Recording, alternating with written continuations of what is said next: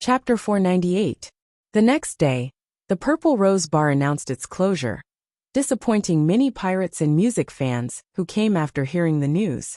Yesterday's incident happened in a hurry, but when Chen Guang played the second half of the song, the people on Treasure Island, whether noble or lowly, began to rush over. However, the Purple Rose Bar was only so big. After squeezing 800 people inside, there was almost no place to stay. The latecomers, even the noble and powerful immortal rank pirates, could only wait outside the door bitterly, trying to get the Purple Rose Bar to open the window, so that they could listen to the music coming from the window. If it was another place, how could these brave and ruthless pirates be so obedient? Even if it was just a matter of going to the toilet, they would draw their swords against each other. However, it was rumored that there was an unprecedentedly powerful bard sitting inside, so they didn't dare to act rashly.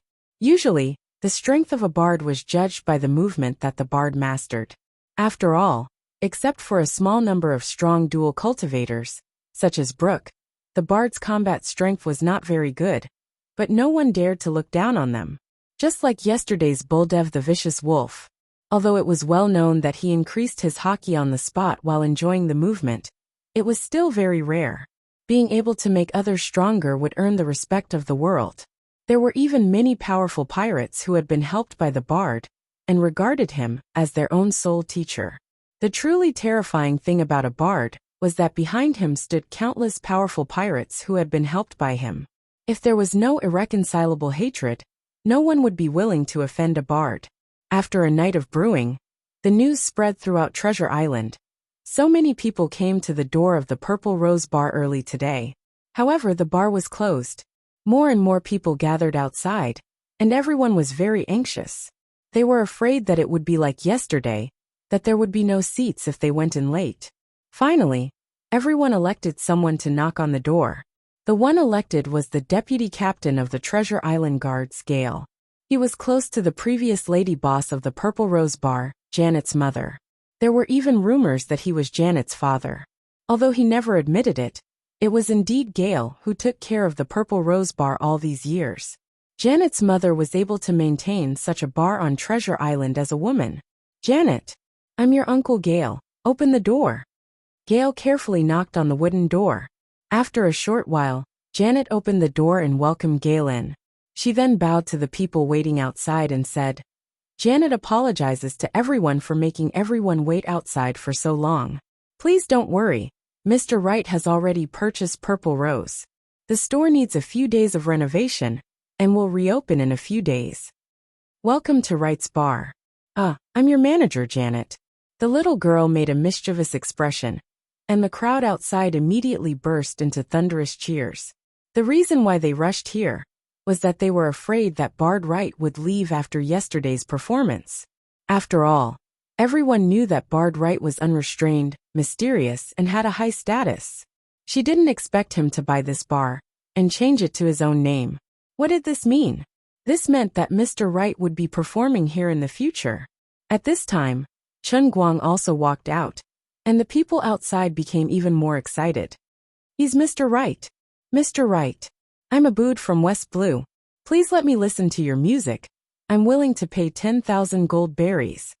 Mr. Wright, please let me be your follower. I have observation haki. I'm Mary from the Bloody Mary Bar in the city. Mr. Wright, please come to my bar and play a show. I'm willing to serve you for a year." Everyone shouted loudly, and subconsciously began to crowd forward. "Mr. Wright, do you need me to stop them?" Buldev gritted his teeth and moved his sturdy body forward. After one night, Buldev, the North Sea Vicious Wolf, has given up his identity as the leader of the Vicious Wolf Pirates, and chose to stay in Purple Rose, stay with Chen Guang, and become a follower of Chen Guang. Although he had a rough appearance, just like his nickname, Vicious Wolf, he had keen insight. Buldev knows very well that as long as Mr. Wright is willing to take him in and serve him, there will be many opportunities to listen to his performance. Sooner or later, under his influence, he will be able to comprehend the legendary Haoshiko haki. Chen Guang raised his hand slightly with a calm expression and pressed it down. "Everyone, don't quarrel. Be quiet, please be quiet." Although his voice was very light, His words carried enormous weight. The noisy crowd quieted down in an instant. The change was so fast that Chen Guang himself was surprised. But he quickly adjusted his mood and put a warm smile on his face. Hello everyone, I'm Wright, the owner of the Wright Bar. As many of you can imagine, I'm tired of being homeless and traveling. Now I want to stop my pursuit of truth and share with you the philosophy of life that I've learned from the sun, the tides, the storms, the quiet and serene night sky, the sunny noon, and the endless beautiful scenery. There was no need to prepare a draft when bragging. Bob, who was hiding behind him, muttered, "Mr. Wright really knows how to brag. He's at most 100 years old." "Oh Bob, what did you say?" Baldeff next to him asked. Bob's eyes widened. "Baldeff, I'm Mr. Wright's first follower. You have to call me Mr. Bob." "Okay, little Bob." Bob was furious, but there was nothing he could do. With Baldeff's age as an undead rank expert, calling him little Bob really wasn't inappropriate. Chen Guang didn't have time to care about what the two people behind him were whispering about, but continued to maintain his noble, elegant, mysterious, and imposing appearance. Sure enough, the crowd outside was moved by his saintly appearance. Heavens! How poetic! Mr. Wright has actually lived for thousands of years. Who would have thought that there would be such a great and almost immortal bard above the sea? Silently comprehending life, and now so generously helping others. You are simply the second sun that always shines in the sky. Just like your name, your brilliance will illuminate the entire transient sea. Almighty Wright. Generous Wright. Light of the Treasure Island. Chen Guang's face was about to burst from smiling. He hadn't even started work yet, but the 1 to 2,000 people below were already sending letters of admiration. What innocent and adorable people. What pure faith. I really love you guys to death, my honest little friends. However, I can't let everyone come here for nothing. Bob Baldeff, find a few more people and break down the wall for me. I want to play the song Blue Danube River. Chen Guang shook his windbreaker, turned around and walked back. Baldeff, go. Bob shrunk back. You are an undead rank expert, my old arms and legs can't handle it. Bang! The mud wall beside the piano was smashed by Baldeff's iron fist, revealing the piano inside. Half of Bob's body was thrown to the side of the piano. Baldeff, you idiot! Be gentle. Don't hurt this noble piano. This is a divine artifact that Mr. Wright touched before. Chen Guang and Baldeff looked at Bob, simultaneously having the urge to strangle him to death. A song Blue Danube River, dedicated to everyone. The forever noisy slum district had never experienced such a moment of peace. Although the sound was faint, it resounded through every corner of the street. Even Gale, who had a high status as the vice captain of the guards, was sitting cross-legged on the street floor like a beggar. At this moment, regardless of whether it was an undead rank expert, a homeless person with tattered clothes, or a noble from Middle Continent, they were all so quiet and serene. As the notes surged, a sparkling river slowly flowed through everyone's heart. They recalled the innocence of their childhood and lamented the impermanence of life. 10 minutes later, Chen Guang stood up from the piano and lightly bowed to the audience. After a moment of silence, the crowd burst into thunderous cheers. A white mist with more than 2,000 faith points emerged in everyone's mind. The lady boss of Bloody Mary Bar, Mary, even gave Chen Guang close to 5 points of faith. Her bar often invited wandering poets, and she clearly understood how great Chen Guang was. From this moment on, the name of the Light of Treasure Island, Wright, resounded throughout the island, accompanied by the sails and swords of the pirates, spreading to every corner of the Sea of Time. 15 days later, the renovated Wright's Bar reopened. In fact, Chen Guang only spent 300,000 gold berries and 3,000 faith points to obtain the ownership of Wright's Bar. In the beginning, Bob suggested moving the bar to the center of the city, but Chen Guang rejected that foolish suggestion. Don't look down on Purple Rose's port just because it wasn't a great place, but it was a medium-sized plaza that could accommodate 2,000 people. On the treasure island with a diameter of only 10 kilometers, it was not an exaggeration to say that every inch of land was worth its weight in gold. Walking through the entire treasure island, one would not be able to find a bigger square than the Purple Roses Street. What Chen Guang cared about was not the lowliness and nobility of the audience. He even hoped that his audience were all poor people. In this sea of time where the weak are prey to the strong, the lower the weak, the more they desire to obtain stronger power, and the more they are willing to sell their souls for strength. It was much easier to get these people to give faith points than to get those rich nobles to submit. What he wanted was the number of people in the audience. The reason why he wanted to break that wall was because Chen Guang wanted more people outside to hear his performance. This was a legendary afternoon.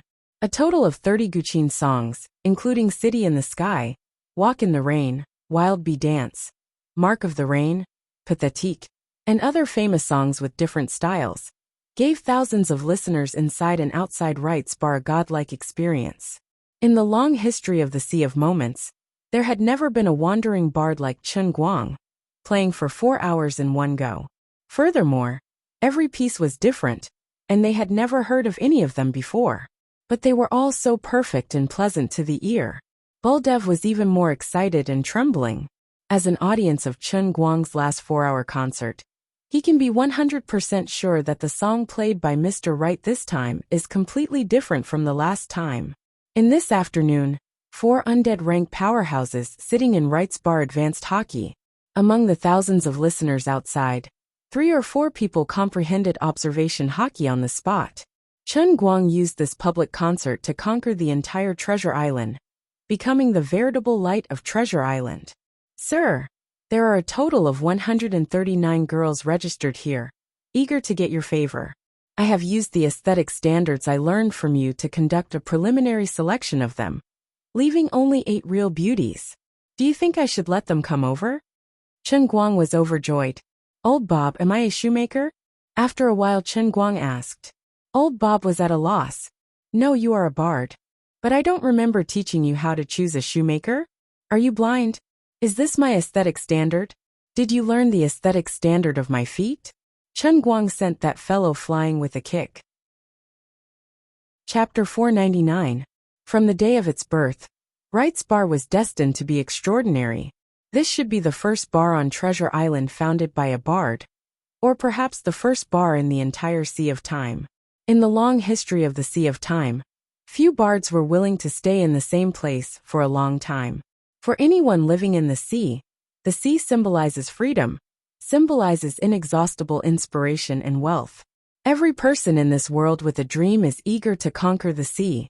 In ancient times, Poseidon, the overlord of the 5 seas, Magellan, the overlord of the Central Sea in the Middle Ages, and Gol Roger, the overlord of the East Sea in modern times.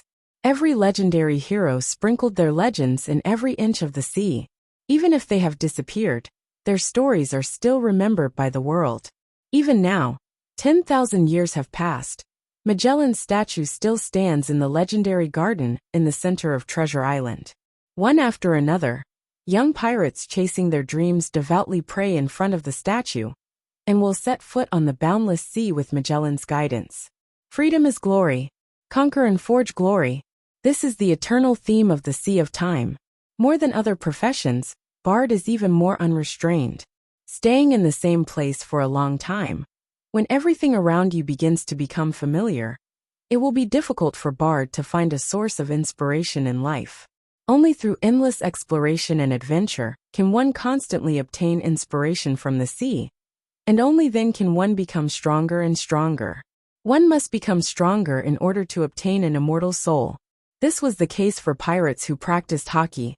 The same was true for mages who practiced magic and witchcraft. And the same was true for bards who practiced music and creation as their soul. Even a musician as strong as one of the 12 ocean emperors, Brooke, chose to take his own fleet to endlessly shuttle through the entire sea, adventuring on one mysterious floating island after another, challenging undefeatable sea beasts, and searching for treasures hidden in the depths of the sea by predecessors. Ordinary strong people pursue immortality, and immortal strong people pursue eternity. The longer they live, the more they fear that one day they will not be able to be reborn after death. Even the undefeated Gol Roger was submerged in the waves of history, not to mention the fact that none of the 12 ocean emperors alive today can compare to Gol Roger's hegemony. Chen Guang regarded himself as a resident artist in the bar, which was normal for him. But to the pirates of Treasure Island, and even the Sea of Moments, they interpreted Chen Guang's actions as great. He gave up on immortality, gave up on becoming stronger, and used his music to cleanse the hearts of others selflessly. His generosity and greatness didn't need to be sung. It would accompany the ceaseless flow of the seawater and sprinkle over every corner of the Sea of Moments. Then again, the reason why Chen Guang's fame rose was because of the world-famous songs that he had stuffed into his brain back in the world of the piano. No matter how hard a poor bard played, it would only be annoying noise. But Mr. Right was different. Every one of his songs was so beautiful, well-tempered, and flawless. He is the best piano player in history. First, his musical attainment basically stopped at the level of a player. He could only play, not create. It was impossible for him to casually create a beautiful melody on the spot like Beethoven and Mozart. Secondly, his performance was not only accurate, it was not machine-like, but it was better than machine-like.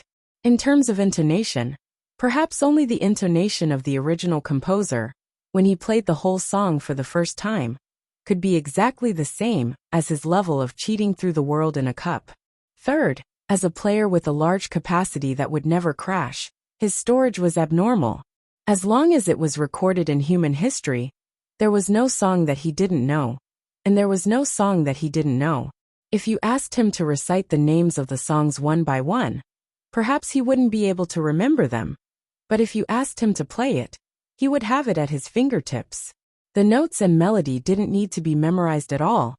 It had become an instinct that was engraved in his genes. How much change could a bar bring to the entire Treasure Island?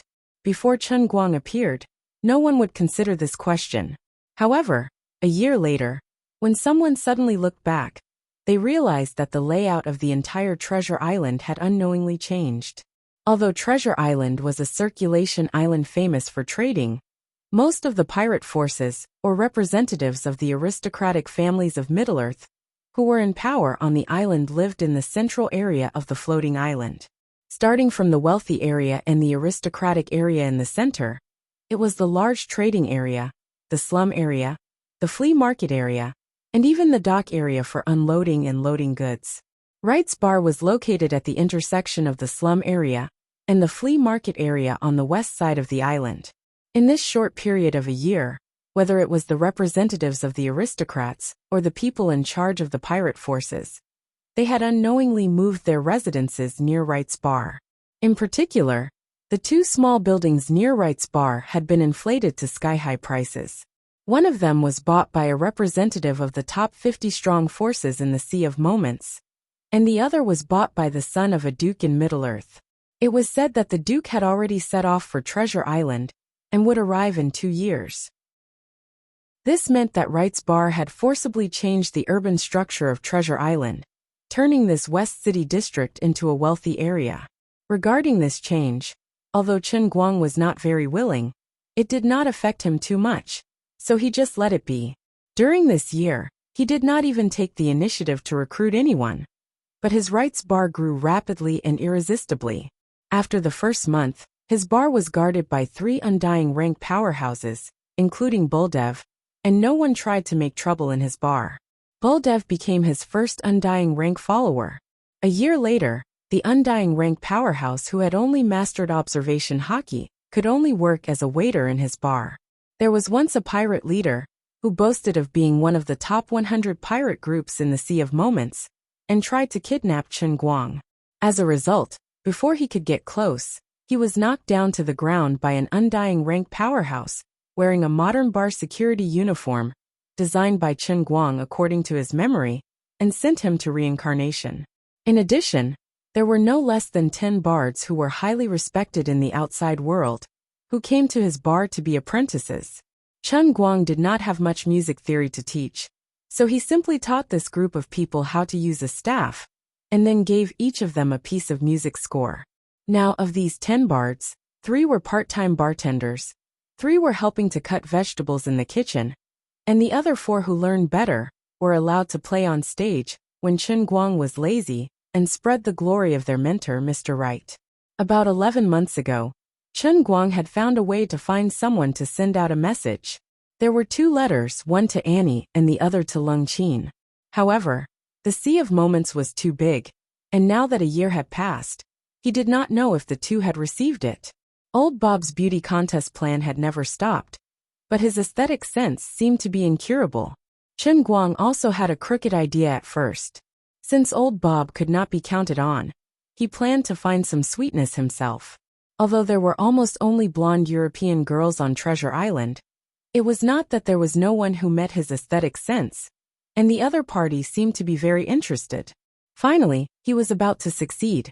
However, just as he gritted his teeth and was about to go into battle, because he was too excited, he tripped on his feet and could not step on the bed.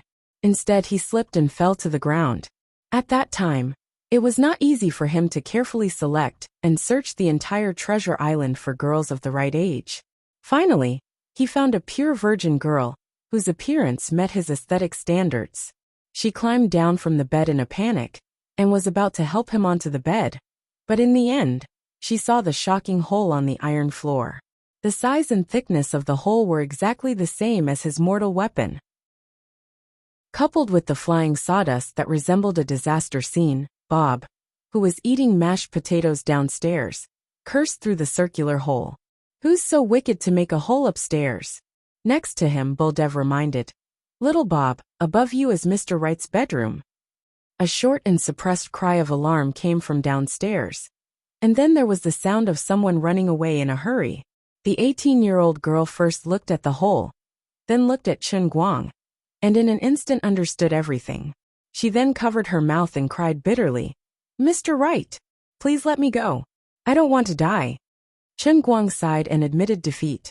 Being too strong is really a kind of trouble. He actually wanted to explain to the girl that although the scene she saw was terrible, she was soft and the board was hard. As long as he controlled it well, no one would die. But the girl cried so miserably that he felt as if he had really committed a big crime.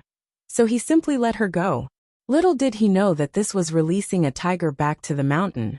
After one night, Mr. Wright's fearsomeness in one respect spread as rapidly as his talents spread throughout Treasure Island, and then throughout the Sea of Moments. If you don't have the strength of an undead, don't try to challenge Mr. Wright in bed. Even if you are a man, he can even break swords. He can even split seawater. I heard that Wright's bar lacked a hammer when it was renovated. It was Mr. Wright who personally made the stage.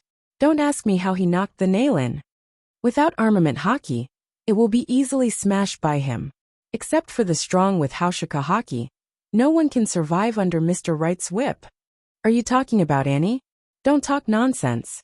People will die. Rumors are so terrible that in the sea of time where all the information is passed on by word of mouth, or by letter, Chen Guang didn't even have a chance to hold a press conference to clarify. Later, the girl who was let go even ran back and knelt down to apologize. She said that she didn't add anything to the outside world, and just slightly disclosed the matter to her best friend. For this kind of thing, I only told you this, you must not pass it on to others. As a result, the next day it was known to the world. Chen Guang has long been numb. He didn't blame the girl much, and he just accepted his bad luck. Although his brother is now famous, and he is known as the Light of Treasure Island, after all, he is a good man who is not willing to force others. Yes, this is called not forgetting the original intention. Isn't it just a woman with Haushika hockey? Annie, come on. So in such a hoarse wailing waiting, he has been in the Sea of Time for a year. Today may be just an ordinary day for others, but for Chen Guang, it is particularly memorable. Because from today onwards, his second business, Wright Divination House, can finally open. He had been busy for an entire year, insisting on performing on stage for 4 hours every day, constantly spreading his fame. With Treasure Island as his foundation, he had dominated the middle sea of transient seas music industry. He had constantly instilled the concept that he was the best, that he was the strongest wandering bard. Finally, a year later, he had collected 6 million faith points. He locked himself in the office, first took a bath, fasted and prayed, then began to work on the light screen. Come on. I want the devil juicer. Come on. I want the divination ball. Looking at the two things in front of him, he was a little confused. Then the question is, why does the devil juice juicer, a specialty of the Sea of Time, look so familiar? It even came with a packaging. There is even an advertising slogan on the packaging. 9 Suns Juicer, fresh every drop. Damn it. Also, the divination ball in my memory isn't like this. It should be a crystal ball the size of a palm. Why is there a monocular in front of me? There is also a packaging. Be careful. Damn it to the quadratic power. Just as he was in a daze, Bob pushed open the door and entered. Mr. Wright. Not good. Brooks' fleet is on the way to Treasure Island and will arrive tomorrow. I heard that he is here to challenge you. He has a lot of opinions about you, often proclaiming that you are the #1 bard of the Sea of Time. Chun Guang slapped the seat and stood up. Damn it to the quadratic power. The bard Wright's boastful words somehow reached the ears of the musician Brook. In fact, Chun Guang already knew that his arrogance was likely to arouse the dissatisfaction of some of his peers. But after personally listening to his music, most of the bards near Treasure Island chose to worship him on the spot. A small number chose to set sail, and most of them chose to stay on Treasure Island and become his fans after being rejected on the spot. Perhaps later on, the super strong bard standing at the top of the Sea of Time would dare to challenge His Majesty. The musician Brook is one of the best. Mr. Wright, do we need to run? Old Bob asked. Chun Guang stared. Why should we run? If he wants to challenge me, then come. Do you think I will lose? Bob was shocked. Mr. Wright, can you win? Bob, do you know what I admire most about you? Chun Guang restrained his anger and said with a fake smile. Bob said without hesitation. Sir, you must think that I am smart and can always solve problems for you. Chun Guang shook his head. No, no, no. If I met a pig when I first came to Treasure Island, then the current deputy general manager of Wright's Bar would be a pig. Oh, sir, it really hurts me to say that, but I am still your most loyal servant. Old Bob turned around and walked out, carrying a big bag on his back. It turned out that this guy had already packed up his belongings before coming in to inform Brook. Bob, you're back. Chun Guang waved. Leave your bag with me, then go out and prepare to spread the news. Tell others that I Wright accept Brook's challenge. Bob made a bitter face. Sir, this is just the clothes I just ordered for you. Chun Guang said. Your clothes can emit golden light. Chapter 500. After driving away the idiot Bob, Chun Guang was alone in the room, carefully checking his faith value. He had been running the Wright Bar for a whole year. In the beginning, his faith value skyrocketed.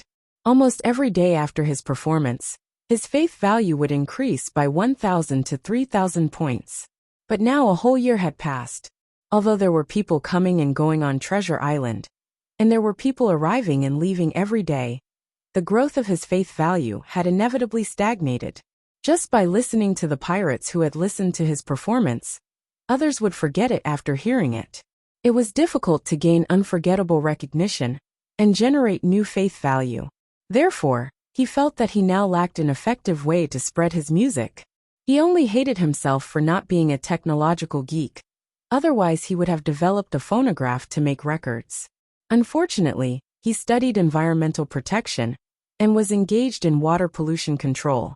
This world is full of fresh water, and it has a little jasmine tea taste, okay? My ass. Otherwise, how cool would it be to be a technological geek in my own world and engage in technological advancement? In the eyes of Bob and others, Brook's challenge may be a crisis, but in Chun Guang's heart, he didn't think so at all. This was a great opportunity for him. If he could openly defeat Brook in an open challenge, he would be able to convince the super musicians who had been recognized by the entire Sea of Time. Then, before a new genius appeared, he would undoubtedly become the #1 bard of the Sea of Time in everyone's hearts. Those who had only heard of his name, but had never seen his skills, might be able to send him a little faith value. As for how to challenge his piano skills, Chun Guang, who had been a pianist for countless years with the identity of 1900, said that there was no pressure. Therefore, tomorrow, he would first subdue Brook, and then the current production of nearly 600,000 faith value per day should rise, right? If the business of the divination house was good, Perhaps it would only take a few days to complete the learning of 4,978 languages. Wait a minute. Chen Guang suddenly realized something. What he had to face was not only the common English, French, German, Japanese, Korean, and Spanish on Earth, but also the various indigenous languages that were about to be lost. At least in the case of Treasure Island, where he was now, he had asked old Bob to do a census of the people who came and went. So far, there were hundreds of pirates who had appeared on Treasure Island, and perhaps there were more than 100 corresponding languages. However, the official language of the instantaneous sea was still English. At first, it was very easy and pleasant for him to keep learning new languages, but gradually, as the languages he needed to learn became more and more obscure, it was very likely that he would not be able to find anyone who knew these obscure languages, even if he had demon juice. Although the population of the Sea of Time was as high as 178 billion, as long as one's efforts paid off, coupled with the divination ball's search function, they should be able to find people. But the Sea of Moments was too big. Even if they knew where he was, they might have to wait for many years to bring him over. Tens of millions of kilometers in a minute, okay? For example, if some unlucky race with a rare language was living on a certain floating island near the border of the Sea of Moments, how were they supposed to bring them over? Although most of the population of the Sea of Moments was concentrated in the 5 seas, everyone knew that the seas outside the 5 seas were the most mysterious and boundless.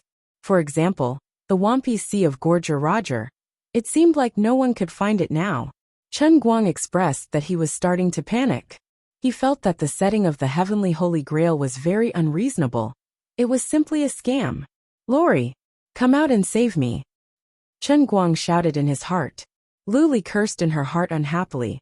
"What? I'm busy. You should know what I was thinking just now, right? Give me an idea. I'm now locked up in Treasure Island and can't move. What if some remote Hebrew language is on the side of the cup?" Chen Guang said anxiously. Lori chuckled.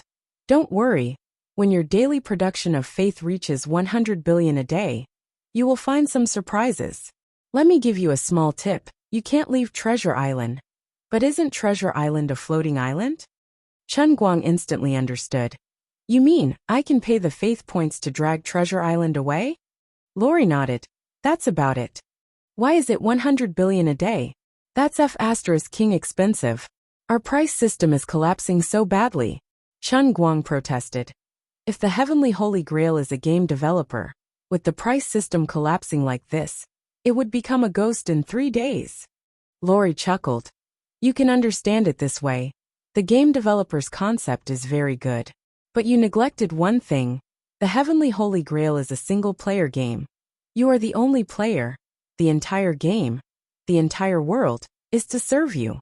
To be more accurate, including the realm of Transient Sea, all the test worlds exist to train you. Even if the Transient Sea has already become its own world and self-proclaimed system, when you enter, the Heavenly Holy Grail will still make slight adjustments to certain things under the precondition that the realm of Transient Sea is stable, to ensure that your training and tests are in line with the Heavenly Holy Grail's original intentions. This way, don't you feel that you have a special sense of existence, that you are especially respected? Otherwise, how can there be such an easy thing in this world, that you can get something without paying?" Chen Guang fiercely slammed the table. "Your family's slight adjustments go from tens of thousands to hundreds of billions. Which idiot designed this Heavenly Holy Grail? Is there a hole in his brain? Such an indecent endless god world's 10 great god equipment, it's simply degrading." "Lori," he well scolded. "I really want to curse that bastard to death." Chen Guang laid on the chair and pretended to be a zombie. Seeing his face that was filled with nothing to live for, truly pitiful, Lori showed a rare kindness. "All right, don't complain. There are some words that I don't want to say to you too clearly, but you have to understand it yourself. Letting you stay in the Transient Sea for a long time is something that the Heavenly Holy Grail deduced after precise calculations that it must do. Don't you feel that, as the wielder of a supreme god equipment, as the savior of this empress, your temperament is too weak? Letting you experience the various states of the world here experiencing life. This is the Holy Grail's test for you, and also a form of nurturing. In the past, it would seal your heart every time, making you waste away your time. This time, when you return to the transient sea, it is a chance for you to transform yourself, to be reborn. Chen Guang waved his hand helplessly. I understand the logic, but this matter is too deliberate. It's very stupid, all right? Not letting you stay for 62,000 years is already a great kindness. Accept your fate. Don't look for me for help, because this is something that even I can't decide.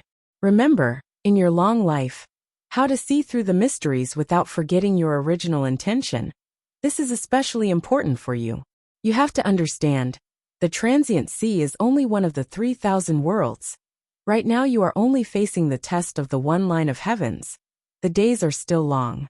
Chen Guang didn't want to talk to Lori anymore, and threw a lump of snot at her. Outside, there was also a fellow who had nothing to live for. Seeing Bob come out with a bitter face, Buldev came over and asked, Little Bob, what is Mr. Wright's attitude? Are we going to start a war with Mr. Brooke? I have just talked with many experts on the island, although everyone is willing to pledge their lives to follow Sir. But even if we join forces, we still can't resist Sir Brooke. The power of the Sea Emperor is too strong. It's not something we can imagine. Bob glanced at Buldev. He stared affectionately at this bearded brother. After a long time he softly said, Buldev, after I die, can I be buried together with you? Buldev stared at him. Has the situation become so serious? Bob shook his head. Oh no, I was just thinking, if I can stay in the same grave as the immortal strong, maybe when you resurrect, you will remember to take my soul with you, so that we will be twin brothers in our next life. At that time, you must remember to let our parents name me Bob, and tell me the story of my life from an early age. Buldev, I am very reluctant to part with you. If possible, please don't let my soul dissipate like dew in the morning under the sun. Buldev, well, if you also have a soul, I will try my best, but it is also possible that we will be twins. Bob, it is also possible that we will be deformed with two heads, so that we can learn the cannibal magic that requires two heads to chant at the same time. The Light of Treasure Island, Wright, had announced that he had accepted the musician Brooks challenge. This earth-shattering news swept through the entire Treasure Island in a flash. Under the feet of the seagulls and geese, it quickly spread to every corner of the Central Sea. This incident happened so suddenly that it caught everyone off guard. A year ago, Sir Brooke was still on the periphery of the South Sea, looking for the location of the Sea of Music and Murex Sea. No one knew what kind of powerful magic he used to make his ship cross nearly 10 million kilometers in just 1 year to arrive at Treasure Island. In the understanding of many people, even at this time, Brooke should not have heard of the name of Wright. Chen Guang himself was also pondering over this matter. He felt that perhaps Brooke had some means of spreading information that he did not know of. Silver Sparrow sighting. Since the other side issued the challenge first, of course, he had to add some stakes to make it interesting. Otherwise, he would be putting himself too low. On his side, he intended to write 10 pieces of music as stakes. As for Brooke, Chen Guang's territory could be considered. So he first put out the music pieces, and let the other side see the dish on the plate. After all, for Chen Guang, the music pieces were worthless, but for the genuine bard Brooke, who pursued the highest realm of art, it was a priceless treasure. This is called cross-border business, or smuggling for short. Huge profits need not be explained. At this time, above the distant East Sea, Brooke put down the colorful shell in his hand, and fell into contemplation. After a long time, this skinny as a match, wearing a huge curly-brimmed hat, the #1 bard of the Sea of Time sighed softly, but did not speak. Next to him, a young man dressed in aristocratic clothing slightly bowed. Sir Brooke, this subordinate thinks that, with your status, challenging a bard who has just become famous for less than a year, it is detrimental to your dignity. I think his wording is inappropriate, and he has the intention of humiliating you. Brooke turned his head to look at the young man. Watson, you don't understand. A bard is different from an ordinary pirate who cultivates hockey. The higher a bard stands, the less he can see the direction of the future, unable to find the goal of cultivation. I have been stuck in this realm for 2,000 years, dying and coming back to life again and again, causing my memory to gradually blur. If I can't go further, perhaps the next time I sleep, I will disappear forever. Watson's mood became agitated. No. Impossible. Mr. Brooke, you are the greatest bard. How could you disappear? Brooke was somewhat disappointed and frustrated. Young Watson, do you know who my captain is? What? Sir Brooke, you also have a captain? It was obviously the first time that Watson heard this secret. Brooke nodded. Yes, my captain is the only great overlord of the sea who has defeated the central government. He is the only pirate king recognized by everyone after Gol Roger. His name is Luffy. What? Sir Brooke, you are actually a crew member of that ship. Watson has been following Brooke for 1,000 years, but it was the first time that he heard him talk about the past. Yes, we found the Wampis Sea together with the Shawnee. We have the world's greatest pirate king, the greatest swordsman, the greatest chef, the greatest navigator, the greatest archaeologist, the greatest doctor, the greatest mechanic, and the stupidest sniper. We have done things that others can never imagine. When we found Gol Roger's treasure, my companions chose to drive the Shawnee deeper into the endless sea. My captain wanted to see the end of the Sea of Time. I was going to go too, but they told me to stay. They knew that they probably wouldn't come back. They thought that I should leave my talent in the 5 seas and use my music to create more excellent pirates for this world. Watson slammed the table. He was going crazy. My God. Gol Roger's treasure. Mr. Brooke, I really didn't think that you. What kind of treasure is that? That's a letter, nothing else.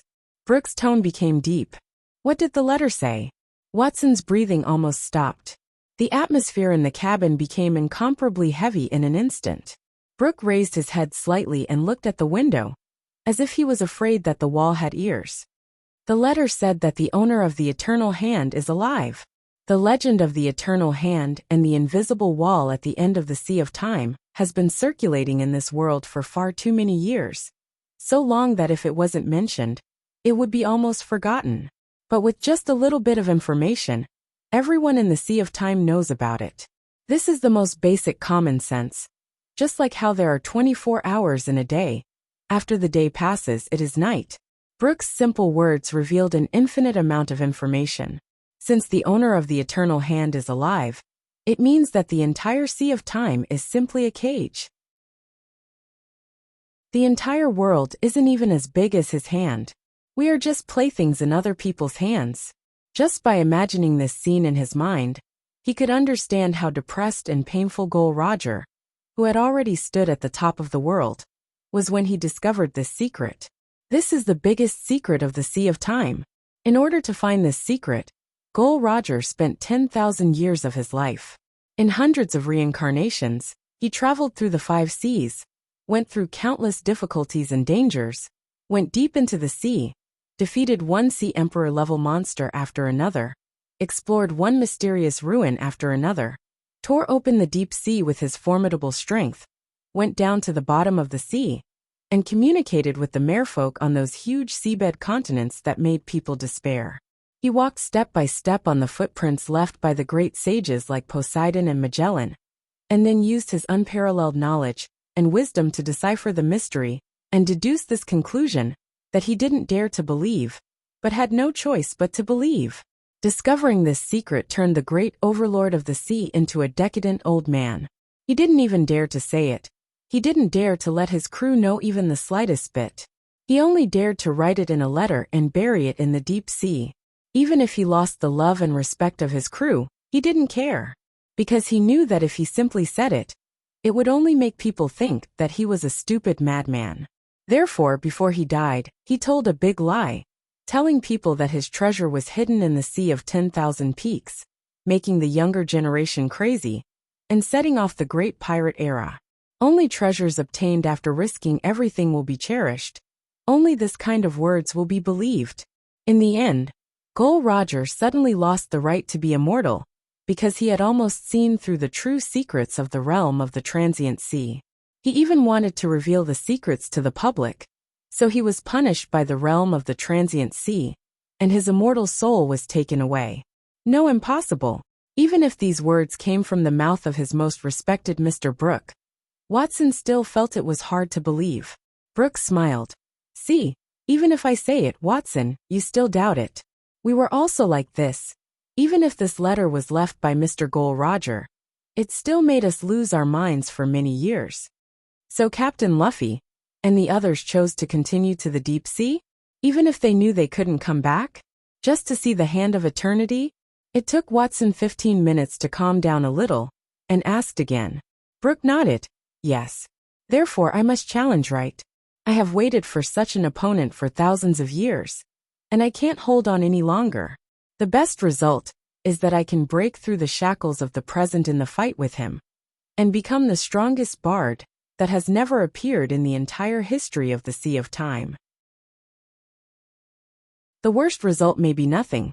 Then I will choose to pass on Roger's letter and my everything to him, hoping that after I die, he can pass on this secret, and cultivate a powerful pirate king that surpasses Luffy, surpasses Roger, surpasses Magellan, surpasses Poseidon, and breaks this endless cage. Let us obtain true freedom. Mr. Brooke, Watson, who has a lifespan of 1,300 years and a young body, cried like a child.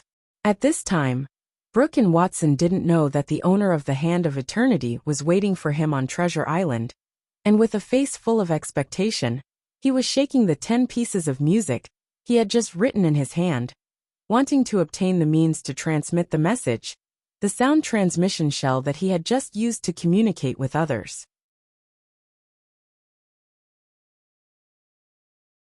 Chapter 501. In the early morning, Treasure Island was filled with coolness, and the white fog shrouded the entire island. Many people had already come out of their rooms in advance, and arrived at the Western District, occupying the advantageous terrain early on. There was no scramble for seats. Everyone knew that if one's status and strength did not reach a certain level, one would not have the face to enter Wright's Bar and sit down. A year had passed, and Wright's Bar had already become one of the most famous landmarks on Treasure Island, and even in the entire Central Sea region. Being able to walk in, find a corner to sit down, and order a glass of wine that was not expensive was a symbol of status and value. If it were not for the sufficiently spacious street outside the bar, perhaps the poor people would not have the opportunity to listen to the divine music at all. It was said that the bar manager, Janet, had planned to purchase a nearby block and turn the entire large area into a grand theater. She almost succeeded. Most of the houses near the street corner were purchased by her under Mr. Wright's name. But in the end, the theater wasn't built.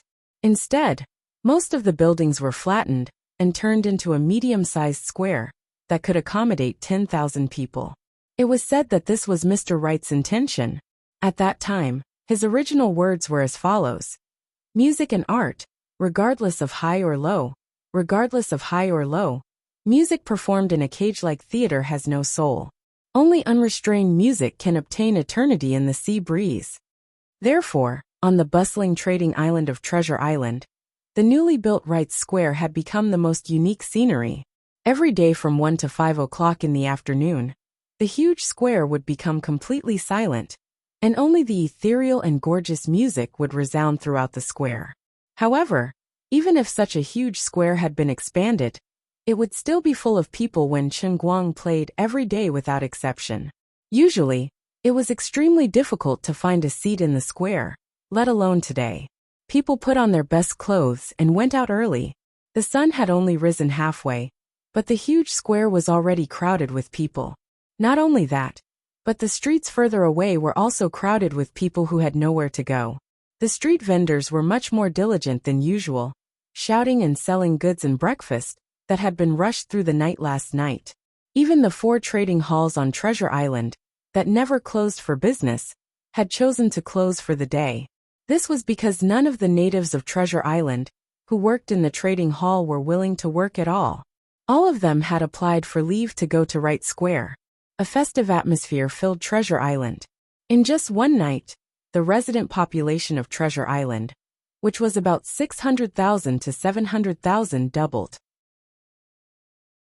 Everyone who could arrive within one day tried their best to come from all over the Central Sea region. It was rumored that the leaders of the Central Sea, in order to arrive within one day, had even used powerful black magic to arrive within one day. At this time, it was said that they would arrive before noon. In addition to the 3 captains who were originally on Treasure Island, among the top 100 pirate forces in the Sea of Moments, 7 more had rushed over overnight, and the leaders of 8 other forces were on the way. Without exception, in order to rush over as quickly as possible, they had all paid a heavy price, just to witness with their own eyes the contest between musician Brooke, one of the 12 Sea Emperors, and Wright. The competition between bards was actually not uncommon. Unlike the fierce competition between pirates, the competition between bards was mainly focused on performance skills or poetry creation. Basically, no lives would be lost in the competition. On the contrary, they could gain new insights through mutual exchanges and collisions. This was also one of the ways that bards in the transient sea, who were close in level to improve themselves. It was just that from the very beginning, when Chen Guang appeared on Treasure Island, he appeared to be too strong. So much so that no matter how envious, jealous, or hateful they were, they dared not challenge him lightly. On the contrary, most of them came to learn from him. Originally, these people did not have any hope of becoming his disciple. After all, there had never been a bard who was generous enough to pass on his skills. Moreover, how could the bard's skills be passed on? Even if they remembered the sequence of all the keys, they could not remember the rhythm between each note. It was not until 10 of them had successfully become Chen Guang's disciples that they saw a musical score for the first time. At that time, Chen Guang also expressed his astonishment. He had a dumbfounded look on his face and was puzzled. The transient sea had tens of thousands of years of history, so why couldn't they even invent a musical score? But later on, he also understood that in a sense, before he came here for the first time, the entire transient sea did not exist. Its previous history was a fictional reality created by the Cup Realm when it created the world. To Chen Guang, the history of the transient sea was fictional, but to the people of the transient sea, it was real. It was actually very simple to explain why they did not have a musical score.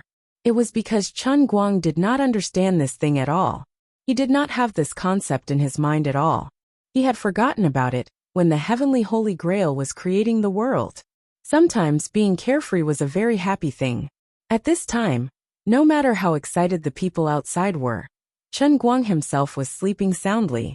After making the first cup of devil juice last night, he did not stay idle. He spent the whole night training 2 of his 10 disciples, Shauna and Celalyn. The scene at that time was like this. "Teacher, why can't I wear clothes when I play the piano?" "You can wear clothes when you play outside, but when you study with me, every inch of your skin must be exposed to the air. This way, every pore of your body is breathing, and you will be able to experience the artistic aura emitted by your teacher's body." "Yes, teacher, but why do David and the others wear clothes when studying with you?" "Because their realm is too low, so they temporarily cannot experience my precious artistic aura." "Shauna, when you play, spread your legs a little wider. Use your strength to breathe. Use your heart to feel. That's right, that's it." "Teacher, your pants are torn." "It's okay, I also need to breathe." "Teacher, the piano collapsed." "It's okay, buy a new one tomorrow." Crack. "Teacher, my elbow is broken." This time something happened. After a moment of chaos, Chen Guang and Celalyn carried the accidentally injured Shauna back to the room. Chen Guang said, "Actually, when I was teaching, I accidentally touched her elbow. I really didn't mean it." If he had a choice, he would rather all of his disciples be beauties. Unfortunately, his heart was higher than the sky, and his life was thinner than paper. After so many choices, he could only find these 2 girls. Shauna's appearance was pure, and she was 70 to 80% similar to the Hollywood star Emma Watson in his memory. Celalyn was more charming, and she looked very much like Scarlett Johansson. As for how talented these 2 were in the piano, Chen Guang said that he had no idea. His own music theory was 0, so he had no right to evaluate other people's talent. The reason he chose them as his disciples was very simple. Appearance was justice. As for the other 8 male disciples, Chen Guang felt that he could not only accept female disciples, otherwise it would be too obvious and damage his image. Therefore, after eliminating more than 90% of the people who came to learn from him, he kept these 8 men.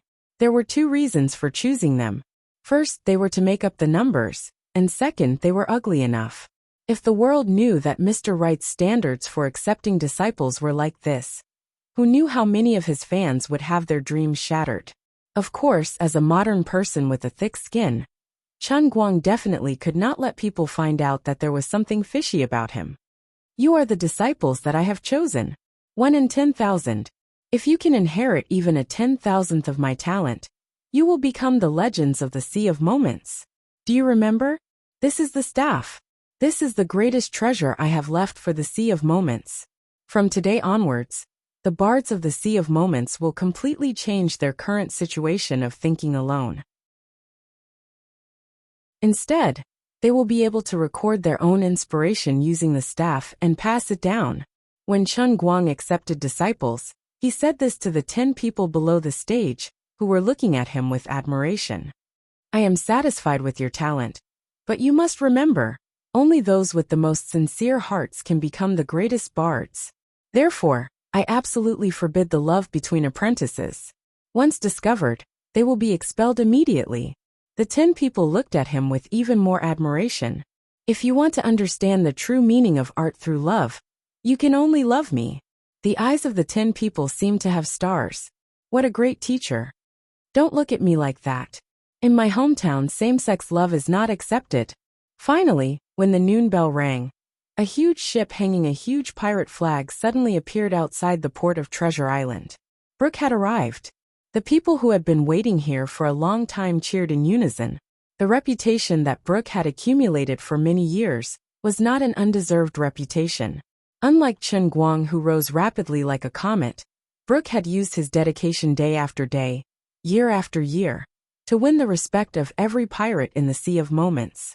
His strength was tyrannical, yet he was humble, courteous, and generous. Even the royal family of the Central Earth government, who had arrived earlier than Brooke, chose to stay at the port and wait for Brooke's arrival. Chen Guang originally didn't intend to come, but he really couldn't resist Bob's tearful pleading.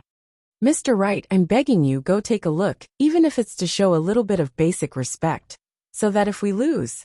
No, of course we won't lose. You are the most powerful bard. Brooke crossed 2 seas to listen to your teachings, and the great you took the initiative to go to the port to welcome him. Regardless of victory or defeat, this will surely become a legend. Sir, think about it. Tens of thousands of years later, there will be such a story circulating in the Sea of Moments. It was a sunny noon, and the greatest bard in history, Mr. Wright, and the second greatest bard, Lord Brooke, met for the first time on Treasure Island, opening a new chapter in the history of the Sea of Moments. How about it? Don't you feel excited just thinking about it? Although today's Bob was no longer the destitute intelligence merchant of the past, and was also a respected figure on the island, his eloquence hadn't fallen, and his flattery had become even more exquisite. Chen Guang was also pleased with the flattery. There's still a bit of truth to it, let's go. But when he really stood at the forefront of the port, looking at the huge pirate ship that was more than 10 feet tall, not inferior to the Titanic cruise ship, he still received a great shock. What shocked him wasn't the size of the ship, but the very familiar pirate flag on it. The skull on the flag made his consciousness pass through the barrier of the plane in an instant. It was as if he had returned to the time when he was still a primary school student, squatting at home with Zhu Jifa and a group of people. They were filled with anticipation as they inserted the CDs they rented from the video store into the VCD player of Bobageo. It was a scorching hot summer, and a dozen of his friends squeezed together in a room without air conditioning. Although they were sweating profusely from the heat, their eyes were shining as they watched the TV, unwilling to even blink. They were touched by Luffy's persistence, shed tears because of Zoro's strength, cupped their hearts because of Chopper's cuteness, laughed at Sanji's curly eyebrows, peeked at Nami's perky breasts like thieves, and almost got into a fight over who had a better figure between Nami and Robin. Time flew, and youth was gone, never to return to that day. He once thought that Luffy didn't exist in this world, but when he saw the pirate flag, Chen Guang felt as if his memory had been devoured. It was a grinning skull wearing a straw hat with a red rim. It was the pirate flag of the Straw Hat Pirates. At this moment, Chen Guang's nose instantly turned sour. Crossing the barrier between two worlds had dealt a heavy blow to his heart. "Mr. Wright, what's wrong?" Buldev, who was behind Chen Guang, noticed that Chen Guang's shoulders were trembling. Chen Guang rubbed his eyes. "No, nothing. By the way, Bob, was there a pirate named Luffy in this world?" Chen Guang asked Bob. Bob carefully thought for a long time, then said, "Sir, you really asked the right person. Only the well-informed Bob can answer your question. Nearly 2,000 years ago, there was indeed such a great pirate group. If they hadn't suddenly disappeared, Captain Luffy might have become the greatest king of the sea after Gol Roger. But the sea is forgetful. Although Luffy was powerful, he disappeared too abruptly and didn't leave any treasures behind. No one sang praises of his glory, so he was gradually forgotten. But the older generation of Neptune all know of him. Can his body grow longer? Is he a rubber man? Did he eat rubber fruits?" Even though he knew it was impossible, Chen Guang still couldn't help but ask. "Rubber fruits? What's that?" "Nothing, pretend I didn't ask." Finally, the giant ship stopped completely, and a small boat was put down from the side of the giant ship. It had no sails, but it moved quickly on the sea like a water snake. A hearty laugh came from the boat far away. "Oh ha ha ha. I finally meet you, Mr. Wright." A tall but thin figure suddenly appeared in front of Chen Guang. Chen Guang looked up at the man. His eyes were deep, his eyes were almost invisible, his cheekbones were high, and there was almost no flesh. He was so thin that only a bag of skin was left. "Skeleton Brook? Where did Luffy go?" Chen Guang blurted out. Musician Brook's smiling face froze in an instant, and an invisible momentum emerged from him. The sea behind him shook fiercely, and a pit of hundreds of feet deep and hundreds of feet in diameter suddenly appeared. His Poseidon-class Haushika Haki was out of control.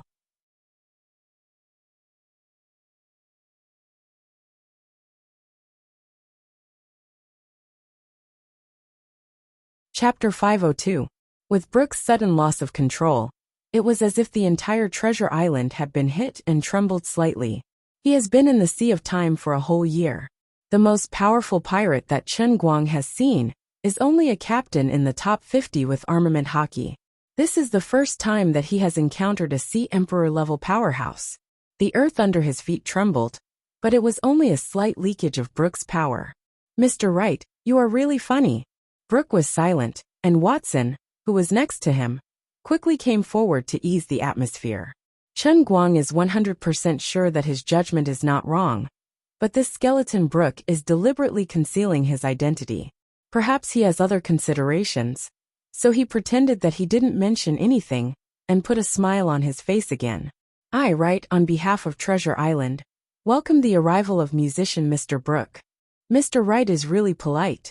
Brook seemed to have recovered, and his skeletal face showed an ugly smile, but it gave people a sense of goodwill. The royal families from the central continent then led their teams to greet Wright Square. After a brief greeting, the group of people, surrounded by the entire Treasure Island people, walked towards Wright Square. Along the way, Brook was quiet and thoughtful, and Chen Guang was no better than him. But when the two arrived at the square and saw the piano placed in the middle of the square, Brook's eyes bloomed. Chen Guang turned around and motioned for Brook to go up first. "Mr. Brook, please." Brook was a little excited. "I remember the last time I came to Treasure Island. It was still a messy slum, but now such a beautiful square has been built. I think this must be the credit of Mr. Wright. Everyone, I just learned that this square is called Wright Square. So I, Brook, propose to build a statue of Mr. Wright in the middle of the square. How about it?" No one thought that before the contest between the two sides had even begun, Brook had already put forward such a proposal. In the Sea of Time, statues have a very special meaning. So far, only a few people have left statues for people to admire, even including the statue of Gol Roger suffering on the execution platform. Although Chen Guang was quite accomplished now, no one had mentioned the matter of the statue, because no one had enough weight to speak up. But if these words were spoken by Brook, one of the 12 strongest sea emperors, then the concept would be different. Brook's action made the two sides pay respect to Chen Guang before the fight even began. Chen Guang himself felt it the most. Following Brook's words, his faith value actually soared by thousands. This proved that at least thousands of people present were influenced by Brook's words and recognized his level in their hearts. He had worked himself to death for 4 hours to be able to influence so many faith points. But Brook only needed to say a few words. Just as he was about to be modest, Bob suddenly jumped out from the side. Worthy of being Mr. Brook. All my life I, little Bob, have only admired my master, Mr. Right. Now at last I see you, who are as great as Mr. Right in my heart. For my master to be recognized by Mr. Brook, my little Bob's life is worth it. After saying that, this guy actually began to wipe his tears. Not knowing why, Chen Guang felt that he was crying tears of joy. He definitely felt glad that even if he lost, he didn't have to fight to the death. This is too shameful. Chen Guang calmly waved his hand. Buldev came forward and knocked Bob on the back of the head, knocking him unconscious and dragging him to the side. I've let Mr. Brook see a joke. Chen Guang restrained his thoughts. Although this square is good, the sound of the piano is too low. Although there are a lot of people here, and everyone is quiet enough, only the people near the piano can hear the sound. It's really a pity. Brook waved his hand. Watson, take out all the sound shells we found in the outer sea. Since I took the initiative to challenge you, in order to thank you for your generosity, I will give you these sound shells as a gift. As Watson spoke, he had his attendants open one big box after another. They took out a dozen large shells that were so thick that a person could wrap his arms around them, and placed them around the square. Finally, Watson put a small shell on the piano, turned around, and nodded to Chen Guang and Brook. It's done. Brook was about to explain, but Chen Guang raised his hand. Of course, he knew that this thing was called a sound shell. He was ecstatic. He had been worrying about how to spread his music. How come he didn't think that since the world of the Sea of Moment was taken from One Piece and Pirates of the Caribbean, then it was reasonable to have those colorful shells. It's just that no one had discovered it before. But for him, this was not a problem at all. He was a man with a divination ball. In the Sea of Moment, there was nothing he couldn't find. Although he couldn't leave sooner or later, he could use his influence to let others get it. So shall we start? Chen Guang asked. Brook nodded.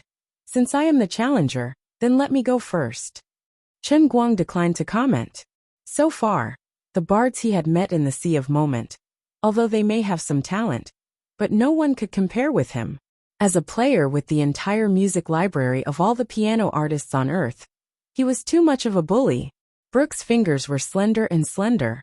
This was necessary. After all, they were almost skeletons. But his fingers were also very flexible. As he began to play, the sweet music echoed around the square, which was the credit of the sound shells arranged by Watson. These sound shells were collected by the one placed on the piano, and then transmitted to the large sound shells, placed in every corner of the square, using principles that modern science couldn't explain. It was just like the sound system used in concerts in modern society. When Brook's song ended, many people in the square, after a brief silence, applauded one after another. In addition, among the tens of thousands of people in the square, there was actually someone who comprehended hockey on the spot. Worthy of standing at the top of this world's bards, the level of his self-created music was absolutely not inferior to the famous masters that had appeared on Earth. Chen Guang was speechless. Bob silently carried the backpack he stole from Chen Guang's office on his shoulder, and then was pressed to the ground by Buldev. Mr. Right, please. Brook stood up. Chen Guang pondered in his heart. If he were to bring out a classic from the modern era, his performance might only be on par with Chen Guang. Not to mention that Chen Guang was a sea monarch expert. Although Chen Guang didn't deliberately display his aura, it was inevitable that his unique domineering aura would be integrated into his music. Worthy of being the musician Brook, he was really strong. If this goes on, I will lose. Bracing himself to sit on the piano, Chen Guang recalled the contest with the jazz master on the Virginia. His mind flashed, and he finally thought of an unconventional method. Although you are very powerful, but I, your brother, am a cheat. He first turned his head to the side and apologetically smiled at Brooke, and then said, I'm sorry. Immediately he began to play. In the blink of an eye, the audience was in an uproar, because the music he played was exactly the same as what Brooke had just played. A perfect copy, without any deviation, simply so accurate that it made people feel horrified. The bards of the instantaneous sea. In addition to the 10 songs taught by Chen Guang, all the other songs were their own original compositions. They combined all of their own understanding of art to form a complete song, but they couldn't teach it to others. Now Brooke had just played a song, and Chen Guang completely copied it. This was simply beyond people's understanding. Brooke looked at Chen Guang, as if he was looking at a monster. When the long song finally ended, he couldn't help but ask, This? Why is this? Chen Guang didn't explain to him, just smiled and stood up, gesturing him to continue, with an unfathomable look on his face. Although there was no music score, as a player, as a cheat who could cheat by relying on his faith, he only needed to pay tens of thousands of faith points to play back the song that Brooke had just played in his mind. Then, following the sound in his mind, he played it mechanically, as if he was playing against a music score. Although his performance was only similar, it lacked the soul of hockey bestowed by Brooke, and couldn't make people advance to hockey on the spot. But as long as the sound was exactly the same, it was scary enough. Bellucci refused to believe it, and once again played another of his own tunes. Chen Guang did the same. After going back and forth 9 times, Brooke finally put down his hands. I lost. Chen Guang wasn't in a hurry to let him admit defeat. He still didn't stand up from the piano, but waved his hand and said, Mr. Brooke, I have my own song here. It won't be too late for you to admit defeat after you listen to it. Immediately, Chen Guang picked up the small sound shell in front of him, which was responsible for collecting music, and loudly said, Everyone listen. People below the undead level, immediately leave here. Go to a place where you can't hear the sound. This song will kill all of you. The huge square was in an uproar. On Earth there was such a song.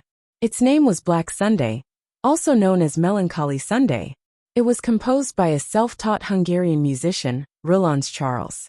In terms of artistic achievements, he was not very high, but he left behind this strange piece of music. According to rumors, countless people chose to commit suicide after listening to the original version of this song.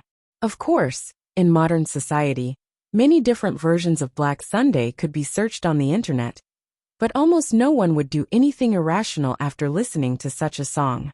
Many people thought that in the early days of the previous world, when information was not developed, some people overinterpreted this song, exaggerated its magic, and just looked for a gimmick to increase the sales of the record. But there was another theory, that the real original version was destroyed as early as 1945 because it was too dark and had a very bad influence.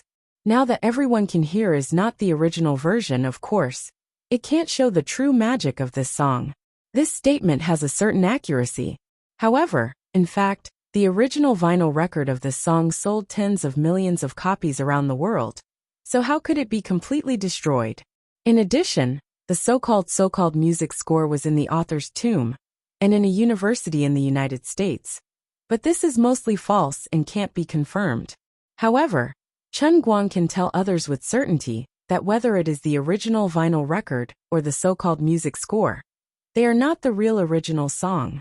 The real original song was played by the original author, Roland Charles. On that desperate Sunday, after he had just broken up with his girlfriend, he had a burst of inspiration. He sat alone in front of the piano and played this 47-minute-long song for the first time. This is the real original version. Even the music scores that Roland Charles wrote later on had changed quite a bit compared to the inspiration that he had at the beginning. Even the officially released music scores were just one-sided and far-fetched memories. They only had the form, but they did not have a real soul. Even Ruren's Charles himself couldn't play anymore, let alone others. But Chen Guang can. At this time, what Chen Guang is going to play is the inspiration that Rouge Charles captured for the first time when he wrote this song. This was the most monstrous aspect of Chen Guang's music player.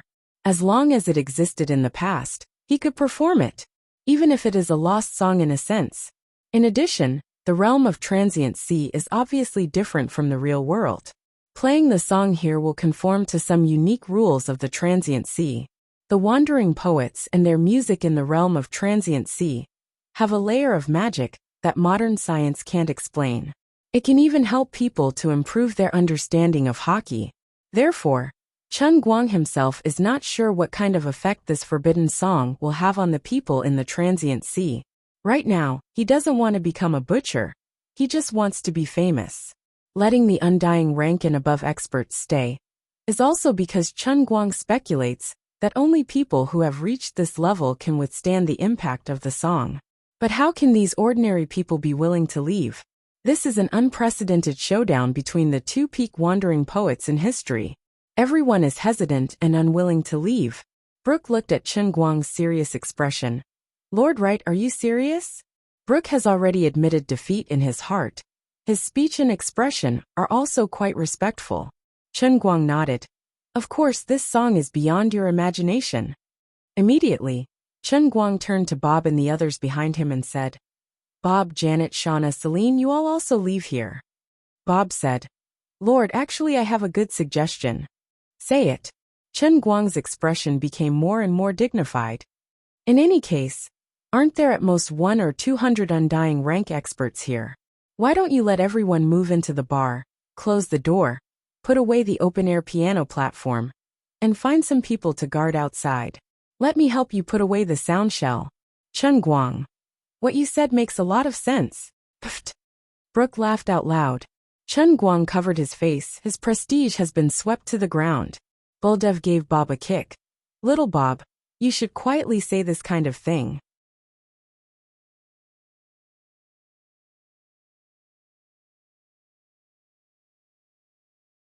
Chapter 503. Because of Chen Guang's order. No matter how reluctant the ordinary people were, they had no choice but to obediently leave. Chen Guang clearly told them that this was not an act, not a joke, and not a boast. Once this piece of music is played, people will really die. By the time he finished all this, an hour had already passed. The sky outside was getting dark, the sun was setting in the west, and the evening sun was shining down from the other side of the sea. But the moon was already high up in the sky. Under the illumination of the sun and the moon at the same time, the sky of Treasure Island was filled with a dusky atmosphere, making people feel gloomy and depressed. Chen Guang sat in Wright's bar with a grim expression. Nearly 200 undying rank and above powerhouses were all sitting upright in the bar. Even the central royal families whose strength did not reach the standard were chased out. Outside the bar, dozens of volunteers with their ears plugged tightly surrounded the bar, preventing anyone from approaching. Old Bob stood far away and thought enviously. Although he didn't want to admit it, sometimes he also wished that he could be as strong as Buldev. Chen Guang gently drank a mouthful of water and looked around with an extremely grave expression. Mr. Wright, it's done. Brooke, one of the 12 Ocean Emperors, seemed to be subdued by Chen Guang's attitude, as if he was facing a formidable enemy. He subconsciously lowered his voice and said so. Buldev, check again. You must make sure that no one below undying rank can hear the sound of the piano. I really don't know what kind of consequences this will bring. Chen Guang and Brooke nodded and instructed again. Brooke also ordered Watson to walk around again and check whether the doors and windows were tightly closed. After ensuring that everything was foolproof, Chen Guang took a deep breath, suddenly stood up, and said with some excitement, Everyone, I believe many of you already know how many songs I have played this year. But I can tell you that the song I am going to play today is different. The emotions contained in this song represent the most despairing moment of a person's life. In the process of my performance, perhaps many unexpected things will happen. You will remember the lowest state of mind in your life, and your mind will be greatly shaken. If you can get through this, I believe that this will be an extremely important turning point in your lives. Of course, I didn't really want anyone to die here. So if I find someone can't hold on any longer, I will stop playing in time. Then at this time, you have to remember that I stopped because of you. It was you who ruined the opportunity for the 200 people here to listen to the complete song. Then you are a sinner.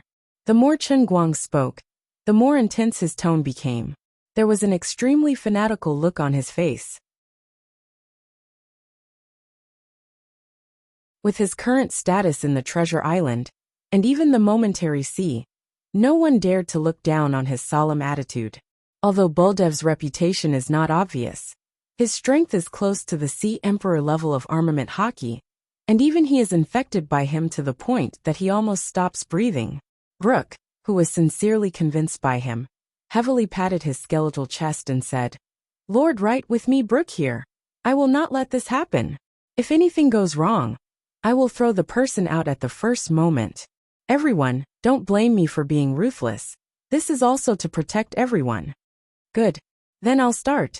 Chen Guang sat down and slowly put his hands on the keys. "Everyone, clean your ears and prepare to listen to the most pessimistic and despairing song in the history of the Momentary Sea." In fact, he didn't need to challenge Black Sunday to be able to defeat Brook in a sense. However, this wasn't the result Chen Guang wanted. What he wanted was to crush Brook in an open and above-board manner.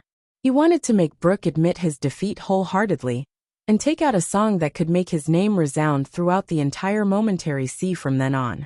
The choice of the original Black Sunday, which is one of the 3 forbidden songs in the history of emotional rendering, is undoubtedly the most appropriate. Even if this is the Momentary Sea, because of some special reasons, too deep emotional rendering and touching is a risky and crazy move, which is likely to bring unexpected results. But if you don't lose the child, you can't catch the wolf. Chen Guang thinks it's worth it. Take a gamble and turn a bicycle into a motorcycle.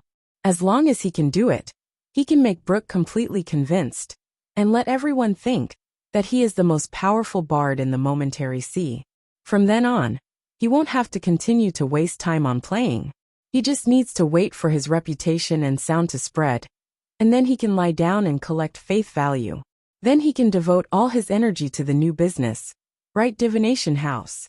Finally, the first note of Black Sunday was played, and the heavy atmosphere in the bar suddenly became darker and gloomier without any warning. Even the air began to thicken, making it difficult for people to breathe. The oil lamp, which was already very dim, swayed even though there was no wind, flickering on and off. Everyone in the audience was aware of the change in the atmosphere. This song really destroyed their minds. From the beginning, it pulled every one of them into an incomparably depressed state of mind. Brook's strength is tyrannical, and his will is even more tenacious. However, he also recalled the reluctance and pain in his heart when he bid farewell to Captain Luffy and the others. He also recalled the despair and desolation he felt after waiting for 1,000 years without any news from his companions. What a despairing symphony it was.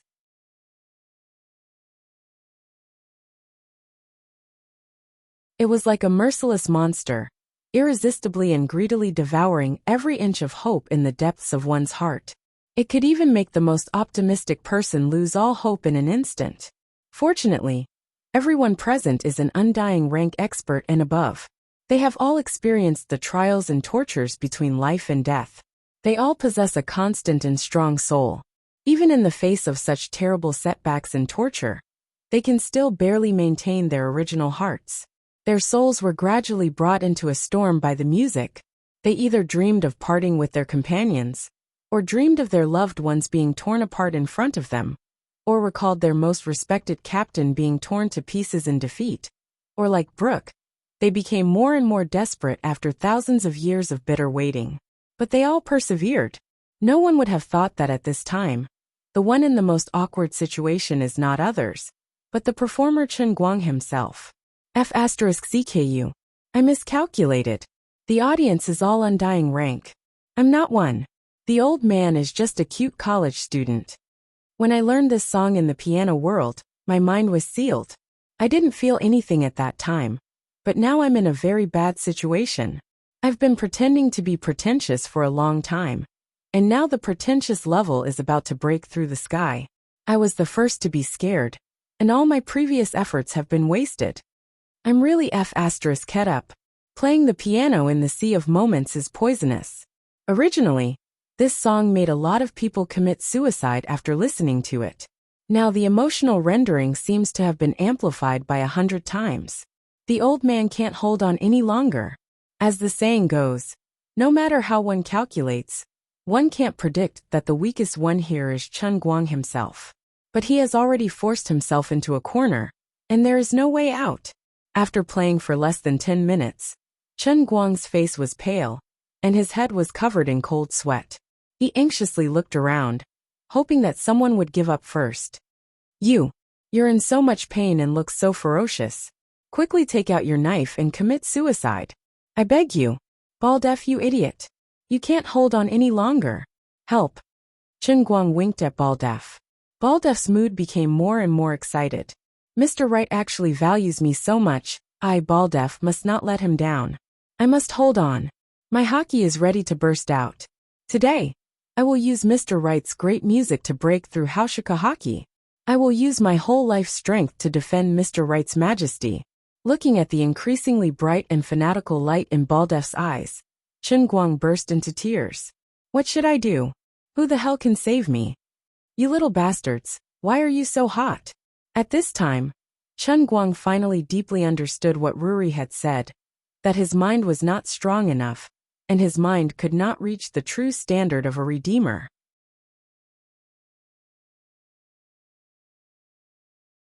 At that time, Chen Guang reluctantly listened to it, but deep in his heart, he didn't take it seriously.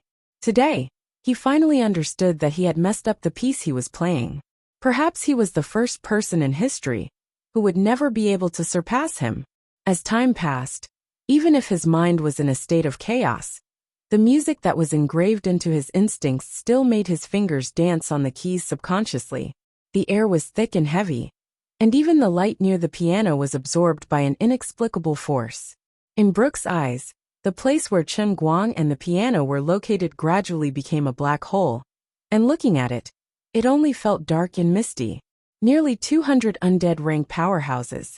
Each of them felt that the hockey in their body was cheering and jumping in this terrible test. They deeply knew that if they survived this, what awaited them would be a white tomorrow. Finally, 47 minutes passed.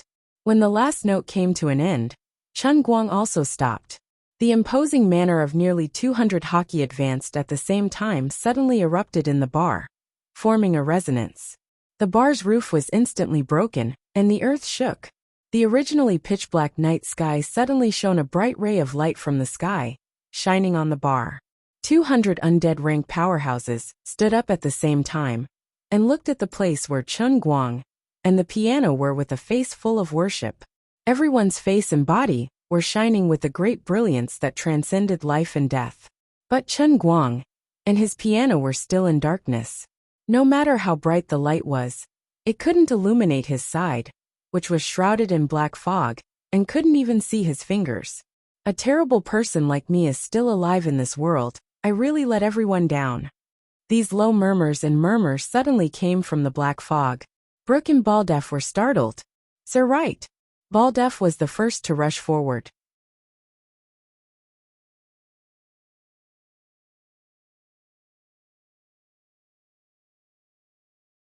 Chapter 504.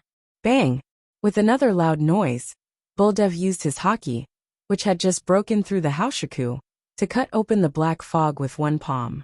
He saw Chen Guang's head hit the corner of the piano, and his head was full of blood. Fuck. Lord Wright is going to commit suicide. It turned out that he was really going to die. Everyone, at this moment, burst into tears and were moved to the extreme. In order to help everyone, Lord Wright played this forbidden song that would make him depressed and not want to live. He succeeded. He made a total of 200 strong undead hockey advance. And even Brooke, one of the 12 sea emperors who had reached the peak of the Sea of Time, advanced to another new realm. He wants to set off a new era of the Sea of Time. What a great feeling this is. Chen Guang's head was full of blood, and his eyes were listless as he looked at these people. His consciousness had been shattered by the impact of Black Sunday, which was integrated with the rules of the Sea of Time. He had a splitting headache, as if there were 10,000 horses tied to ropes and tearing his body. Before his last consciousness collapsed, he only cursed in his heart. I'm playing in the wilderness, but this time I've gone too far. Then Chen Guang punched himself in the chest. Everyone, I'm going to die. He screamed hysterically again. What the F***ck? Oh my god. Bad luck. Ah. Chen Guang spurted blood and fell on his back. Brooke rushed forward and hugged Chen Guang. After a little test of hockey, he began to cry bitterly. Lord Wright's heart is broken. No. No. Mr. Wright. Oh my god. There was a whale below. Brooke plopped down on his knees. His eyes were so deep that his eyeballs could not be seen, and 2 drops of crystal-clear tears flowed down. He thought to himself, I once thought that my dedication was great enough, but compared with you, I am simply the difference between the light of a firefly and the splendor of the sun and the moon.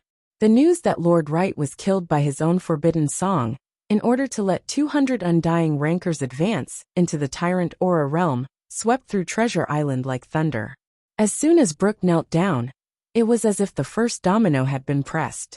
The 200 undying experts knelt down one after another. Then, the more than 1 million people on the island felt an indescribable grief in their hearts, as they uniformly knelt down in the direction of Wright Square. That night, the clouds and thunder were raging on Treasure Island. It was raining cats and dogs. Strong winds and lightning swept across the island. Everyone knelt in every corner of the island and cried sorrowfully. Even the heavens and earth of the Sea of Moments seemed to be grieving over Wright's death. Only one person, with the most brainless worship, charged forward against the sudden storm and lightning, washed by the rain and tears. My Mr. Wright, you can't die. This man was Bob. Of course, Chen Guang wouldn't die.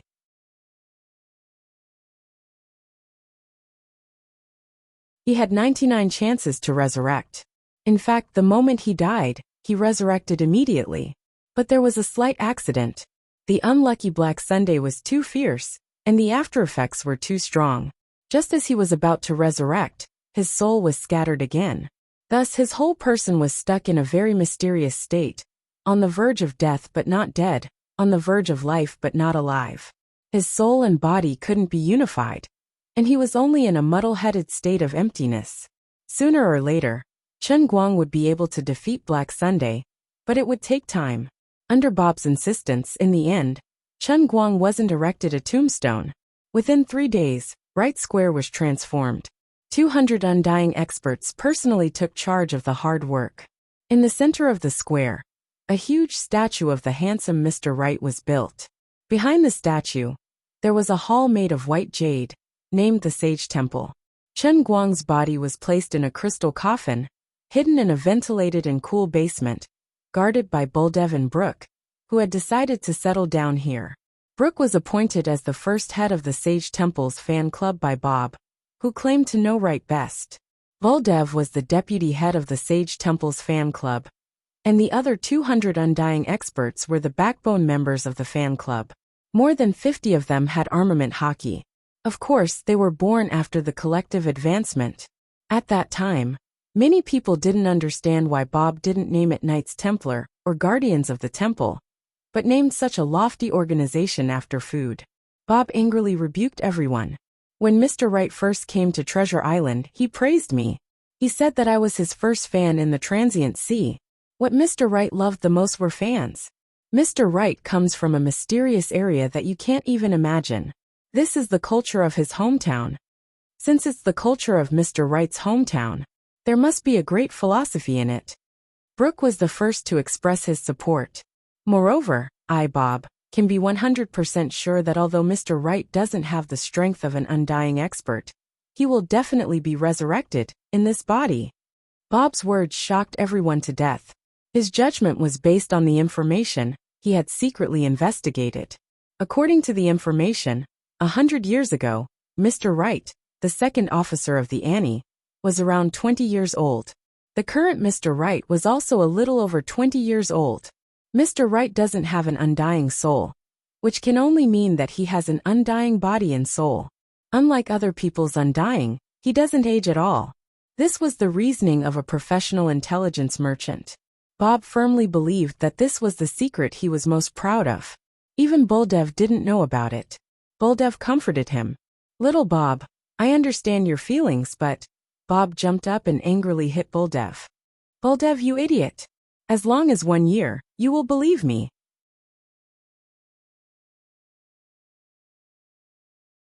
It didn't take a year. 3 months later, everyone believed Bob's judgment. How long can a dead body be preserved? This question doesn't need to be investigated too deeply. But after 3 months, Wright's complexion was still rosy. If not for his lack of breathing and heartbeat, others would even think that he didn't die at all, but just fell into a deep sleep. Believe me, Mr. Wright will definitely wake up. This is Bob's epitaph. 5 years later, in order to develop the sound shell brought back by Brooke into a phonograph shell, which can record zither music and broadcast it all over the world, the overworked Bob passed away on a quiet night at the age of 64. Before his death, he finally drew the last stroke on the design. The phonograph shell was announced.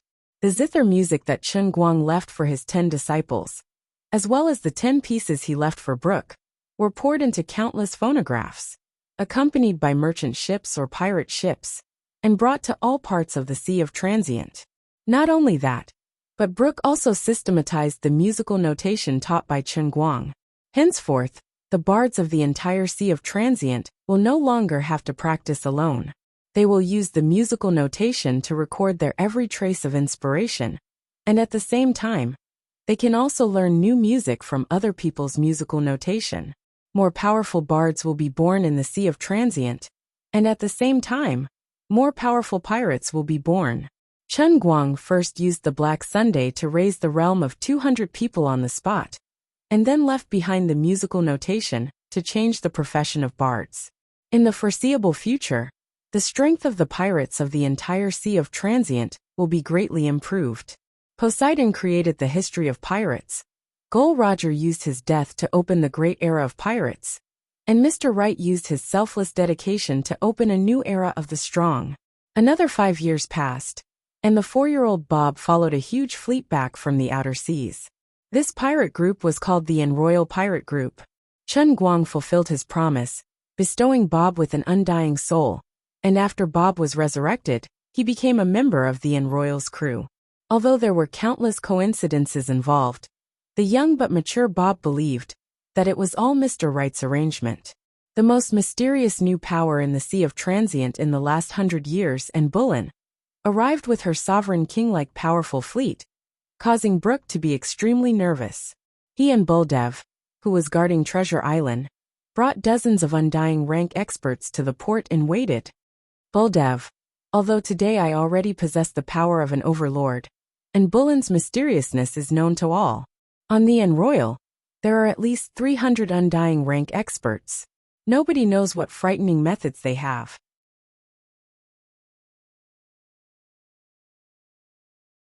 Later, when the confrontation starts, you must protect the Sage Temple, and absolutely cannot disturb Lord Wright's rest. Brooke shook his crutch and said in a heavy tone. Vicious Wolf Buldev's face was gloomy. Does this female devil, and want to become enemies with the entire Sea of Transient?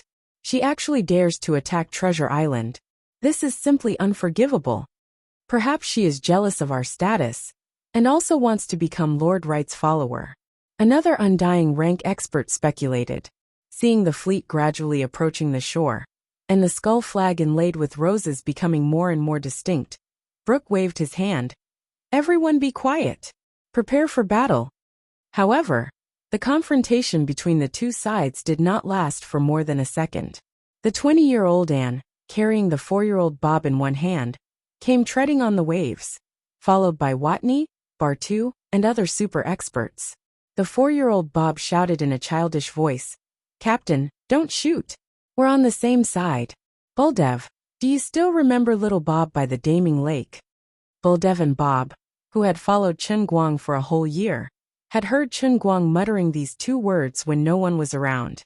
At that time, the two also questioned Chen Guang for a long time, asking him what the captain's profession was, and which lucky woman Xia Yuhe was. Chen Guang gave the two men a kick each.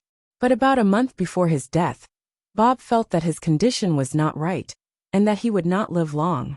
He had already written his will, and with Buldev, agreed on the secret signal to meet.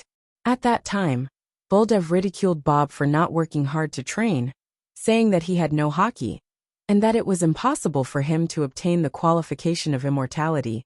But Bob said another famous saying left by Chen Guang. You still have to have a dream. What if it comes true? Now that the secret signal was correct, the hostility between Brooke and Buldev instantly melted. Buldev laughed so hard that he clutched his stomach. Now you really have become little Bob. And threw little Bob far away. And Buldev caught him and pulled open his clothes. Come little Bob, Grandpa will feed you milk. Get lost, Bob roared at the top of his voice.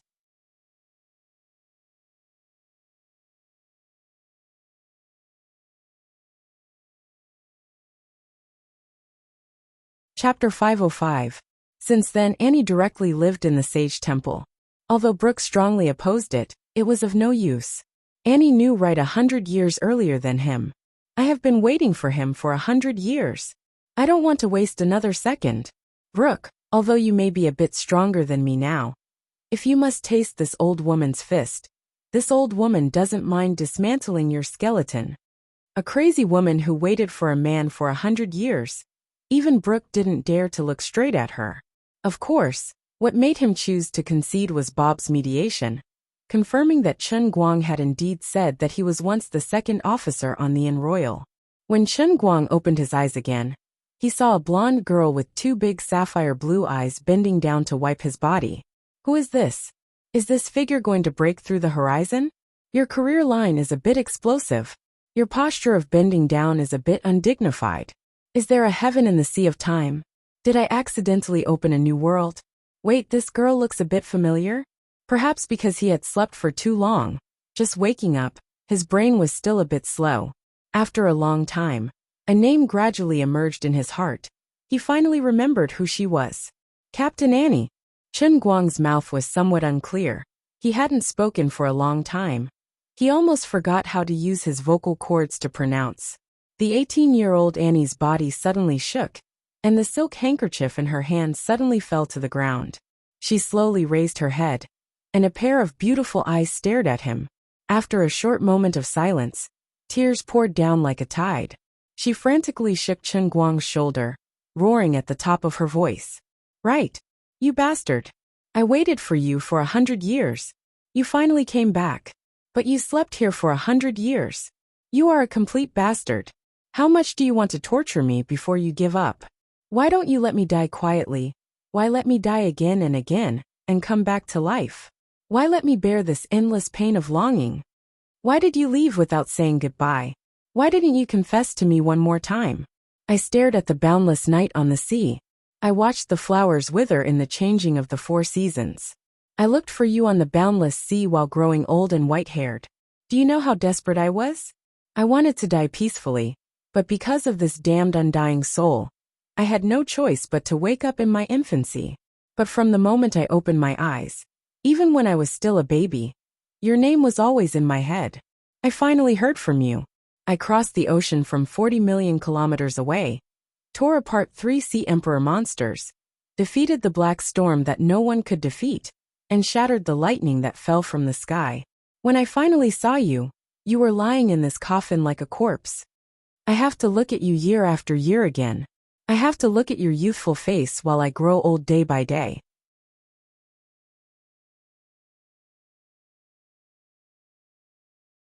Can you understand how afraid I was when you woke up?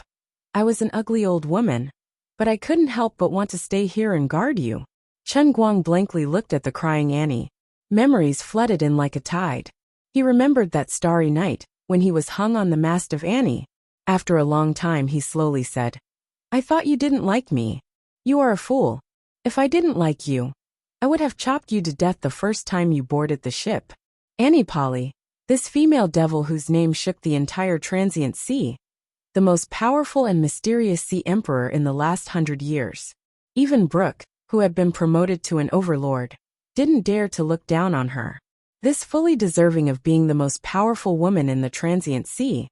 This woman who had already reincarnated between life and death 3 times, and waited for Chen Guang for 3 lifetimes.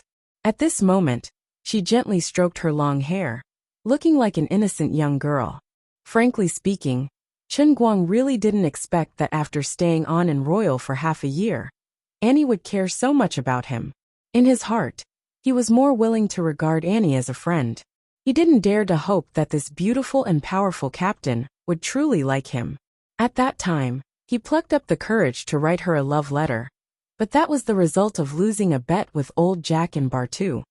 Actually, I thought I wasn't that outstanding when I was the second officer, Chen Guang said again. Annie moved her face closer. No, in my heart, you are more outstanding than anyone else. You are like a devil descending from the sky, easily shredding my heart. Obviously, I only stayed with you for half a year, but I feel like I have stared at you for an entire 20 years. What kind of magic did you cast on me? Chen Guang's mouth was wide open. Indeed, in a sense, he had indeed stayed in the transient sea for 20 years. But that was the accumulation of 20 years of resurrection. This was the greatest secret in his heart. He originally thought that it was impossible for Annie to know about it. However, he had underestimated Annie's sixth sense. Perhaps Annie was originally not an ordinary existence. Otherwise, when he first entered the realm of transient sea, he would not have unknowingly landed on her ship. Alright, I'm sorry, I can't explain it to you, but now I'm back. A woman waited for you for 200 years. The most appropriate thing to say to her, besides the 3 words I'm sorry. Chen Guang really didn't know how to answer. What's even more sorrowful is, he knew that sooner or later he would leave, so he couldn't even give her a promise. Annie smiled. Yes, I didn't wait in vain. How are Warnie and the others? Chen Guang asked. They're fine. But now I don't have time to reminisce with you, my whole body is about to burn. Annie, don't be like this. I still haven't mentally prepared myself. This is too sudden. I will resist.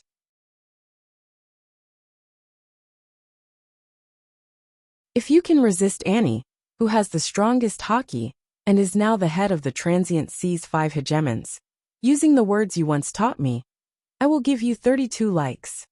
The deafening rumble spread to every corner of Leyte Island in an instant. Bob, who was lying on a beach chair sucking on a feeding bottle, while glaring at Baldy fiercely, fell off from the chair due to the impact. Oh no, my little Bob. Baldev, you idiot. The sound came from the holy temple. Something happened. When Baldev and Bob were about to reach the vicinity of the holy temple, Brooke came face to face. Brooke, you shameful deserter. Baldev and Bob cursed together. Brooke spat at the 2 men. Deserter my ass. Lord Wright is awake, oh ha ha ha. Then why are you running? Quickly kneel with me. Bob struggled in Baldev's arms. Poor little Bob. Every time he appeared, he was either an old man or a baby. He had never been normal. Back then, when he returned with the Annie, he had taken good care of himself. As usual, he did not cultivate and instead became the butler of the Sage Temple.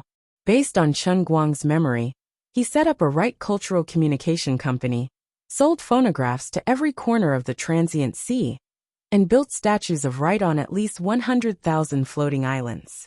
Then he died at the age of 92, and now he has just been resurrected, and is now 2 years old. Brooke stopped Baldev, who was about to go forward. You can't go. People will die. Baldev roared angrily, gritting his teeth. Brooke, if you make trouble again, I will bite you to death. Lord Wright is doing shameful things with Captain Annie. This sound, it's this sound. It's them. If you want to die, I won't stop you. But don't stop me from evacuating the crowd. Holy shit. Baldev cursed. Killing in the grass. Bob cursed with his unique baby voice. The violent tremors continued for a full 8 hours. The strongest pile driver in history finally met his match. The 28 ocean emperors of the Age of Experts and Annie, the leader of the 5 hegemons, were naturally not easy to deal with. After waking up, Chen Guang's body was as powerful as a cheat in the transient sea. Of course, this was not the real divine immortal cup. His current body was powerful, but it couldn't be brought back to the real world. But this wasn't important. The important thing was that he could finally fight 80,000 rounds with others. This battle, the sky fell and the earth cracked. The sun and moon lost their light. The mountains howled and the seas roared. From noon when the sun was shining brightly, all the way until late at night when the waning moon hung high in the sky, the entire Central Sea was shaken by Right Island, causing huge waves. Even the vast central continent seemed to have been hit by someone. The above was purely boasting. But it was indeed frightening. Chen Guang lay in a huge pit that was at least a dozen zhang deep, his face filled with confusion.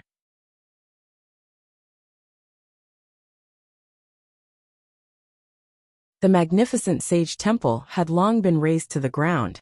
The white jade shattered to the point where not even dregs were left. I don't know how you did it, but in short, your pile driver idol has appeared. It's a huge D*CK. I've already shaped it for you. Liuli's voice suddenly sounded in his mind. Fuck, this wave is good, very strong by. In just one shot, the pile driver idol had appeared. Also, what the hell do you mean you've already shaped it for me? I want to change it. At least change it to the shape of a cup. That way, when I mention this idol in the future, I can only say, it's an indescribable shape of 100 zhang. At this moment, Chen Guang was dumbfounded. Wait a minute. Speaking of which, there's still the Qilin arm. Chen Guang screamed in his mind. Liuli ignored him. Annie, who was dripping with sweat, came over again. Dear Right Chen again? No. Let me take a breather. The strongest pile driver in history lowered its noble head in front of the even more unreasonable pirate queen. Chen Guang covered his face. I've been F***king pushed down again. And why again? In short, after half an hour, the people hiding in the east corner of Right Island finally returned one after another.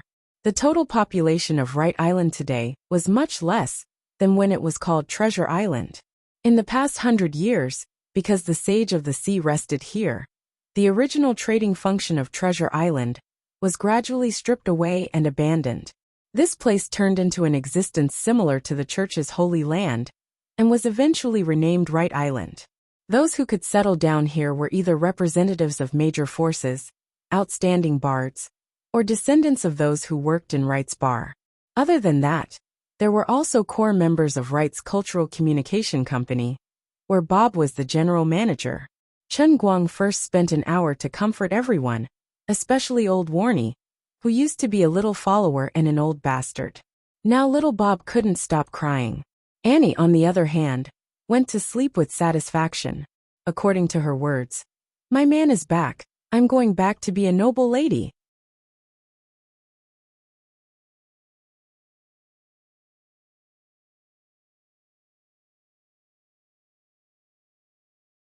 Chapter 506. Following that, the conversation between Chen Guang and the crowd was basically made up of holy shit. It has become Right Island. Holy shit. Sage Fan Club. Right Cultural Communication Company. Holy shit, little Bob, you can do it. Of course. I am Lord Wright's most loyal servant. 2-year-old Bob bowed and said in a pious tone. Others didn't feel anything wrong, but for some reason, Chen Guang just didn't know why. Even if his temperament had already withstood the test of Black Sunday, and was definitely not the same as before, at this moment, he really wanted to throw a shoehorn at Bob's face. No matter how he looked at it, Bob was asking for a beating. Right, didn't you say that I still have the Sage Temple and the statue? Where are they?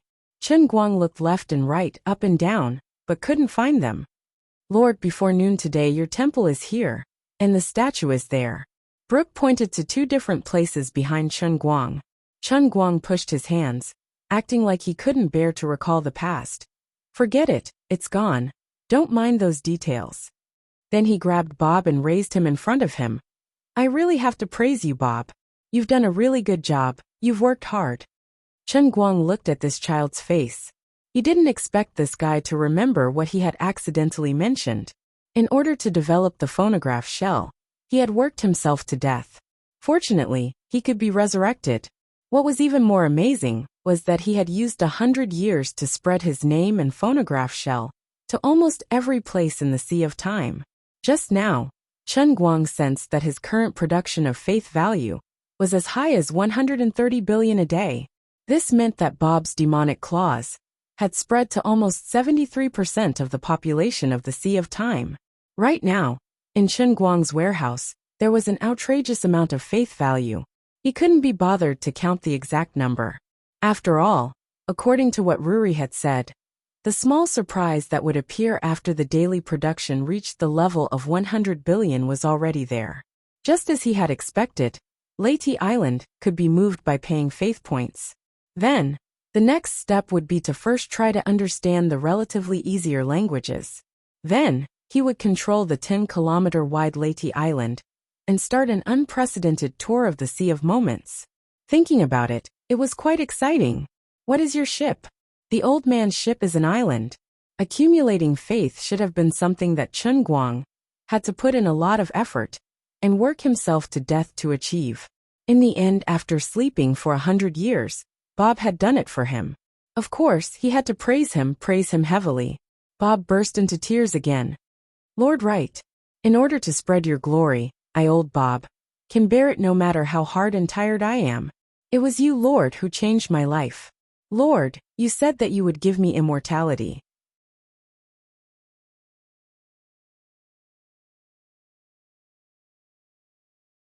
Now a lazy and untalented person like me can also have an immortal soul.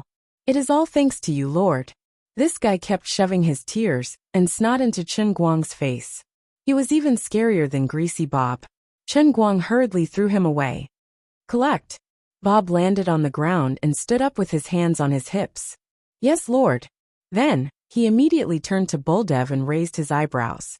Did you see that, Buldev? Although I, Bob, am not talented and can't learn hockey, I am more useful to Lord than you. In the future, you are not allowed to force me to learn hockey. Buldev glared at him fiercely. Little Bob, call me Daddy. Chen Guang watched the two quarreling with interest. He thought that with Buldev's arrogance, with Bob's character, he would definitely jump up and fight him. Unexpectedly, Bob first looked at Chen Guang with an aggrieved expression, then turned to Buldev and said with gritted teeth, Dad. Buldev grinned and hugged Bob, kissing him intimately on the cheek. He then turned to Chen Guang and said, Lord, 2 years ago, my wife gave birth to a chubby boy, Bob. Chen Guang's mouth formed an O shape. He first looked at Bob, whose face was as rotten as a bitter gourd, and then at Buldev, who was full of satisfaction. After a long time he sighed. It's too tragic. There were 178 billion people in the instantaneous sea. How unlucky would Bob have to be reincarnated into the belly of Buldev's wife? From the perspective of probability, this was much more difficult than buying a lottery ticket and becoming rich overnight. Bob roared, Buldev. This time, when you die, I will marry 100 wives. Give birth to 800 sons. One of them will be you. Don't fall into my hands. You're a poisonous husky. Chen Guang slapped his forehead. Damn. This ethical relationship is too crazy. The great sage had awoken from his long slumber. This was a day worthy of celebration. Under Brooke and Bob's efforts, the transmission shell and the phonograph shell had spread throughout the instantaneous sea. Early in the afternoon, the news that Sage Wright had woken up from his dream spread like a wave through the spiderweb-like communication network of sound transmission shells. In the afternoon, when Chen Guang and Annie were locked in battle, the royal families of the Middle-earth continent, Nok continent, Eastern continent, and many other continents came to a decision. Today was a special day. Every year, the 8th day of the 3rd month would be designated as the Day of the Sage, to commemorate the resurrection of the great Sage Wright, who had single-handedly started the era of the strong. Not only that, another legend that had been circulating in the Middle-earth Sea 100 years ago had also been confirmed. To be able to conquer Sir Wright in bed, only a woman of Ocean Emperor rank and above could do so. As expected of the great sage, everything he did was so powerful.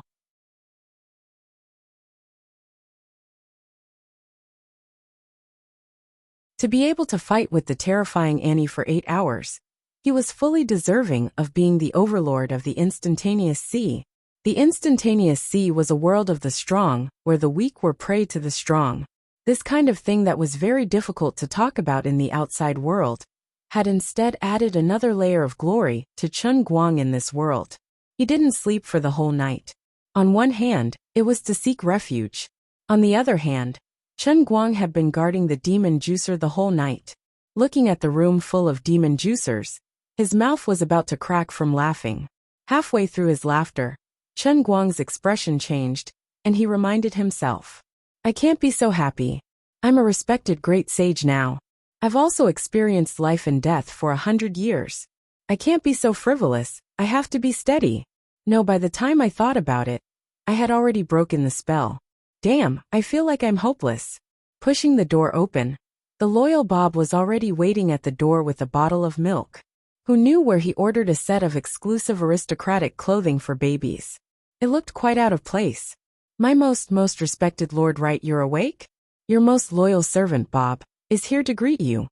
Without saying anything, Chen Guang stripped Bob until he was only left with a diaper. This looks much more pleasing to the eye. My lord, you really have a keen eye. I also feel much more refreshed. Chen Guang strolled around the current Leyte Island, observing the local customs and practices. 100 years would change a lot. The once bustling trade district and flea market district had long since become empty. Even the trading hall had been razed to the ground. What replaced it was a beautifully trimmed garden. Small statues of Chen Guang could be seen everywhere, as well as a phonograph that could play a zither with a light tap of one's palm. Anyone who came to Leyte Island would fall in love with it. Because of its beautiful scenery, it was filled with a rich artistic atmosphere. Almost every year, there would be pirates recuperating here and advancing. However, the population of the entire Sea of Time was too great. If everyone were to flock here, Leyte Island would probably sink to the bottom of the sea. Therefore, with the two hegemons Brooke and Annie, as well as the agreement of the other three hegemons, including Blackbeard Teach, the following decision was made. Every year, only 50,000 slots would be open to the public. The slots would be distributed according to the population distribution of the major powers and the floating island. As for the negotiations between the powers, the Sage Temple couldn't care less. It was only right and proper for the strong to come first. Accompanied by Bob, Chen Guang chatted while thinking hard about how to carry out the business of the divination house. Currently he had two ideas. One was to use his influence as a great sage to directly announce to the public that he needed people to sacrifice for him. Without a doubt, even if everyone knew that they would be unable to speak from then on, there would definitely be countless people flocking to him. However, Chen Guang felt that this wasn't appropriate. Up until now, he had built up the image of a selfless great man. This might damage his prestige. If people thought that he was demonized, it would affect the production of faith. That would not be worth it. Although he no longer lacked faith in the Sea of Time, Chen Guang was still counting on the exchange rate promised by Lioli after he left. After lying in bed for 100 years and spending so much effort, he couldn't possibly lose his integrity in his old age. Another way of thinking was to follow his original plan. He would use the model of a businessman to introduce a divination house service. However, there was a new problem. Chen Guang wasn't sure how receptive the people in the Sea of Moments were to this matter. How was he going to speak to them about it? After thinking hard for an entire day, he came up with nothing. By the time he returned to the mansion in the center of the island, the sun had already set. Annie was here again. The residents of Leyte Island spent an unforgettable sleepless night. The entire island maintained a subtle frequency of vibration. From the beginning of the night until the sun rose in the morning, the vibration was more intense and lasting than yesterday. Early in the morning, lying in the pit, Chen Guang hazily looked at the mansion that had been razed to the ground. He then looked at Annie, who was sleeping soundly with her arms around him. His heart was filled with embarrassment. After a long time, a maid timidly came over. Lord Wright, Lord Brooke wants to see you. Chen Guang let the maid find more maids to clean up the mess, while he shrunk his neck and walked towards the original Wright Square, which was now Brooke's office. Brooke had been living here for 100 years, ever since he willingly lost to him. In order to maintain the dignity of Leyte Island, he could be said to have worked hard without complaint. Today, when he shouldn't have been disturbed, he actually sent someone to deliver a message. Obviously, something big had happened. Lord Wright, something has happened on the island. Brooke squirmed, his skeleton-like fingers crisscrossed. He looked very nervous, and it was difficult for him to speak.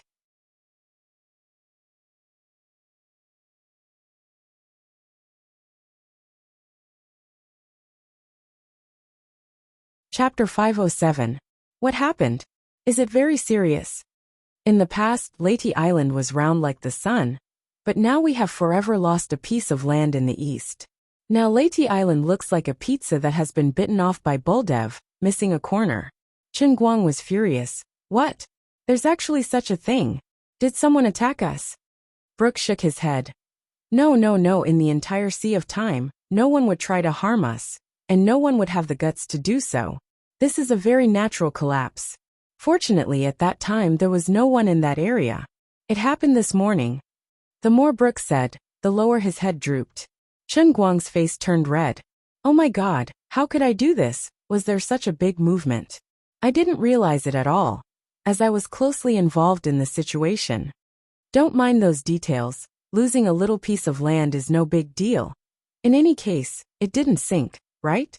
At this time, the ground under the two's feet suddenly trembled, the entire Leyte Island fiercely shaking. Monstrous waves soared to the sky. No, not monstrous waves, but currents from all directions. Damn, Leyte Island is going to sink. In a sense, as a speck of dust floating on the surface of a water cup, as a 10-kilometer diameter floating island. After losing a piece of land, the balance was broken, and after several hours of brewing, a major event finally happened.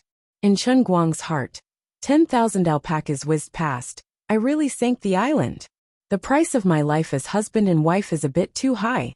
Brook, who has lived for thousands of years, had rarely seen such a terrible thing as the sinking of a floating island. He was scared to death. No one knew how deep the bottom of the sea was, but everyone knew that every floating island was a precious and non-renewable resource of the Sea of Time. Even if two super experts with a blood feud were to fight for their lives, they still wouldn't be willing to destroy every floating island. Floating islands are the most precious treasures bestowed by the god of the Sea of Time to the people of the sea. They are the most devout faith of all the intelligent beings in the entire Sea of Time. Not to mention Leyte Island, this large floating island. What happened? What should we do? My God! Brook unexpectedly screamed. The incident happened in a hurry, and it was too late to escape. Even if experts like Chen Guang or Brook could escape, it would be difficult for the existence on the island below the undying rank to survive this terrible natural and man-made disaster. Chen Guang's mind raced, and an idea came to him in the blink of an eye. Thanks to the faith value, its effects were really too comprehensive. Now that Chen Guang knew what was going on, he no longer panicked. Instead, he let out an evil and wild laugh and looked at Brook. Brook, I really can't believe that you are actually one of the 5 hegemons. You've really lost my face.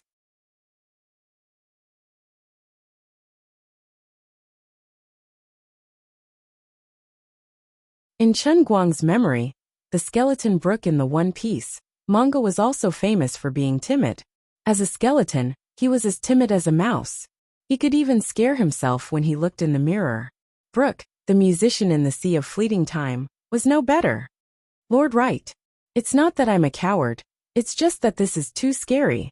It really gave me the creeps. Although I basically don't have any hair. Brook still screamed, and then began to yell at the top of his lungs. Everyone quickly escape. It's going to sink. Buldev also fiercely pushed open the door and entered. Lord, I'll protect you. The shaking outside was getting more and more intense, and the huge island was rapidly sinking. Near the square, countless people were screaming and running in panic. Even Annie was awakened from her sleep, wearing a battle armor and stepping on the air. Annie angrily roared. Who is it? Who dares to destroy this old lady's love nest? Little Winnie, who was following behind her, reminded in a low voice. Captain, it might be that when you and Uncle Wright were having sex, the shaking was too intense. Wright Island might be. Annie. After a short silence, her whole body emitted black gas, and she suddenly raised her arms and shouted. That in any case, let's save as many as we can. Come. Princess Annie's Royal Guard War Soul. A black fog rose from her back, covering the sky and covering the earth. Her giant ship, and royal, unexpectedly appeared in midair, and then landed on the right square with a loud bang. This was one of the many powerful black magic that Annie had mastered, which could instantly summon the ship to her side. Everyone quickly board the ship. Annie once again landed on the ground, one hand pressed on the ground, and an even denser black gas emitted from her body. The blue veins on her neck swelled, and a tyrannical domineering aura diffused from her body. She roared, "Rise for me!" Seeing Annie's action, Brooke finally found his backbone. "I also have domineering aura. You just remembered it." Bob hugged Buldev and scolded, "Dad, bite him."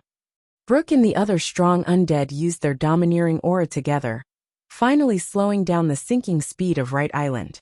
Although it still couldn't stop it, it bought a lot of time for people to board the ship. At this time, Chen Guang coughed lightly, suddenly stood on the balcony, opened his arms and said loudly, "Everyone don't panic, I'm here." Everyone turned their heads to look at him. For a moment, Chen Guang's image became radiant. The way he opened his arms to embrace the air resembled a true saint. "O sea, O sky, I am willing to offer my soul, my life, my everything. Grant me the power of the prophet, the ruler of all things in the world, the spirit that controls wind and thunder, the holy spirit of the sea. Heed the call of my great prophet, Right Chun. Cross the distant space and time. Gather on my territory, protect my people. Come." The power of fate. Cover this Right Island, turn it into the ark of life. Stirring up all the air in his chest, Chen Guang let out the loudest cry of his life. In this almost doomsday-like scene, everyone's attention was attracted by his seemingly mindless crazy action. One after another, the people who gathered raised their heads. For some reason, everyone had an illusion that at this time, Chen Guang's whole body was surging with a dazzling radiance that people couldn't look straight at. Great teleportation technique. Chen Guang continued to assume the pose of a charlatan, roaring, but his mouth was silently saying, "Pick a place, move for me quickly." Leyte Island, which had been sinking continuously, began to rise slowly. The seawater that had just poured and receded from each block, surging violently. In addition, every rock on the entire island, every inch of soil, every building connected to the island's ground, became sparkling and translucent in an instant, emitting a crystal-like radiance.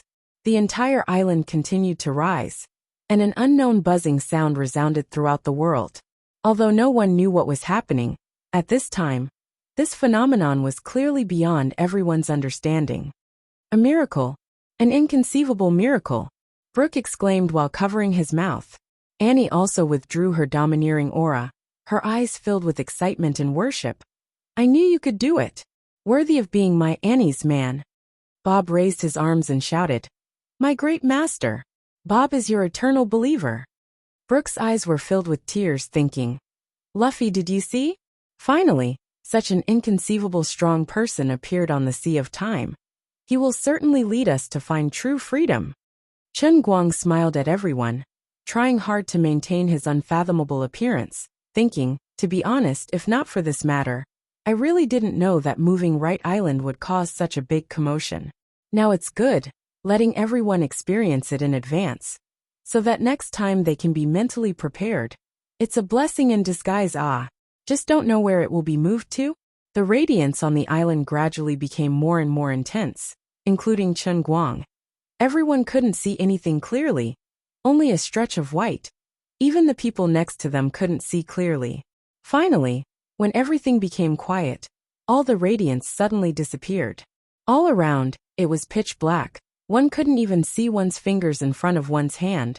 The rumbling sound didn't seem to stop, still sweeping towards the island like a tsunami. F***ck. I mean, randomly pick a place, but you can't directly choose the bottom of the sea. Regarding this situation, Chen Guang immediately understood. This is F***king embarrassing. I thought you were floating in the sky, but in the end, you are even more unreasonable. Teleportation. Teleportation is fine, but you directly teleported to the bottom of the sea for me.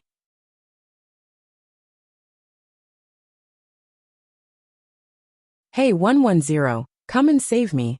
There's a cup here showing off, The situation is already out of control. Little yelling couldn't save him. In the darkness, the turbulent sea swept over like a huge swallowing beast. In the face of the majesty of nature, even Brooke and Annie, who stood at the top of the world, were filled with a feeling of powerlessness to resist. It's over. This time it's completely over. Brooke finally cried bitterly, shouting, "Luffy, I'm sorry. I'm going to bring the secret to the bottom of the sea. Dying under such a disaster. It must be the god of the transient sea punishing me. I, Skeleton Brooke, am not willing." Annie threw herself at Chen Guang, her mind in a state of panic. She who has always lived in the sea, knows the power of the sea. No one knows how deep the transient sea is. Rumor has it that the bottom of the sea is deeper than the length of the sea. She also doesn't know how many meters below the sea that terrible water pressure can instantly crush the greatest powerhouse into pieces. She clenched the pendant on her chest, praying in her heart, "Father, grandfather, all my great ancestors passed down the power to me. I must bring my most beloved man back to the surface of the sea." The pendant suddenly released a dazzling radiance. This is the holy radiance. This is Annie's final trump card. Without a trace of hesitation, she is willing to use the magic contained in this pendant to protect Chen Guang. Under the illumination of the last ray of light in the darkness, everyone finally saw Chen Guang's expression. He still maintained a calm smile. "Everyone, don't panic. I still have a second move. Great Holy Shield."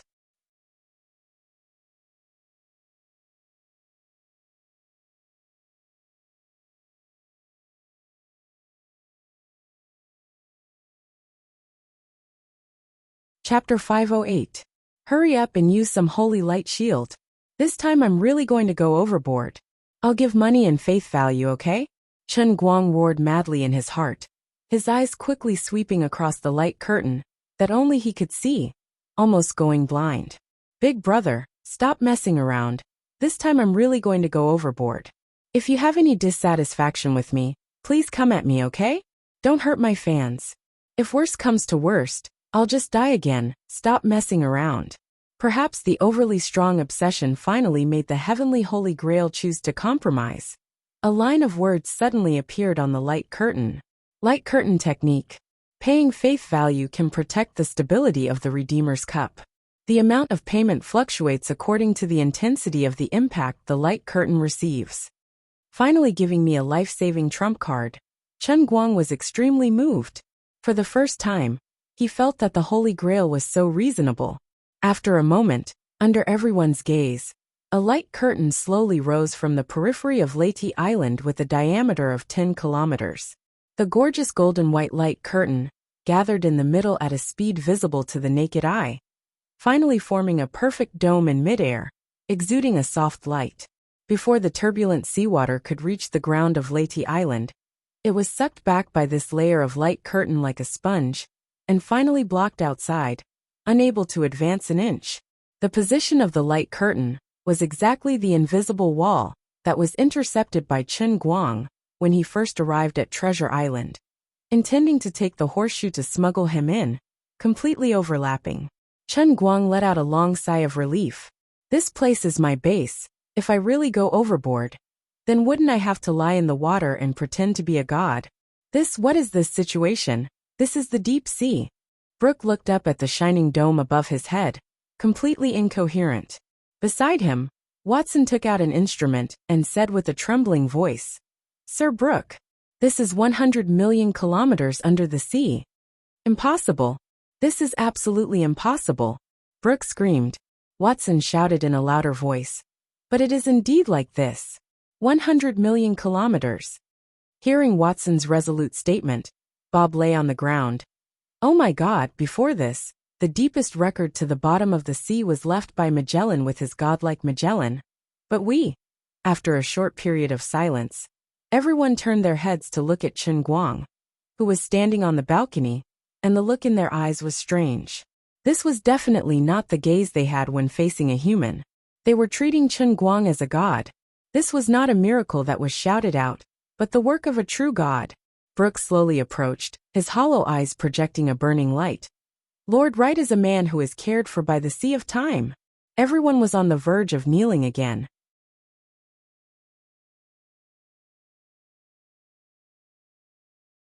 Chen Guang's heart ached, but he still had a warm smile on his face.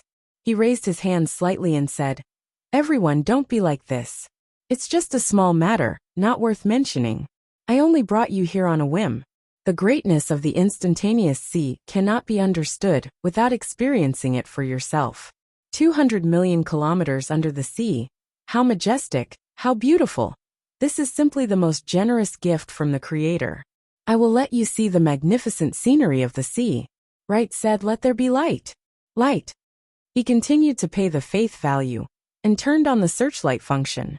Rich, willful, saved for 100 years, how to spend it, how to spend it. Right Island became the sun under the sea. The strong light from the center of the dome straight into the distance.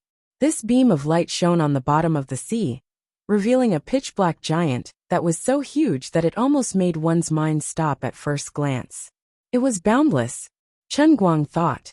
This is most likely the legendary undersea continent, the old man's tea foam. The group of people looked into the distance with a heart full of curiosity, and sure enough, they were captivated by the extremely spectacular scene. Brooke forcibly suppressed the excitement in his heart, and finally found an opportunity to approach Chen Guang and whispered, "Lord Wright, I have something to say to you." "Mr. Brooke, if you have something to say, just say it. You and I don't need to be so polite." Chen Guang was puzzled by Brooke's solemnity. Brooke looked solemn. "This is a serious matter. Shall we go over there to talk?" Chen Guang pursed his lips, feeling that Brooke was a bit strange, but seeing his pitiful appearance, he decided to take care of his mood. The two went to the corner, while the others rushed to the edge of Right Island, wanting to get closer, wanting to see the scene of 200 million kilometers under the sea. This was not an opportunity that one could have at any time. "Lord Wright, I was indeed a member of the Straw Hat Pirates." Brooke hesitated a little, as if making a great decision, then said. Chen Guang curled his lips. "I know Luffy, Sauron, Sanji, Nico, Robin, Nami, Chopper, Usopp, Frankie. As for you, Skeleton Brooke, you were the last to join the Straw Hat Pirates." "Oh my God! Lord Wright, are you a prophet? Why do you know everything?" Brooke was greatly frightened. Chen Guang mysteriously smiled. "Yes, I am indeed a prophet. But I was separated from my captains after we found Gol Roger's treasure." "What?" This time, it was Chen Guang's turn to be shocked. The world of Transient Sea was constructed according to his memory of One Piece and Pirates of the Caribbean. But Chen Guang didn't expect that the biggest explosive point of Gol Roger's treasure would be imagined by the heavenly Holy Grail.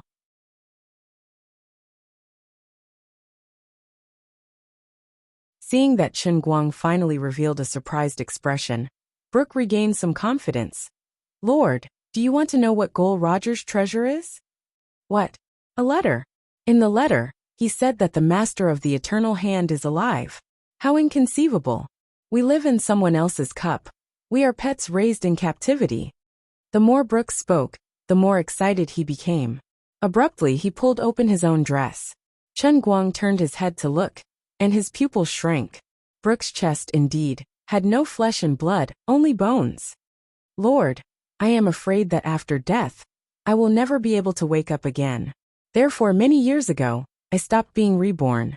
My current appearance is due to the black magic I learned from the Dark Continent, which allows me to continue living in the form of a skeleton." While explaining, Brooke removed the third rib from his chest, gently pulled it to both sides, and the rib broke into two pieces. His trembling fingers pulled out a piece of yellow paper from inside and handed it to Chen Guang's hand. "This is the letter that Gol Roger left for us. This is not Gol Roger's view alone, but after finding the travels of Poseidon, Magellan, Columbus, and the Eastern navigator Zheng he summed up the knowledge of all the sages." Brooke didn't notice Chen Guang's complexion. Instead, he became more and more excited. "Lord Wright, think about it, how sorrowful this is. In order to find out the truth of this mystery, my captain and other companions have already gone to the endless deep sea, and I am shouldering the hope of returning to the 5 great seas to pass on this secret. I know that by doing this, we are becoming enemies with the entire sea, but I have no way out. Gol Roger has already paid with his precious life, and he doesn't hesitate. Brooke, am also willing to sacrifice everything for the people of the entire transient sea to obtain freedom. Brooke fiercely knelt on the ground. Lord, I was already in despair, but your appearance let me see new hope. You have opened the era of the strong. Please lead us to break out of this terrible cage and rebel against the master of the eternal hand. We must truly live. Chen Guang blankly looked at Brooke from this skeleton guy's eye sockets, projecting a fanatical light like that of a party member. His whole person is like a Spartan. Although I don't want to admit it, the master of the eternal hand that you must rebel against is the fucking old man himself. You are making things very difficult for me. Brooke, don't be too excited. Until now, how many people know and believe this matter? Chen Guang strived to calm himself down, calmly asking, simultaneously bending over to help Brooke up. Until now, only me and my assistant Watson know. I have tried to talk to Teach and Dutchman David and Dreadsicle, but they all thought I was joking. I didn't dare to tell them that I received Gol Roger's letter, and could only talk to them. This is my own speculation.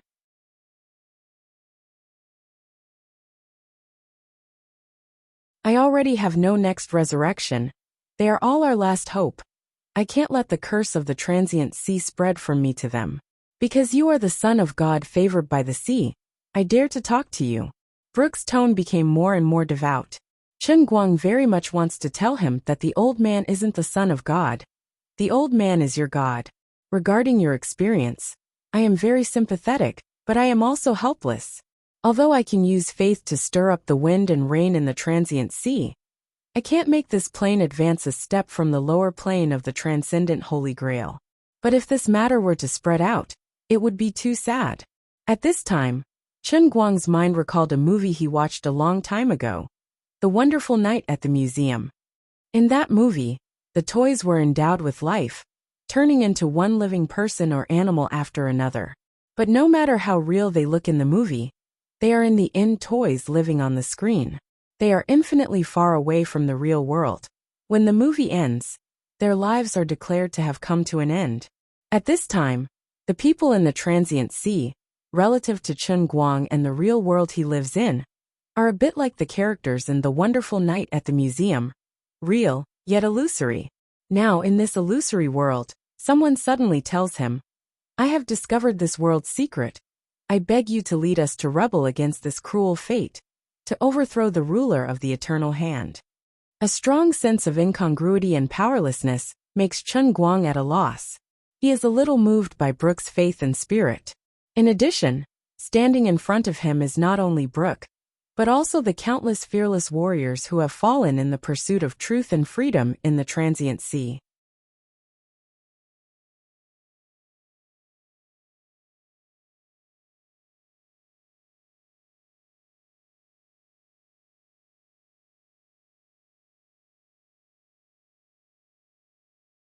Chapter 509. For example, Poseidon, who fought against the sea for his entire life, and used his body to defeat Sea Emperor-level monsters, creating the first Sea Emperor-level powerhouse. Magellan, who spent tens of thousands of years traveling to every corner of the 5 seas and 1/3 of the outer sea, drew the first sketch of the eternal hand. He lived alone at the border of the Sea of Moments for tens of thousands of years. Every time he was reborn, he would rush to the corner where he could see the hands of eternity without hesitation. He would observe the hands of eternity subconsciously moving slightly, and he would find the changes in the skin lines of the giant hands. Zheng He visited all the continents and compiled the understanding and ideas of all the powerhouses of the past tens of thousands of years into a great masterpiece, and wrote a full stop with the last drop of blood. Gol Roger, who shouldered all the pressure and gathered all the knowledge left by the sages, came to a conclusion and gave up his life for it, and then opened the great age of pirates. Never compromising on the road to pursuing their dreams, giving up the easy life of a hegemon, and following the path of no return of their predecessors, the Straw Hat people bravely walked down. Every one of them was so great that even Chen Guang, the master of the transient sea, felt very insignificant. Chen Guang was almost suffocated by the persistence of this group of dolls. If he had the ability, he certainly hoped to give the entire transient sea a more real life. Let them be free.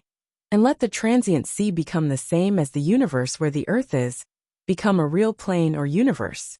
But at least for now, Chen Guang couldn't do it, and didn't know what to do. He was helpless. Brooke, I understand your feelings, but right now we really can't do it, and there is nothing I can do. Chen Guang wanted to say some lies to comfort him, to give him some illusory hope, but as soon as the words came out of his mouth, he unconsciously spoke the truth. Brooke's excitement, like a candle broken by cold water, was completely extinguished in an instant. Chen Guang was a prophet in his mind. If a prophet said so, then perhaps there really was no hope. Moreover, Chen Guang's tone contained a certainty that only he himself knew. Unlike others, Chen Guang had already seen through the greatest secret of the instantaneous sea, so when he spoke, there was a hint of his own judgment in it. Perhaps Chen Guang himself didn't realize it, but Brooke could hear it. His eyes gradually darkened, and his bones that were constantly trembling from excitement and agitation also slowly calmed down. Lord Right, do we really not have the slightest chance? Because of his absolute trust and worship, Brooke simply didn't ask where Chen Guang's judgment came from, only using a tone of seeking confirmation, wanting to hear this despairing answer again. Chen Guang nodded. Yes, no chance at all.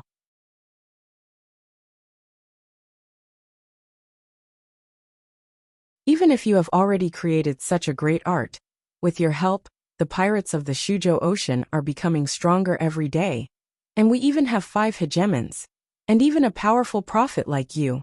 Is it still impossible? Yes, impossible. Brooke, don't ask me this question again. This matter is beyond your imagination. Chen Guang somewhat impatiently waved his hand.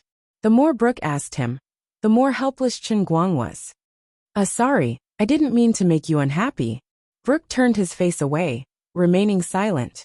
Chen Guang thought for a moment, then said, Brooke, what I said is that there is no chance now, but it doesn't mean that it will be impossible in the future.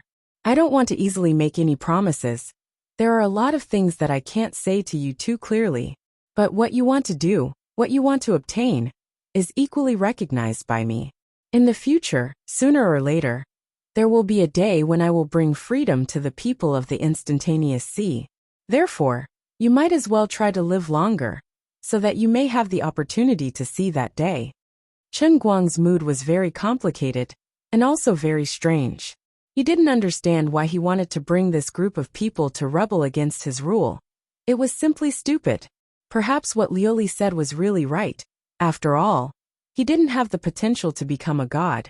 He couldn't be like the gods in other novels, seeing mortals as ants, being moved by his own toy, and then wanting to help the toy get rid of his control. This was really King sad. On the other side, hearing his words that weren't a promise but were better than a promise, in the blink of an eye, Brooke's eyes lit up again. While the two were chatting, Buldev ran over with Bob in his arms. Bob shouted, Sir, can you think of a way to let us go out a little bit? Chen Guang was puzzled. What's wrong? Bob beamed with joy and said, We found a floating rock at the edge of Leyte Island. It's dazzling, too beautiful. It's simply a perfect creation of nature. Sir, if we can cast a statue of you from the 200 million li of rock at the bottom of the sea, how exciting it would be. Your first statue has been lost because of an accident. Now it's time to rebuild a great statue for you. Bob's life was a flattering and unscrupulous life. All his skill points were added to flattery. At first, because he firmly believed that Chen Guang would wake up, in order to flatter him, he changed from an intelligence merchant to a scientist, developing phonograph shells. After developing phonograph shells, in order to better flatter, he changed from a scientist to a businessman, founding the Right Culture Communication Company. Now, when everyone found a floating rock together, the minds of others were only marveling at how beautiful the underwater scenery was. But he was the first to react. This could be used to make a tree statue. With this kind of stunt, if it was in the Qing dynasty, he would be a treacherous and capable minister like He Shen. Chen Guang took this opportunity to get rid of Brooke. In any case, he had already said this much to him. If he wanted to say anything more, he wouldn't be able to do anything. The group of people came to the edge of the light curtain, And sure enough, they found that not far away, there was a floating rock emitting a sparkling white light, hundreds of feet high, magnificent and magnificent. Chen Guang thought, if this thing was exchanged for jade gambling in the real world, it should be worth at least tens of billions, right? Can't we just throw something out and tie it up and pull it over? Chen Guang asked. Baldev took out his beloved huge sword that he had used for hundreds of years. Sir, this is my personal weapon. It became like this as soon as I stretched it out. Chen Guang looked at Baldev's huge sword, with a foot-long hilt and a 3-inch blade, and was silent for a long time. He felt that it would be easier to move the entire island forward. Greater teleportation. Run. It's falling down. Boom. The group of people struggled for a long time. Rook, who had quite high artistic attainments, personally carved the statue, while Bob, Chen Guang's #1 fan, was responsible for providing artistic advice. Chen Guang felt that he had played enough underwater, so he once again summoned the light curtain, intending to return to the surface. If he hadn't seen it, he wouldn't have known, but when he saw it, he was startled, feeling as if his body had been hollowed out. When he summoned the light curtain, he didn't carefully look at the specific expenses, so he didn't understand the true meaning of the sentence. The payment amount will fluctuate according to the intensity of the impact. Only now did he realize how heavy his losses were. It was too late for regrets. Using the light curtain to resist the terrible water pressure, at a depth of 200 million miles, would consume trillions of faith points every second. Every second. Trillions. It hadn't even been half an hour, but his wealth was almost depleted. In the blink of an eye, his 100-year foundation would be destroyed in an instant. I'm going to be a fucking pauper. This is definitely a trap. It was a trap from the very beginning.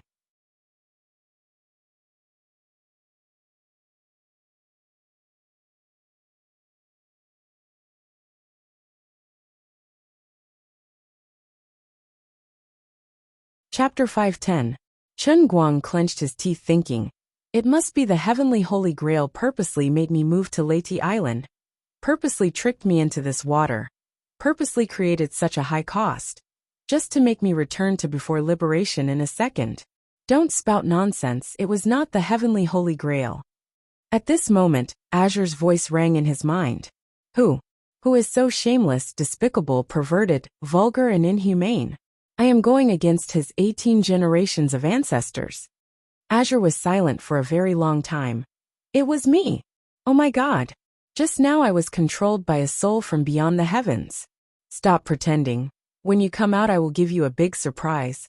I will let you properly raise your temperament in the instantaneous sea. You will sleep for 100 years. If you want to become the true master of the heavenly holy grail just lying down like this, isn't that too easy? Big sister, I was wrong. Please give me one more chance. Please accept my sincere repentance. Hee. Oh right, Azure, I have a question. You have also seen the situation in the instantaneous sea. Tell me, can I give all of them true life and souls? Just like my friends in the real world. Azure asked back. How do you know that your friends in the real world are true souls? How do you know that you are truly alive? Don't scare me. I am just joking, don't mind it. Let me tell you, the people in the momentary sea are different from you, or your friend Lung Qin, who accidentally entered here. Using your Eastern Chinese legends, they are 3 spiritual souls and 7 physical souls. They are missing 1 and 2 physical souls. Their souls are incomplete, so their so-called strength has no foundation, like bubbles under the sun. They will never be able to break through the shackles of the instantaneous sea, unless what? Unless you, the owner of the transcending heaven holy grail, are willing to pay a certain price to raise the level of the realm of the transient sea to the same level as the real universe you are currently in. Then, this entire world will be completed, and they will possess your so-called true life. Of course I am willing. That's not up to you. You're as weak as a chicken now. Wait until the day you complete all the trials of the world in the cup and save me. Then you can think about it. Ignorant mortal, you don't know how difficult it is to create a real world. After Luli said this, there was no more movement. Chen Guang spread out his hands with an innocent look on his face. To put it bluntly, you're saying that I'm a noob? Do you have the ability to find another savior? TSK. When he returned to the surface of the sea, the missing corner of Leyte Island had disappeared forever on the way to the bottom of the sea. After the disaster, many things on the island had to be rebuilt. Chen Guang, on the other hand, was not in the mood to care about these things.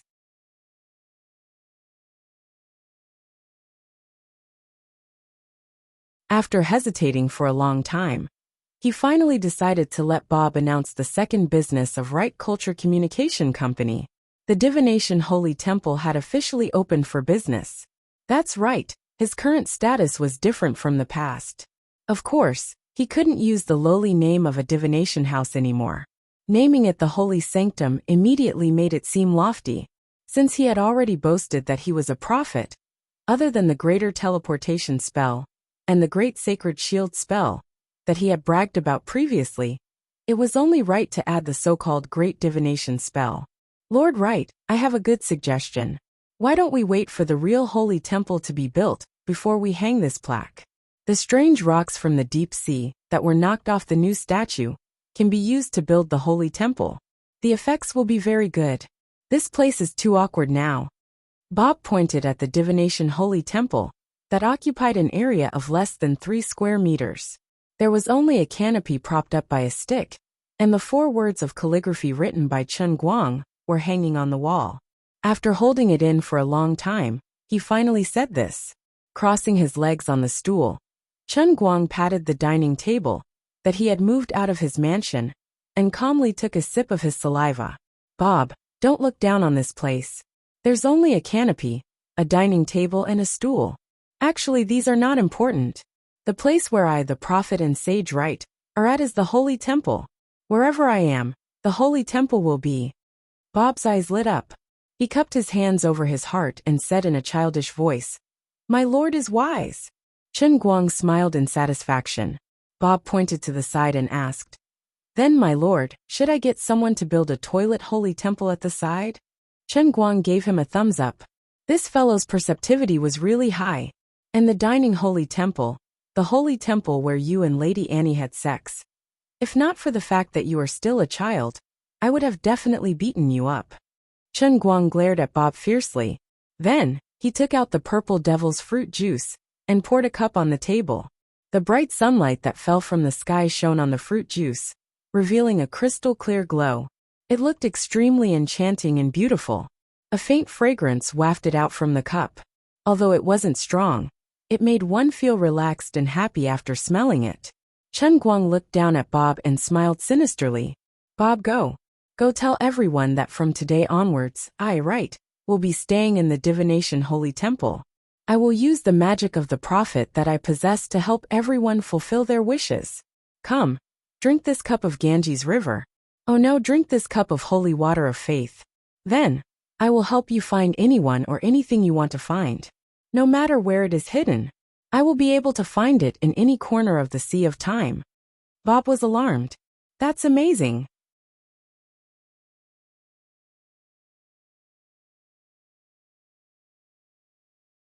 My lord, give me a bucket. Chen Guang glared at him and drank some water.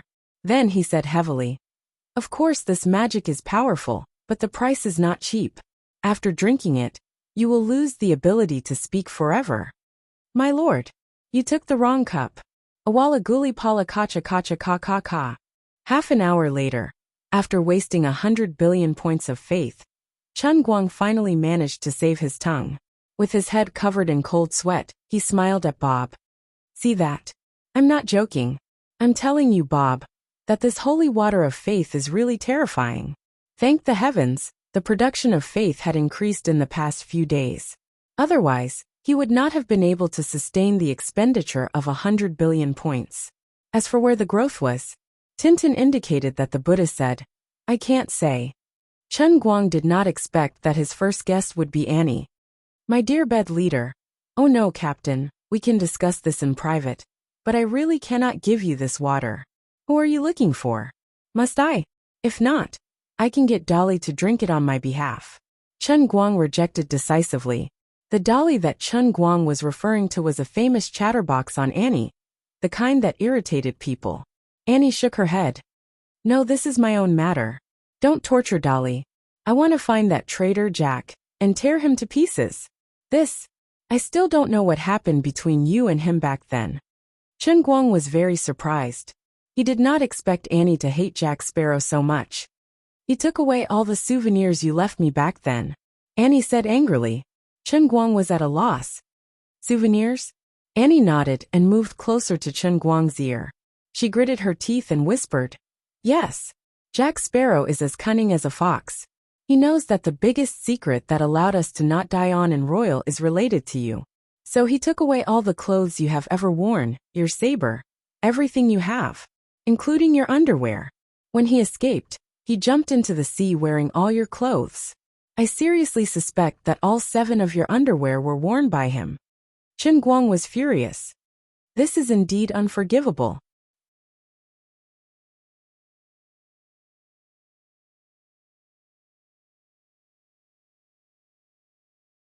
Chapter 511. After spending a lot of effort, Chen Guang was finally able to temporarily settle Annie down. Soon, Chen Guang had to face the second guest that made things difficult for him, Brooke. "Sir Wright, I want to ask you to help me find Captain Luffy. I just want to know if they are still alive." Brooke looked straight at Devil Juice and said in a pious tone. Chen Guang was reluctant to let him drink this thing. Brooke was one of his right-hand men, but this request seemed impossible to refuse. "Brooke, besides the common language, do you know any other language?" Chen Guang asked. The common language he spoke was medieval English. Brooke shook his head no. Chen Guang grinned and asked Bob to bring over the newly made leaflet. "Sorry. Divination must use the most solid belief in your heart to find what you want to see the most. The function of this cup of holy water is to extract the obsession in your heart and pour it into the divination. The price is to take away your ability to use language. But because of me, I mistakenly drank a cup just now. Now it no longer needs the common language, so it is useless for you to drink it." Chen Guang made up nonsense. In any case, only he himself understood, so he could say whatever he wanted. He also had no choice. He couldn't let others know that this was all nonsense, just because Brooke and the others wanted to participate in divination. He didn't need to drink the juice to find what he wanted to find. There is no wall in the world that doesn't have a crack. Chen Guang must make himself maintain a certain sense of mystery in the sea of transient.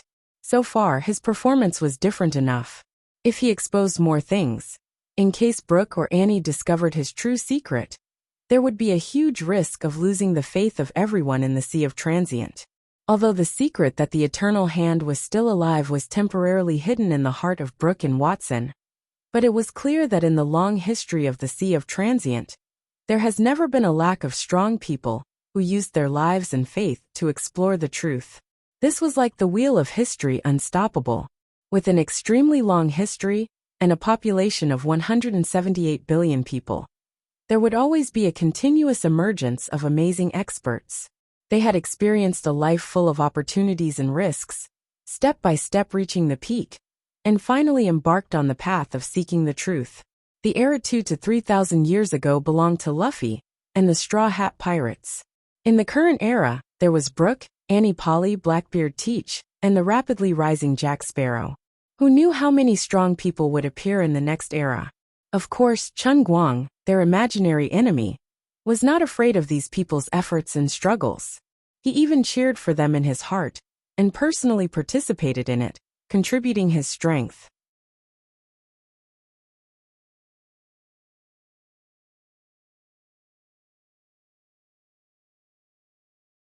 Of course, Chen Guang was not cultivating enemies for himself, but he knew that these people's resistance would never succeed. The only one who could truly change the world was Chen Guang himself.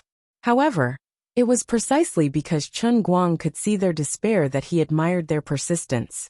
As for now, for the time being, let them live in this idea that they knew a little bit, but couldn't see through it.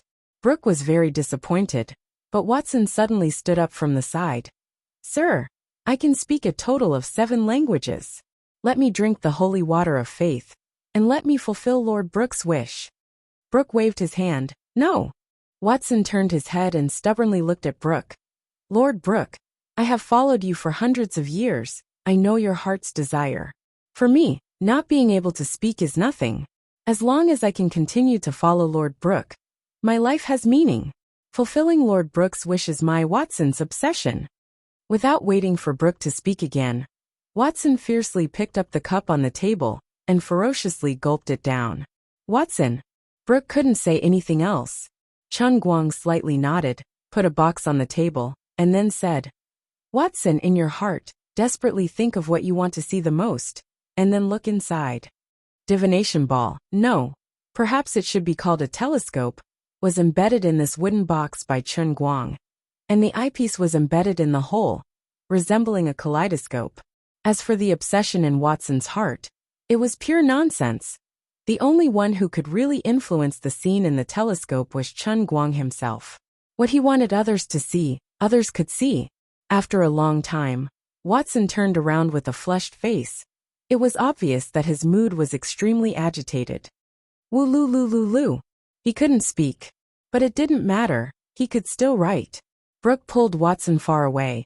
He didn't want Watson to speak of this matter in public. Chun Guang watched the two leave. At this time, his heart was also quite moved. The same scene not only appeared in the telescope, but also appeared in Chun Guang's heart. Luffy and his party didn't die. They broke through all obstacles. And after resurrecting again and again, relying on the bonds between companions and their formidable individual strength, they gathered together again and again. At this time, they were living on a certain floating island at the end of the Sea of Time. Next to this floating island was the legendary transparent barrier that could never be broken, which was also the side wall of Chun Guang's cup. Apart from this, the so-called eternal hand had already disappeared. In fact, it didn't really disappear, but at this time, Chun Guang was holding the cup and drinking water in the outside world. And when people looked outside from the cup, they naturally couldn't see anything clearly. Compared to the people in the Sea of Time, Chun Guang's eternal hand was really too huge.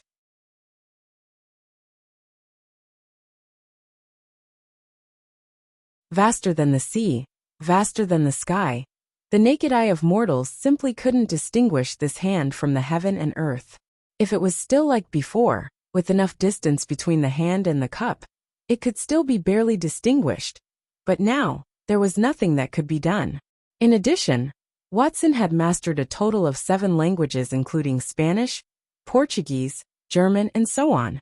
Under the effect of the devil juice, they were naturally transferred to Chun Guang's mind. There were a total of tens of thousands of residents on Leyte Island, among which, there were only a few who were as knowledgeable as Watson and knew many languages. In addition, not everyone had the belief that they must find someone. In addition, for the language that he had already mastered, no matter how firm the other party's desire was, Chun Guang wouldn't agree to perform great divination for him. The reason was very sufficient. Although your belief is very devout, perhaps fate has not come yet. You can't get the response of the great divination. It will no longer accept your language. I deeply sympathize with your experience, but I can't help you even if I want to. This isn't God's punishment but God's guidance.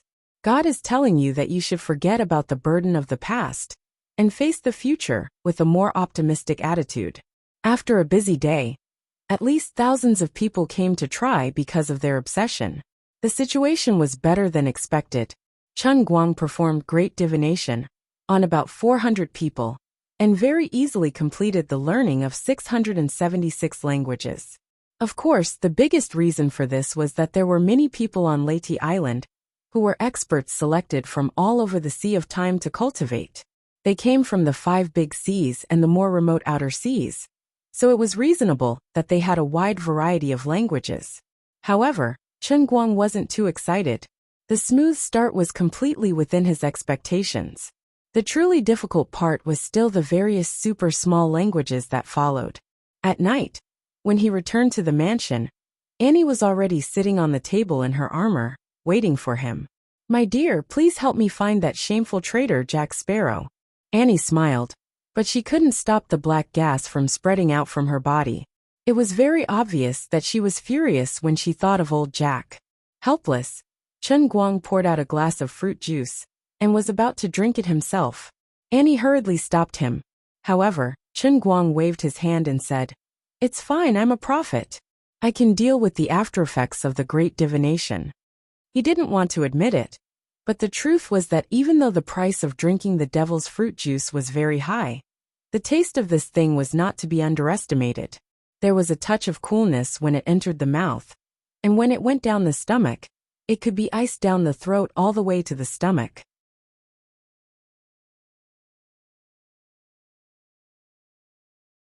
His mouth was filled with a delicate fragrance, and the aftertaste was endless.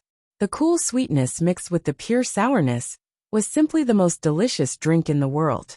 As a knowledgeable person who had tasted countless cola, orange juice, Fanta, Sprite, Rising Sun, Wanglaji, Hekazeng, Nutrition Express, and many other drinks in modern society, Chen Guang felt that the taste of these things couldn't even compare to 1/10,000th of the old man's devil's fruit juice.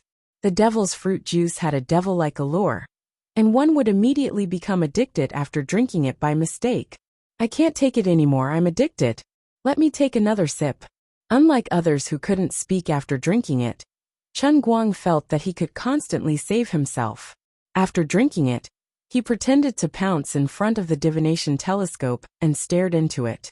Chen Guang had long known that old Jack had an evil streak in him. He was greedy and selfish, quick-witted and cunning. He was unruly and crafty. Back on the Inn Royal, he was used to using a large knife to shave his beard, pretending to be boorish to fool others. But no one hated him, because under his countless flaws, he still had a pure soul. He was once a military officer on Middle-earth commanding a fleet. But later, because he couldn't stand seeing the nobles of Middle-earth trampling on the slaves, he released a ship full of slaves that he was supposed to be escorting. Later on, he was wanted by the nobles, and eventually became a pirate. He had a mischievous personality, but he wasn't a bad person, and he was strong. Of course, if he had directly told Annie that he wanted to leave the Inn Royal to start his own business, Annie might not have stopped him. However, he had set his sights on Chen Guang's personal belongings, and had taken away the second combat team. This made Annie furious. As the scenery in the binoculars rapidly shifted, Chen Guang's gaze followed it, and gradually, the pitch-black surface of the ocean was covered in specks of light. Chen Guang's vision quickly zoomed in, and he saw a large fleet of ships mixed together on the surface of the sea. Upon seeing this scene, Chen Guang's pupils constricted slightly. The sounds of cannons, gunpowder, gunfire, metal clashing of swords, and roars seemed to travel through time and space to reach Chen Guang's ears.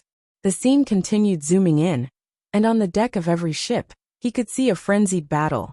Blood was splattered all over the deck, and there were broken limbs everywhere. Who was Jack Sparrow exchanging fire with? Chen Guang frowned slightly, and continued zooming in, but his mind recalled a scene from a long time ago. Right, sooner or later I'll have my own ship. I'll paint the entire ship a beautiful black. This will make me appear dignified. Under the clear and cold moonlight, the sea sparkled. A light breeze gently blew against the sails, producing a hoo-hoo sound.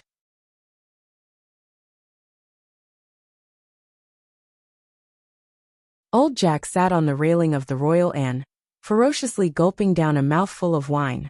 Then, he tossed the empty cowhide bag into the water as he spoke. "Old Jack, you don't have many years left. Don't think about this." Chen Guang sat on a large wooden barrel beside him, tearing a roasted chicken leg in his mouth. "You don't understand, right? I have a premonition that I'm not an ordinary person. I won't die so easily. All right, if one day you can really get your own ship, I'll help you think of a great name. Didn't you want black paint? Why don't we call it the Black Pearl?" Chen Guang chuckled. Unexpectedly, old Jack was very satisfied. "Oh, my right, you're really a genius. This name is really great. The Pearl of the Sea, a black pearl. I want to load my black pearl with the most powerful cannons. I also need to find sails blessed by the sea god, and then replace them with keels made from the spine of the most powerful sea beasts. How about it? My idea isn't bad, right? Why don't you find a lake of immortality to soak your ship, so that your ship's hull will never be damaged?" Chen Guang continued to tease him. Unexpectedly, old Jack was fascinated. "Is that so? In this endless sea, is there really a spring of immortality? Then I'll have to drink my fill first before soaking the ship. At present, Chen Guang was looking at such a black pearl. Under the moonlight and firelight, the pitch-black hull of the ship emitted a demonic radiance. Amidst the intense crossfire, the gigantic sails were unceasingly struck by bullets and cannons. Yet, the firepower strangely passed through the sails, leaving the sails unscathed. Instead, the areas struck by the firepower transformed into black mist. Indeed, this was augmented by black magic, or perhaps, the sails blessed by the sea god. The gigantic black pearl nimbly maneuvered its body. Only by combining the best helmsman and black magic could the gigantic ship display such nimble movements on the sea. This was the mighty Black Pearl. However, its opponent similarly couldn't be underestimated. It was a gigantic golden ship inlaid with a dragon head ram. Its entire body was actually forged from metal, yet the radiance it emitted wasn't a simple metallic luster. It should be augmented by some kind of magic. Both parties unleashed their full strength, colliding and bombarding each other frantically on the sea surface. Every collision would emit an ear-piercing screech and raise massive waves. The cannons of the gigantic golden ship seemed to be more advanced, and its firepower density far surpassed that of the Black Pearl. Nevertheless, the Black Pearl was more nimble. Augmented by black magic, its wooden hull allowed it to fight equally with its opponent. The distance between them was pulled closer once again. Finally, through a brief flickering of firelight, Chen Guang could clearly see the pirate flag on the sail of the gigantic golden ship. Shit! It was a simple drawing of the old man's handsome face. It was Lung Qin and her Radiance pirates. The unlucky Jack was battling Lung Qin. As expected in the darkness, two figures flew out from the watchtowers on their respective masts. They crossed a distance of several hundred meters and collided fiercely in midair, creating a sound that was even more deafening than the sound of cannon fire. The goateed Jack Sparrow was sent flying backwards. In his hand was the broadsword that Chen Guang had been gripping ever since he met him. On the other side was the one-armed, one-eyed Lung Qin. At present, the iron hook embedded into her severed arm was swallowing and emitting a bizarre chilling glow. Her metallic artificial limb had been modified into a sharp cone shape.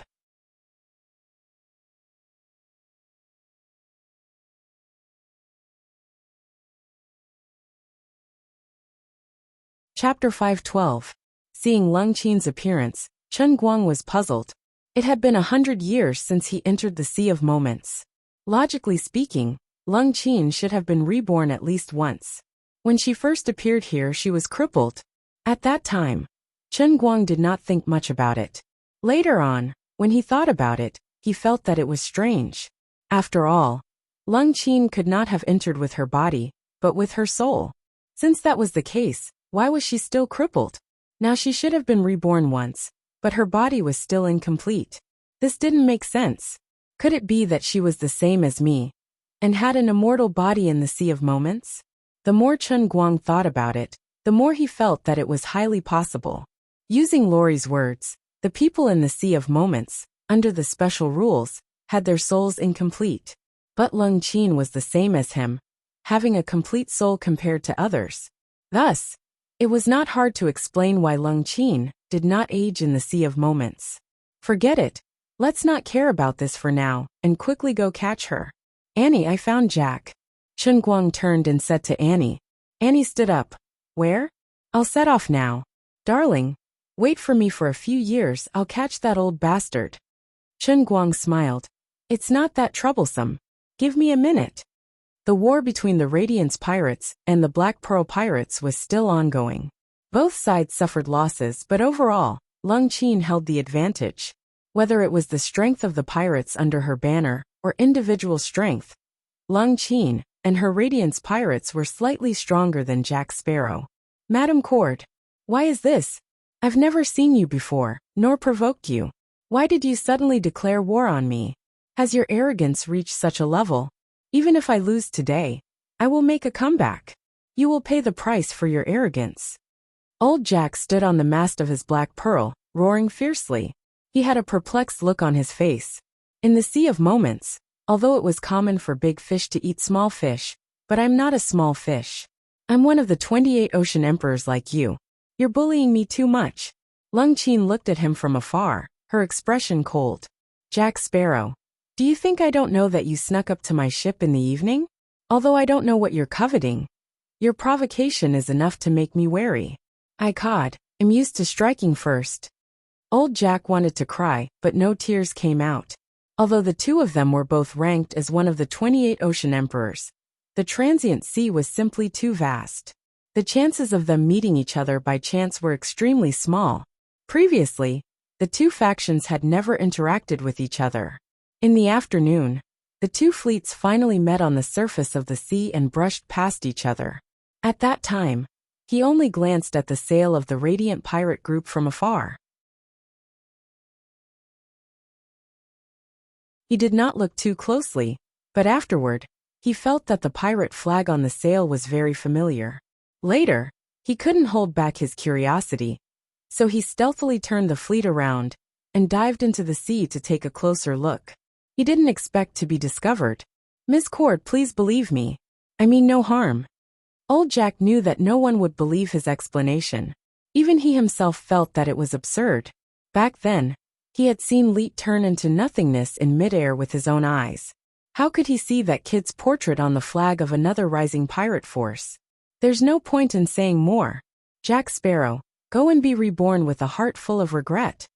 More than 100 years of fighting on the sea had made Lung Qin, who was born in modern society, and had experienced the influence of the new era. However, her life was full of misfortune. In the end, she died in despair, but was strangely resurrected in the transient sea. She had become unprecedentedly powerful. In the past 100 years, she had used this decisive style to rapidly increase her personal strength, leading her radiant pirate group to rise like a comet. In fact, Lung Qin herself didn't know what she wanted. Perhaps only by constantly fighting like this could she gradually feel that she was still alive. But from time to time, Lung Qin would see the people around her slowly grow old, and eventually return to the sea. Those loyal and powerful crew members could return to their warships when they were a few years old, a dozen years old, or even a little older. They called this an undying rank expert. But she herself was forever young, and her body was still incomplete. Lung Qin's heart was very complicated and tangled.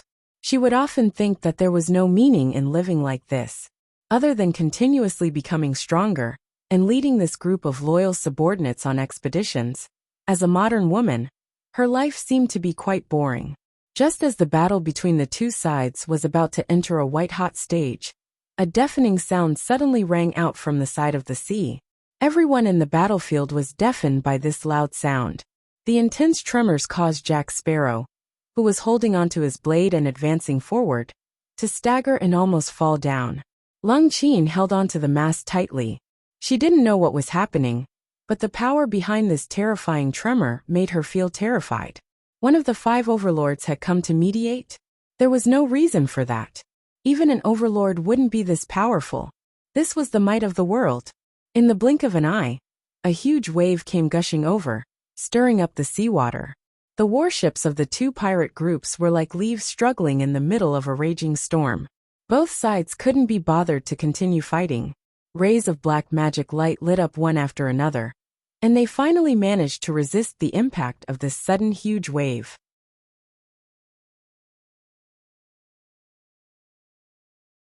Under the moonlight, a white silhouette that was like a mountain gradually appeared, getting closer and closer. The white silhouette's light rapidly converged, but it turned into a huge black silhouette under the moonlight, giving the two pirate groups a suffocating pressure. Lung Qin opened her mouth slightly. Oh my god, this is a floating island. As an outsider, she might not understand the significance of a floating island, but Jack Sparrow did. The impact he received was even more intense. Oh my god of the sea, how can someone control a floating island? And it's so huge. Even though the floating islands in the Sea of Moments were only floating on the surface of the water, because of the mysterious sea god's might, every floating island was exceptionally stable and extremely difficult to move. Moving a huge island with a diameter of 10 kilometers had long surpassed the limits of the strongest overlord in the Sea of Moments. It also exceeded Jack Sparrow's common sense. Finally, the black silhouette gradually approached, and a few small boats rushed out from the floating island. Jack Sparrow's face was ashen. What kind of terrifying force was the other party? Could it be that an existence above the Overlord had appeared in the sea? Old Jack, am done for. Bastard Jack. You're dead. Just as old Jack was thinking about this, a stern shout came from one of the boats that had rushed out, causing him to shiver all over. Damn it. Annie. Mamma mia. I'm really done for. Jack Sparrow's legs went soft, and he screamed as he jumped down from the Black Pearl's mast, falling head first into the sea. He couldn't care less, he had to run first. As a traitor, old Jack had always hidden as far as he could from the Royal Pirate Group. After hiding for over 100 years, you actually drove a floating island to catch up to us today. How can I stand against you? Trying to run? Annie snorted coldly, and suddenly jumped out from the small boat. The tip of her foot stepped on the surface of the sea, and she shot out like lightning. Black gas surged from her body, and she roared forward like a black dragon. Her speed was so fast that it made people's hair stand on end. This time, old Jack looked like he couldn't escape this calamity. An Overlord rank wasn't just a little stronger than an Ocean Emperor rank. Chen Guang wasn't in a hurry to follow. Don't be fooled by Annie's violent rage. In fact, Chen Guang knew that she would definitely be soft-hearted. But it didn't matter. Old Jack's mistake wasn't worthy of death. He could still be taught a lesson. Not paying attention to Annie's movements in pursuit of old Jack, Chen Guang and Brooke steered the small boat towards Lung Qin's ship. Lung Qin looked at the gradually approaching small boat, her face bewildered. She was hesitating whether she should take the initiative to attack, but of the two people standing on the small boat, the taller one gave her too much pressure, making her extremely fearful. She knew Annie's name. Rumor had it that she had stayed on the Sage's Island for the past 100 years, which was also known as Right Island. Today, Right Island had undoubtedly become the most powerful force in the entire Sea of Time's 5 seas. It had 2 Overlord rank powerhouses, including Buldev and other famous Ocean Emperor rank powerhouses, as well as countless undead powerhouses. Annie had gone to capture Jack Sparrow, so this tall and skinny figure must be the other Overlord rank powerhouse, Brooke. Unrivaled. What was their purpose in coming here? Did they come to capture Jack Sparrow? Or did the secret of my immortality reach their ears? What kind of person was the rumored sage, right? Wise? Generous? Benevolent? Or was it the greed and hypocrisy hidden beneath the surface? Or was it the explosive news that broke out in the last 2 days? That he possessed tyrannical abilities in bed that all women except Annie were unable to withstand? How powerful was he? Seeing the small boat getting closer and closer, Lung Qin's breathing became more and more rapid. When she finally saw the faces of the 2 people standing on the boat, her breathing suddenly stopped. Chen Guang! This thought exploded in her heart like thunder, and Lung Qin almost blurted out. Ever since she had inexplicably arrived here, Lung Qin's heart hid too many mysteries, but she had no one to narrate them to, and no one could give her an answer. But now Chen Guang had appeared.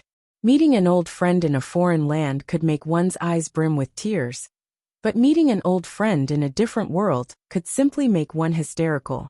At this moment, Lung Qin was feeling this way. She softly sat down on the deck, tears falling like rain, while in her heart she repeatedly mocked her own stupidity. She should have known that right was the meaning of light. Even if it was just out of curiosity, she should have gone to Right Island earlier to see what was going on.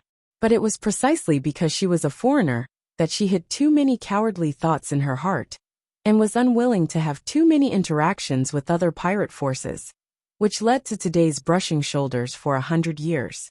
With Chen Guang's current reputation in the Sea of Time, it was naturally impossible for Lung Qin not to have heard of him. Even in her own bedroom, there was a phonograph with his music on it. But she thought it was just a coincidence, and at the same time she was afraid of the 2 prominent hegemons of Right Island. She was afraid that more people would know the secret of her immortality. After several struggles in her heart, she finally chose to turn a blind eye. Of course, later Chen Guang simply fell into a deep sleep, and Brooke announced to the public that the sage was in seclusion. Lung Qin knew that she wouldn't be able to see him even if she went, so she simply gave up on the idea. As for the letter that Chen Guang had written to her, she didn't know that it had long been lost in the belly of that sea beast. Now that he had finally come, Lung Qin felt that she had thousands of words to ask him. As a foreigner who had lived alone in this world for more than 100 years, even thinking of a cherry tree on earth would make her tear up, let alone Chen Guang who had saved her life. Lord Wright, do you need me to subdue her first? Miss Cord's reputation isn't very good, and she has a very bad temper.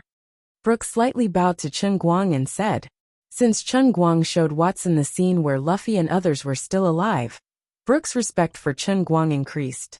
Chen Guang shook his head. It's okay, Brooke, you stay here, she can't hurt me. With that, Chen Guang took a step forward. Brooke's eyes flashed, thinking, finally, I'm going to see Lord Wright display his hockey. Although everyone knew that Lord Wright, who was able to fight with Captain Annie for several hours, was very strong, but no one had ever seen him use hockey to walk on the waves. Splash! Chen Guang dived into the water and swam forward like a fish. His speed was astonishing. Brooke covered his face. A sage, a dignified prophet, actually jumped into the water and swam over. If you had said so earlier, I would have carried you up. His prestige was swept to the ground. Miss Cord, can you please throw a rope down? After a long time, Lung Qin faintly said to the wet Chen Guang in front of her, I really didn't expect to meet you here. I thought I was just one of those cliched characters in novels who transmigrated after death, but now it seems that things aren't so simple. Chen Guang smiled and looked at Lung Qin for a long time. To be honest, I am also very surprised, but it's great that you are still alive. This shows that good people have good karma. In the end, Chen Guang didn't tell Lung Qin the truth about the instantaneous sea, and Lung Qin also refused Chen Guang's invitation to join Wright Island. Unlike Chen Guang who could leave at any time, Lung Qin couldn't leave this world, so she must hide the secret of not aging deeper. In this world, although she was powerful, she was more lonely than anyone else. In fact, she even lied to her own crew. Although her body didn't age, she would constantly think of ways to make herself look older as time passed. Moreover, she suddenly disappeared from her fleet 20 to 30 years ago, leaving behind a suicide note. After a dozen years, she dressed up very young and returned to the ship, creating the illusion that she had died once. In the Radiant Pirate crew, she could maintain her prestige, and no one would suspect her, but if she joined Wright Island, she would be exposed sooner or later. As for Lung Qin's future, Chen Guang also didn't know how to arrange it. She was an anomaly in the instantaneous sea, with a soul similar to his and not aging. But she didn't have the identity and status of a true master of the whole world like him. The two didn't even talk for long. When Chen Guang told Lung Qin that he would leave the instantaneous sea sooner or later and return to reality, Lung Qin planned to quickly leave. In the real world, she had already become a box of ashes, and the current Chen Guang had no way to bring her out. No matter what, live on bravely and strongly. Standing in front of you is a man with unlimited possibilities. In the future, sooner or later, I will be able to let your husband and your child appear in front of you again. Before the two of them said their goodbyes, Chen Guang left behind the most important promise he had made so far. Lung Qin, who was standing at the stern of the ship, turned around and smiled. Thank you. With these words of yours, I can live for another 100 million years.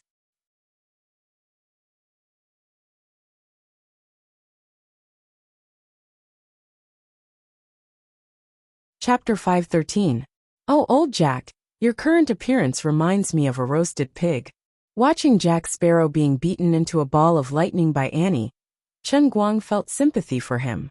Jack Sparrow sat cross-legged on the deck of the Black Pearl, with a bruised and swollen face, smiling helplessly.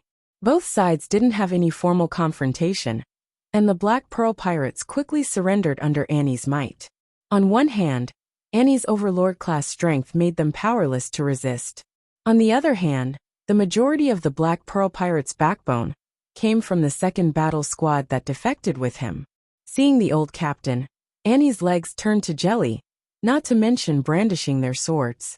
Annie was huffing and puffing with her hands on her hips, looking as though she didn't like Jack Sparrow. Little Winnie and Bartu tried to calm Annie down. Right, I really didn't expect to see you again. Jack Sparrow's words were a little unclear. It was obvious that his teeth were almost all knocked out. Chen Guang spread his hands. I didn't expect it either. You look much younger than before. Jack Sparrow grinned. But you're as young as before. My dear, right. If you continue to reminisce with him, I won't be able to bear to send him back to life. Annie came over and interrupted their conversation. Annie, you don't intend to give him a chance to defend himself? Chen Guang asked. Annie rolled her eyes. Go to his captain's room, and you'll understand. With a puzzled mood, Chen Guang went to old Jack's captain's room for a stroll. When he walked out again, the others looked at him and covered their mouths as they laughed. On the other hand, Chen Guang was speechless. Damn it, old Jack actually framed all of his stuff and placed it in his captain's cabin like a museum. This guy actually attached a description below every item. Wright's first pair of underwear, made with a mysterious cotton weaving technique. It has an astonishing level of comfort. It simply doesn't seem like it should be made in this world. Wright's third pair of underwear, bought from the Pass Island market, once left a mark on Wright's life, you know. Chen Guang threw a rope onto the mast and coiled it up. I think we should hang this idiot Jack now. He really didn't know what to say to this unscrupulous guy. Then little Winnie, Bartu and a large group of people all pleaded for Jack's life. Chen Guang reluctantly spared Jack's death sentence, but he personally tied Jack to the mast as a punishment. Right, do you have time tonight to drink with me? Jack grinned, without the slightest self-awareness of being a captive. Look at me. Do I look like I'm joking with you? Chen Guang purposely put on a stern expression. Jack still didn't care. Among everyone, Leet, you know me the best, and I know you the best, so I know you definitely won't hurt me. If Captain Annie hadn't come to Leyte Island first, I would have come to you 100 years ago. I have a lot to tell you. I also have some questions to ask you. Chen Guang looked at the laughing Jack Sparrow with a burning gaze. From this fellow's eyes, he could read a lot of special charm. In fact, Chen Guang was also very curious in his heart. Just like the greatness of Luffy and the Straw Hat Pirates, this hero of Pirates of the Caribbean that he personally created, what kind of existence would he become in the special world of the Sea of Time? At this time, Jack Sparrow looked exactly the same as the protagonist of the movie in Chen Guang's memory. His face was as sharp as a knife, his slightly tanned skin, his beautiful handlebar mustache, his unkempt hair wrapped under a red headscarf, and even the X-shaped scar on his right cheek was exactly the same as in the movie. He looked exactly the same as Johnny Depp in the real world. The last time he saw him, he was old. At that time, Chen Guang only vaguely felt that this guy was a bit similar to Jack Sparrow in the movie. Now that he saw the middle-aged Jack who was about 40 years old, Chen Guang's thoughts were completely confirmed. If he was the owner of the Momentary Sea World, then Jack Sparrow would be half the main character of the Momentary Sea World. The other half was naturally the Straw Hat Pirates. Today, the Straw Hat Pirates lived in seclusion at the border of the Sea of Time, and Jack Sparrow was a rising star in the 5 seas. This guy should be the man who was truly favored by the Sea of Time. Of course, Chen Guang himself was the man who ruled the Sea of Time. So right, let's talk at night? Okay. Then why don't you leave here? Why is Mr. Brooks still on the ship? Don't you need to go back to the island to eat? It's incredible. How did you move the island here? If there's a chance in the future, I will learn this trick from you. Oh no, my dear Wright, why are you looking at me like that? Do you suspect that I will run away?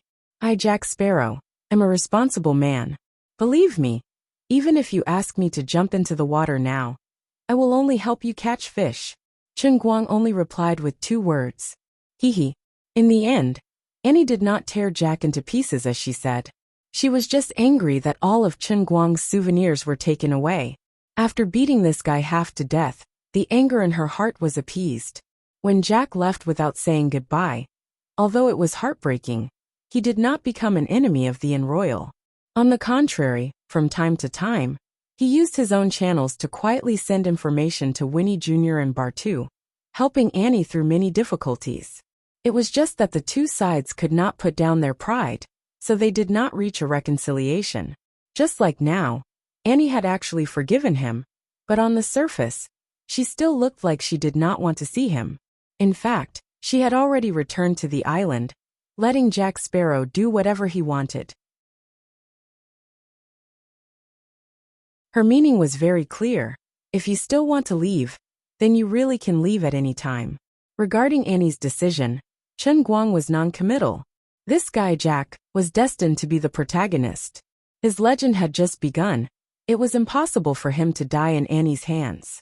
Even if he was chopped into minced meat, it would not prevent his soul from resurrecting somewhere else. Apart from that, Chen Guang sensed an extremely tyrannical life force from this guy, even more tyrannical than the overlord-class experts like Annie and Brooke. Furthermore, his ship was also very special. The Black Pearl had clearly suffered considerable damage from the exchange of gunfire with Lung Qin. Yet after less than half an hour, the pitch-black hull of the ship had soundlessly regenerated to its original state. He really found the fountain of youth. Time seemed to have returned to that night many years ago. Chen Guang sat under the mast, throwing a plump chicken leg up. Jack accurately caught it with his mouth, then vaguely said, "You have to let go of my hand. How can I chew a chicken leg with only my mouth? Don't struggle, I know you too well. As long as there is a little chance, you will slip away and disappear without a trace. Because you have a secret." The one drinking became Chen Guang. Jack bit the entire chicken leg into his mouth, his tongue frantically stirring. After a short while, he actually used his toothless mouth to eat it cleanly, and spat out the bones on the deck. "Don't you also have a secret?" Chen Guang stood up, making sure that the distant bulldev couldn't hear his whisper, then softly said, "But you shouldn't covet my secret. Tell me, how did you think of taking away my clothes and sword?" "You finally admitted it." Jack laughed mischievously. "Right, I know we are both very special people. I always felt that I was special enough, until I met you. If you really want to ask me why, I can't tell you. Intuition. I can only tell you intuition. From the first time I saw you, I knew you were special. You know, I fled from Middle-earth to the Jade Sea, so I understood that there are undying experts in this world.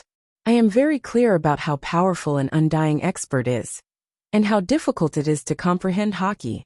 However, during the half a year when you were with us on the Enroyal, I clearly felt that my body, my soul, everything about me, were changing bit by bit.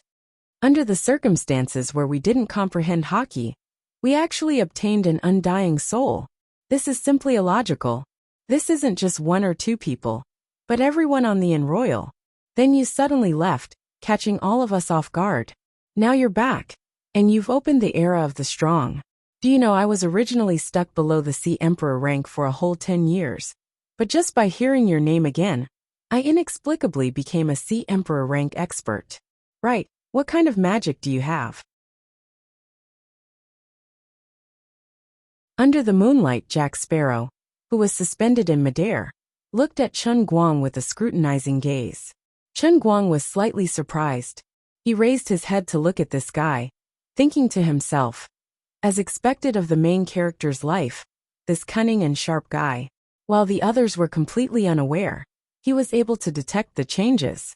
"Since you want to understand me better, you should stay by Annie's side, and not defect, Jack."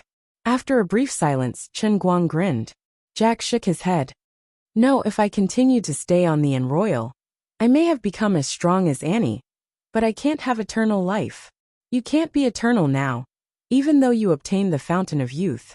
I knew I couldn't hide this from you." Jack sighed. "Yes, the Fountain of Youth is a lie. I'm still aging day by day, just a little slower. But I still have to die and be reborn like everyone else. Sooner or later, I'll lose everything like everyone else. Isn't this the fate of everyone in the Sea of Moments? Why do you think you can escape this fate?" "Because I am Jack. Because I have a reason to live." Jack Sparrow's emotions suddenly became agitated. "I miss my lover, Rose. She was only an ordinary person, and she was cruelly killed. But I know she's still alive, waiting for me somewhere. As long as I keep searching, I'll find her sooner or later." Chen Guang was shocked, but he forcefully suppressed his emotions. "But ordinary people don't have an immortal soul." Jack shook his head. No. Everyone in the Sea of Moments is immortal. Perhaps many years later, people would know that Jack Sparrow's words were on par with the Eternal Hand's master's life. They were the two greatest secrets of the Sea of Moments. Chen Guang simply could not understand. Jack Sparrow's judgment was completely baseless. Because of the connection of souls, the appearance of a person after resurrection would be at least 80 to 90% similar to their previous life's appearance. However, the population of the entire transient sea was too large.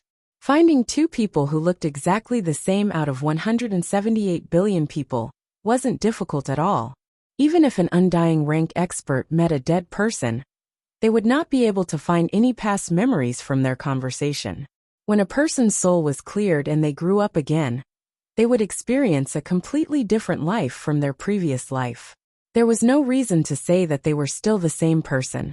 If the steel used to make the kitchen knife was smelted again, and then made into another kitchen knife, it could not be considered the same knife.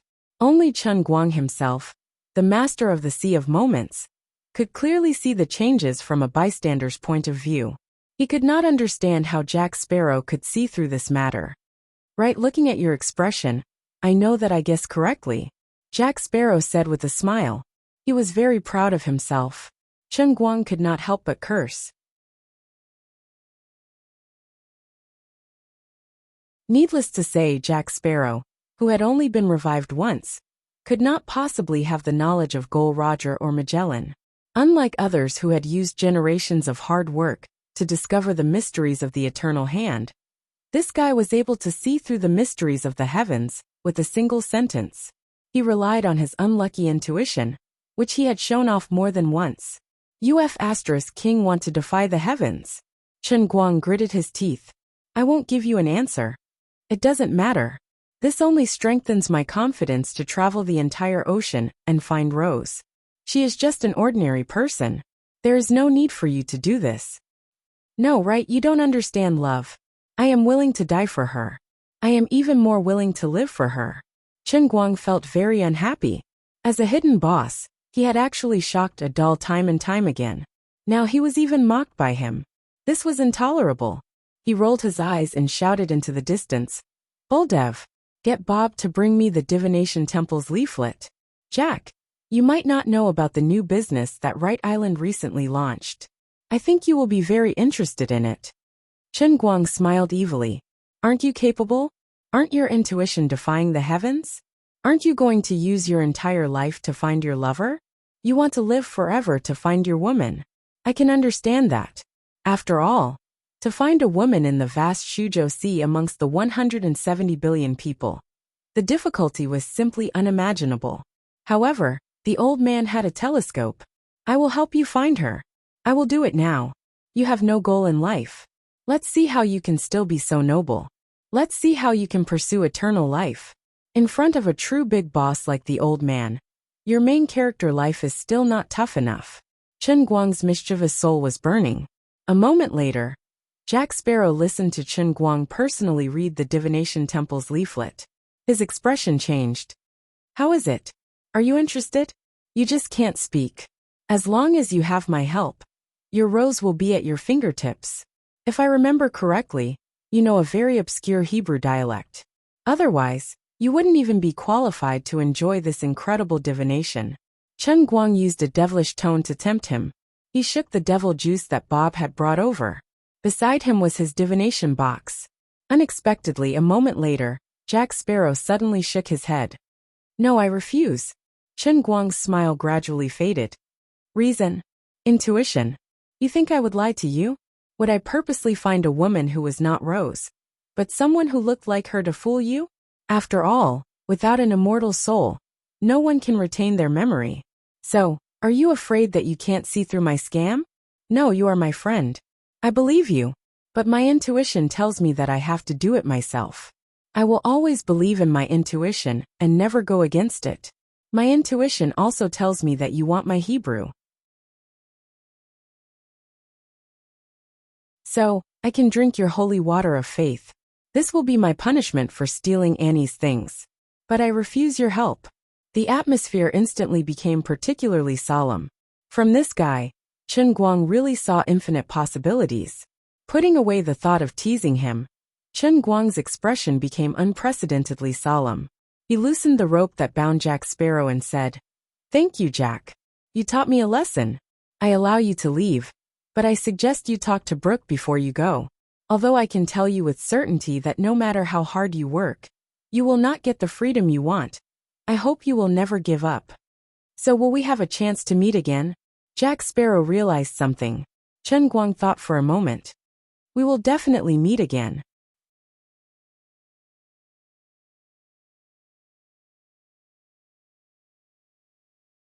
Chapter 514. Damn it! That bastard! He stole my cotton underwear. The one I changed out of last night. That damn pervert.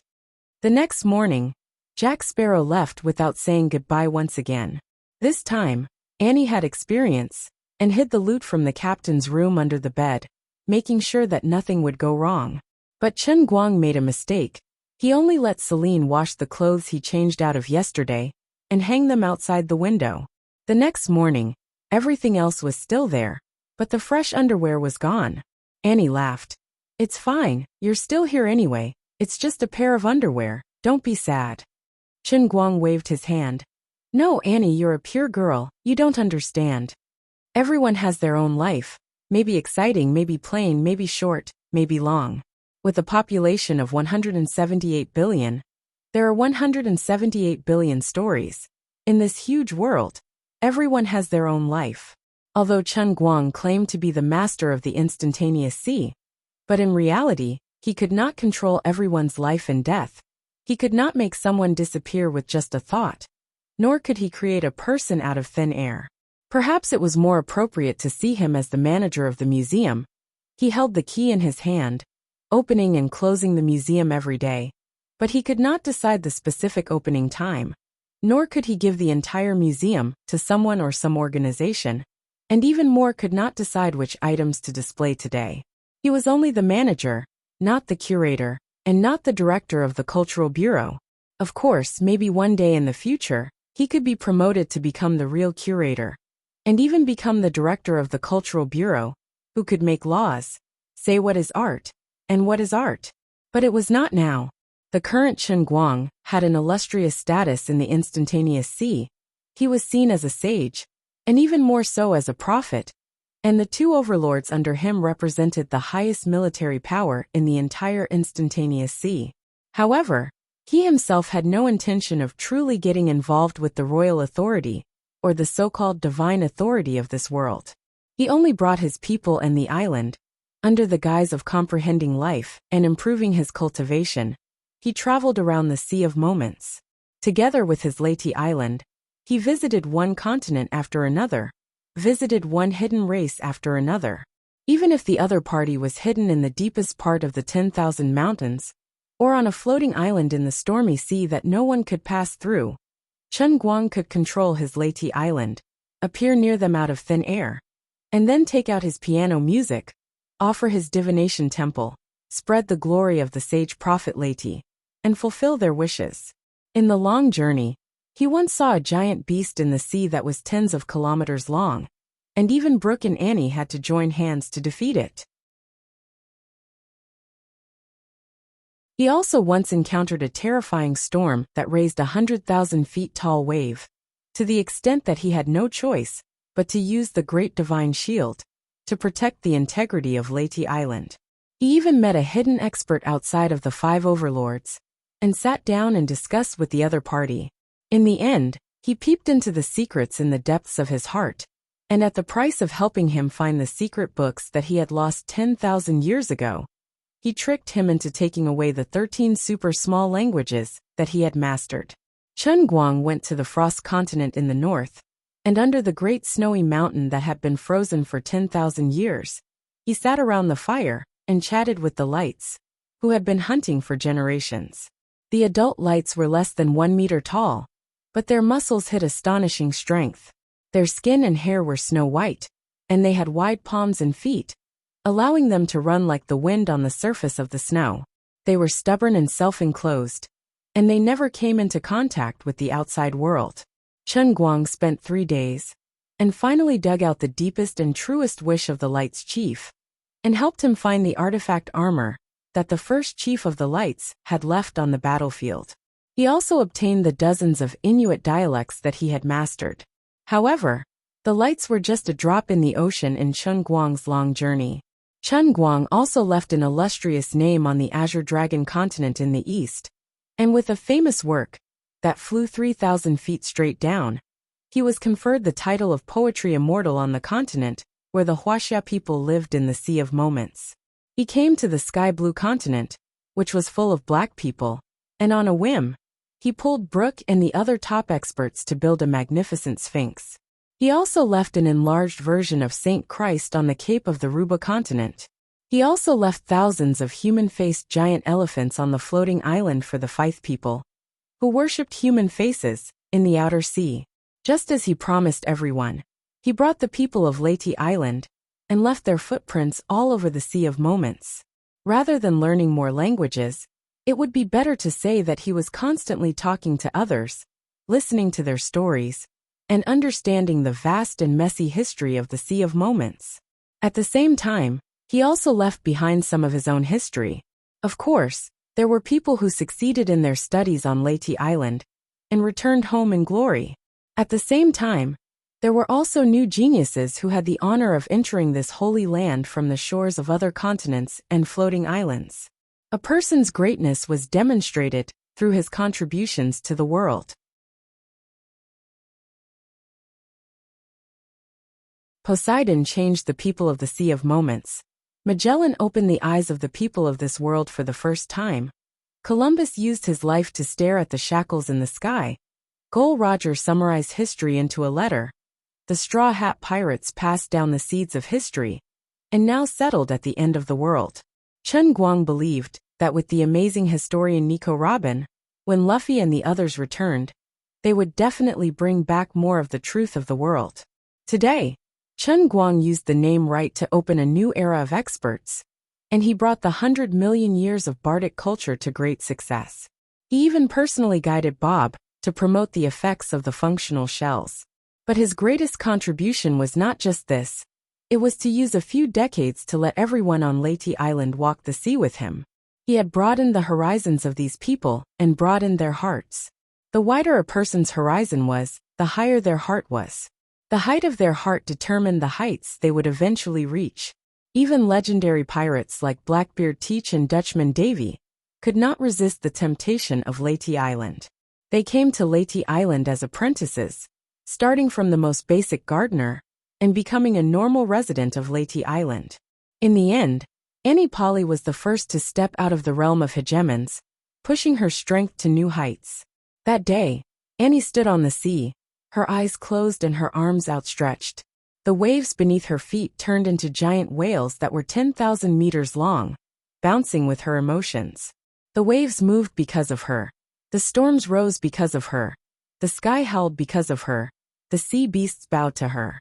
The Sea of Moments left people with more than just suppression. When a person's strength was recognized by the sea, then they would be recognized by the sea.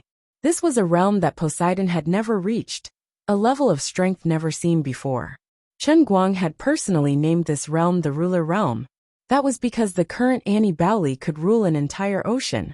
3 days later, Blackbeard Teach was pruning flowers and listening to music. He followed in Annie's footsteps and became a paragon.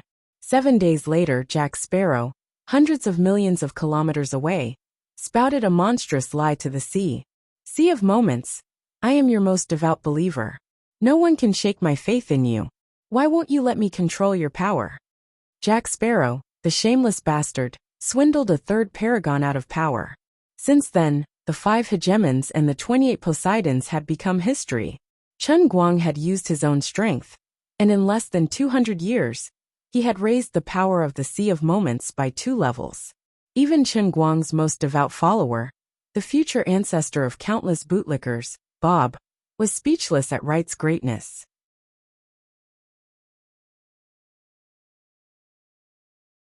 He turned every single scholar into a mute, so that these half-witted people would learn one thing: talk less and think more. Watson wrote this in his biographical novel, The Sage and the Prophet. Of course, Watson had written this book specifically for Chen Guang. Ever since he couldn't speak, the man's pen had grown sharper and sharper. He had the style of a modern Conan Doyle. Chen Guang's face reddened when he read the words. He patted Watson on the shoulder. "Not bad, kid. If there is a day in the future when my name will be engraved into the monument of history, it will definitely be because I spent my entire life running around for Lord Right." Bob didn't want to be outdone. In his field of expertise, he didn't want to lose to the mute Watson. Time flew, and Chen Guang reveled in the carefree life of roaming the seas. Relying on the piano god statue and pile driver god statue, he could collect 200 billion faith points every day. When he was bored, he would drag Annie to the floating palace at the bottom of the sea for 80,000 rounds. Such days were simply too blissful, too comfortable. Without the spiritual seal, living in an isolated space for a long time would naturally make one depressed and depressed. But now it was different. Chen Guang's journey was the entire sea of transient. He had a beautiful woman like Annie by his side, and also a skeleton musician like Brooke who would occasionally baffle his elders. Bob, who was always talkative, but always able to help Chen Guang solve his problems. Little Winnie and Bartu, these old fellows, gradually became more cheerful and generous in front of Chen Guang. That's right, Buldev, who had hidden his secret for most of his life, was finally discovered by Bob on a full moon night. At that time, the 18-year-old Bob was showing off his newly developed rainbow shells to Chen Guang. As a result, under the bright moon, Bob's body hair suddenly sprouted like a sprout after a rain. His mouth gradually protruded forward, and his ears began to elongate. A few minutes later, a burly werewolf appeared in front of Chen Guang, puffing white smoke. Chen Guang and Bob were terrified. "My lord, do I look ugly now?" Bob asked in a sobbing tone. Chen Guang took a mirror from the side and said, "Not bad. You look pretty awesome. That idiot Buldev is a werewolf. He passed the werewolf gene to me." "Woof!" Bob cried. Chen Guang was silent for a long time. "Bob, only a husky will bark." "Woof! My lord, I'm not a werewolf." At this time, Buldev seemed to have sensed the change in his son, and appeared at the door. He was also covered in hair. Bob's face was covered in tears. "Damn it! Could it be that you are the ancient huskies?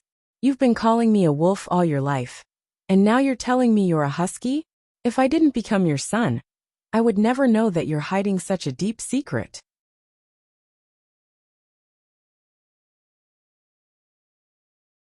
Looking at the two huskies, Chen Guang felt sad for them, and silently threw the plates on the table out of the window. "Woof! Son, we're humans. Don't catch the plates. Buldev, you idiot. You run faster than me. Woof!" Oh, according to the husky tradition, if a son bites his father, he will be drowned in a pig cage. Did you just make up this unfortunate tradition? Watching the two huge huskies fighting on the grass outside the window, Chen Guang prayed for Bob in his heart.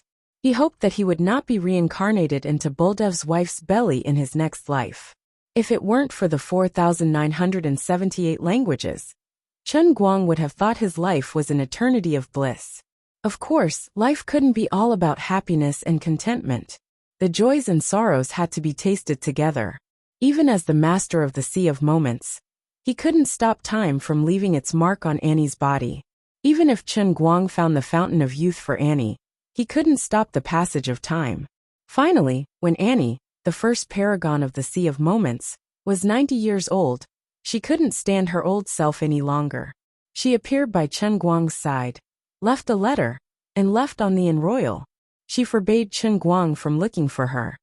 "I know you always say I look 30. Yes, I age slower than most people. The fountain of youth has given me an immortal body, just like you. But I know. I'm old, I'm going to die soon. Wait for me for 18 years, okay?" 3 years later, Chen Guang held the newborn Annie in his arms, a wide grin on his face. Annie, on the other hand, rolled her eyes. They had agreed on 18 years. But this guy had been waiting near the place where she was born for so long. "My lord, you won't even let a baby go, will you?" Bob abruptly interjected. Chen Guang sucked in a breath of cold air. Annie, still a baby, silently extended a white finger. Black energy swirled around it, and in the blink of an eye, Bob was swept away by a gust of wind. Everyone was awed by Bob's courage and skill in courting death. But all good things must come to an end. Chen Guang knew he wouldn't be able to wait for Annie to grow up. In the past century, he'd traveled to tens of thousands of islands, several continents, and hundreds of thousands of people. He'd spoken 4,978 languages, but now he only had one left. Annie, I might have to go. For how long? I don't know. Will you come back? Definitely. It's a pity that I couldn't leave a child for you, Annie, who was still a child, said. It's okay. There's still a long way to go. Our lives are still very, very long. For others, Chen Guang might not be able to help, or he might not be willing to pay such a huge price. But for some people, Chen Guang was willing to pay faith points to preserve their memories.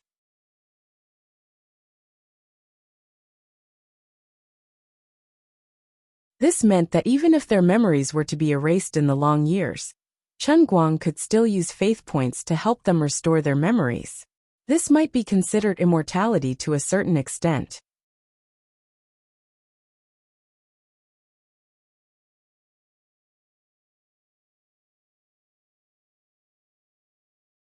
Chapter 5:15.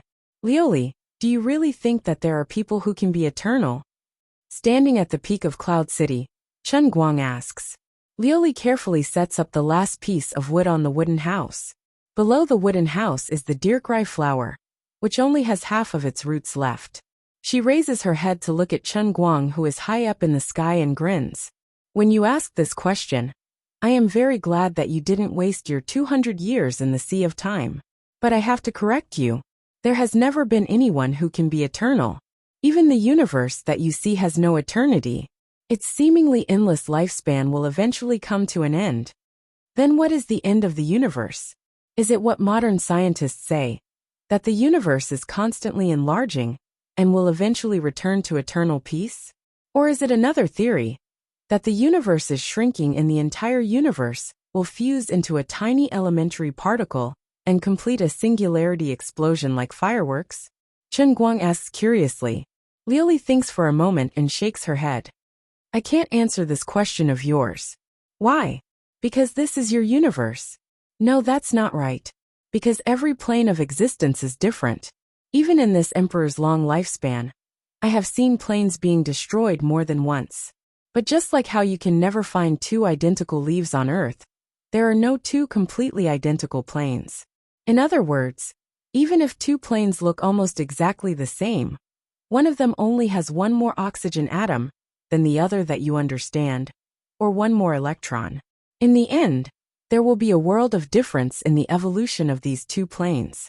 As for your so-called eternity, from a human's point of view, a true God like me is eternal because my lifespan is so long that it exceeds the limits of human understanding. But from my point of view, what counts as eternity? This question, how can this old lady answer it? Puffed. Why do you ask so many questions the moment you come out? You should change your name to 100,000 Wise. Facing the irascible Lioli, Chen Guang still wore a seer's warm smile. Today's me is no longer who I used to be, because in the hundreds of years that I've been traveling the seas, I've heard too many stories and seen too many sceneries. I've crossed mountains and seas, and I've also passed through mountains and seas. I once stood at the top of the world, and my personality has become noble. I have an endless desire for knowledge, so I always have endless questions to ask. Lioli looked at Chen Guang calmly. I'll allow you to act cool for another 5 minutes. The world is so beautiful, but you are so violent. This is not good, not good. The great prophet Chen once said. Aya. Chen Guang's pretentious act finally ended with him being beaten up by Lioli.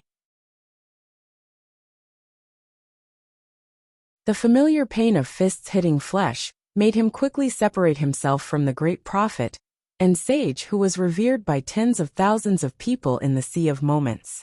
I'm asking you to train your mind, not to become a fraud. What did you learn from me? Lioli's emotions were so out of control that she almost forgot that she was a god emperor. Damn, you can't blame me for this. You don't know how high my status in the Sea of Moments is. Even my fart has a scribe beside me. Sage calendar year 78, March 4th at noon. The great sage went through an internal excretion, and Sage Lord became even greater. You've been living like this for the past 100 years. What else can I do? I didn't even bring any books in. So what a waste. If you bring a few more books in, and let me study for 100 years, when I come out, I'll definitely be the greatest scientist in the history of mankind. Chen Guang shrugged his shoulders. If I don't find some fun, then wouldn't I be bored to death? It's over. Your mentality is already old, but you haven't improved at all. You're basically an old trash with a young face. Chen Guang looked at Liuli with disdain. If I'm also an old trash when I'm over 200 years old, and I sleep for 100 years, then how useless are you, Lord Liuli? Chen Guang didn't know if people who lived longer were smarter or not, but he felt that he was getting bolder and bolder. Finally, Liuli's eyes flashed with an ominous glint. She clenched her teeth, and her eyes emitted a glint that looked like she was about to devour someone. My great, wise, and intelligent Lord Liuli, although I've never been to the Endless God Realm, I know that in the Endless God Realm, you are definitely the most beautiful star shining in the sky. Thanks to Master Flatterer Bob, I've been flattering that fellow for over 100 years. Even if I haven't eaten pork, I've seen pigs run. Seeing that the situation was bad, Chen Guang recalled the countless flatterers that Bob had flattered in the past 100 years. After decisively adapting it, he blurted it out. The effect of Master Bob's flattery was indeed outstanding. Liuli's anger quickly dropped to zero, and she revealed a satisfied smile. It seems like your improvement this time is quite remarkable. I was wrong about you just now. The hell, you mean that I've improved by learning how to flatter? In the end, this is what you're after. Thinking about it carefully, in his long life in the Sea of Time, it seems that most of his memories were of Bob's flattery. The only thing that can surpass Bob is probably the time when he and Annie fought the 8 desolate lands. Chen Guang was shocked and takes a step back. Could it be, your original intention was? Liuli saw through his thoughts and charmingly rolled her eyes at him. If you want to think that way, then I won't oppose it. By the way, before you scram, you'd better find a place to sit down and use your 200-year-old brain to recall the things that happened in real life. That way, it'll be awkward if you don't know anyone when you go out. Oh right, I have over 200 billion faith points in the Sea of Time every day. Didn't you say that you can exchange it? How much can I exchange for? This was the question that Chen Guang was most concerned about. He roared. If you don't know, then look for yourself. Liuli roared back at him with an even louder voice. Standing beside the pile driver Tintin statue, that was as long as a fingernail, Chen Guang ridiculed. 2 statues add up to 29,000. Your exchange rate is too low. Over 200 billion is only so little. Speak. You unscrupulous contractor. Are you purposely deducting the old man's faith points? Are you deducting 20 million every day, until I'm only left with 29,000? Hee. Also, didn't you say that my Tintin statue is very big? What the hell is this 1-inch nail? It was very big before, but then I felt that it wasn't very elegant, so I shrunk it a little and used up a chance to change its appearance. Liuli shrugged. This isn't restoring the truth at all. You are tampering with history. If someone sees it in the future, they will think that I'm really that small. Chen Guang raised his back in protest. Liuli took a deep breath and finally said, I can't take it anymore. Goodbye. Seeing that the situation wasn't good, Chen Guang didn't bother to find a corner to reminisce about the past. He decisively ran away. Light flashed, and he finally returned to reality. He slowly put down the cup of water in front of his mouth. It seemed that only a moment had passed in the outside world. He still had the gold medal of the China Amateur Darts Championship hanging around his neck. Not far from him was Xan Qin, the little loli, holding her phone and recording a live broadcast.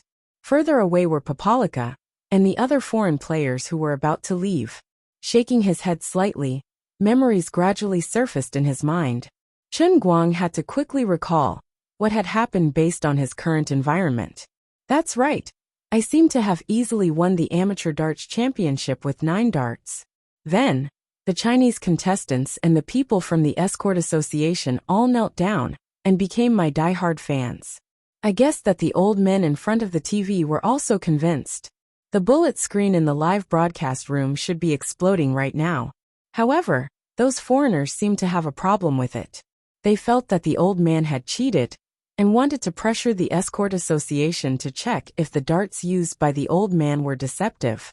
Then, the old man of the Escort Association supported me and told them that this was China and that they didn't have the final say.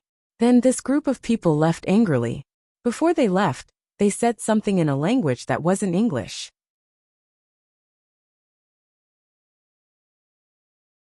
I didn't understand what they were talking about, so I wasn't in a good mood. Then, I entered the world within Cup and was forced to learn 4,978 languages. That's right. It was this group of unlucky scumbags who showed off their dialects in front of the old man, causing the old man to enter the sea of moments without any preparation.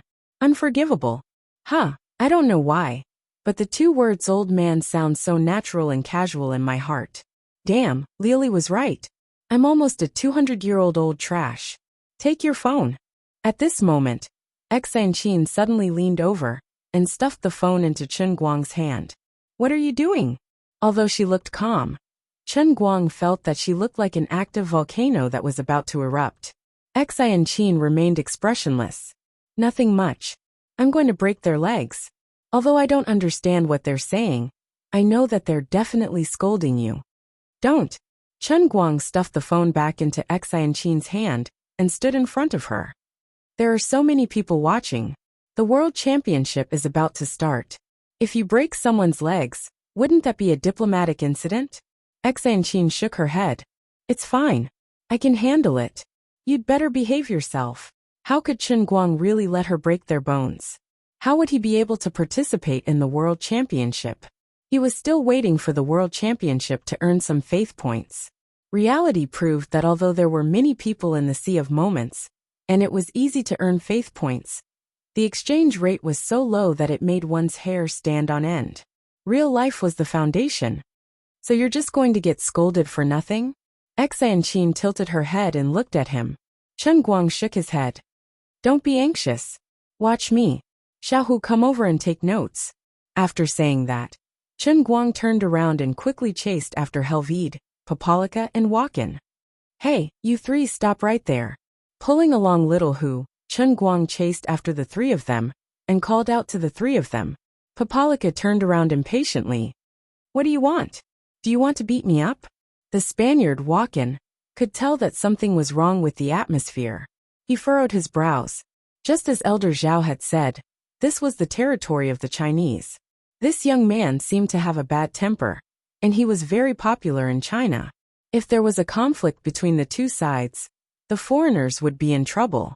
Wakan shielded Papalika behind him, indicating that he shouldn't act rashly. Everyone, the competition is over. As a permanent member of the World Darts Federation, I'm sincerely happy that a talented young player like Mr. Chen has appeared in China. However, if there's a scandal of someone beating up an international player during the competition, I'm afraid the consequences will be severe.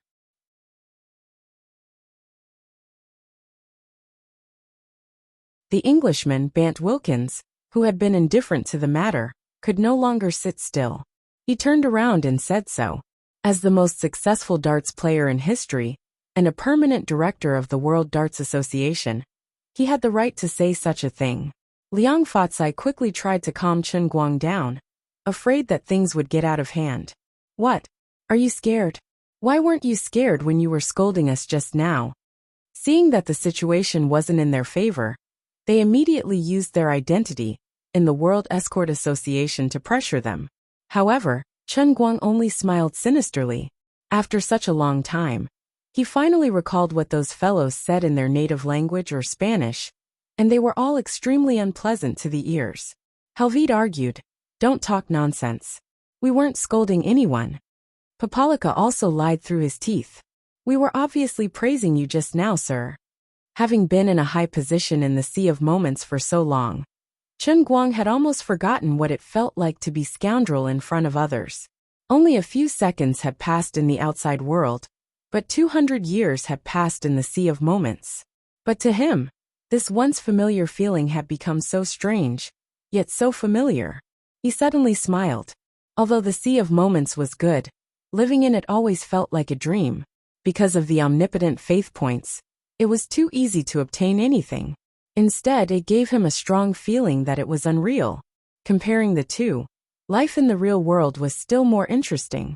Experiencing life in the Sea of Moments with a heaven-defying hack was like rootless duckweed.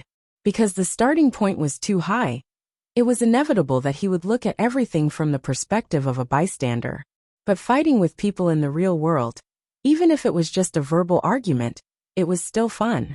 The 5 flavors of life, sour, sweet, bitter, spicy, and salty, could only be tasted in the real world. The bystanders didn't understand what his smile meant. The Englishman Wilkins was even more nervous. He had often heard that there was a type of Wuxia person who prided themselves on etiquette that was especially scary. When he was yelling at you, there was still room for negotiation. But when he suddenly calmed down and smiled at you, it meant that he was going to beat you up. Mr. Chun, don't do anything stupid, Wilkins hurriedly said. Even if Wuxia was expelled from the World Escort Association, it would not be worth it for them to get hurt here. Wilkins, I am indeed very angry now, but don't treat me like a barbarian like them. As for whether they scolded anyone, I think they know very well in their hearts. Chen Guang didn't take Wilkins' threat seriously. Of course we didn't. The matter seemed to have reached a point where it couldn't be stopped. Wilkins still refused to admit it. The 3 of them didn't expect this Wuxia person to be so persistent. If Chen Guang hadn't understood what the 3 of them were saying, he might have really let them go. But now that he understood, of course he wouldn't let it go. Is that so? And you, do you dare to swear to God? Chen Guang pointed at Bapalika, Walken and Helvide. Why? You are humiliating us. This is a shameful scandal. The 3 of them were guilty, so of course they didn't dare to swear. Just then, a strange language came out of Chen Guang's mouth. It wasn't Mandarin, nor was it English. It was the language that the 3 of them had spoken when they were scolding Chen Guang. From the pronunciation to the words, it was exactly the same as what they had said before. F***CK. What kind of memory does this guy have? He actually remembered all of my weird pronunciation. The 3 of them were extremely shocked and began to panic. If he really memorized it like that, he might really be able to translate it to a linguist after this. It was very likely that they would be reported to the International Security Association, and it would become a big issue. You're tuning in to the Li Mei's Wuxia Whispers YouTube channel. We're so grateful for your support, and don't forget to subscribe to join us on this incredible journey through captivating stories. Your generosity through donations truly makes a world of difference, as it's the primary source of revenue that allows me to expand and enhance this channel for you. Thank you from the bottom of my heart for being a part of this adventure.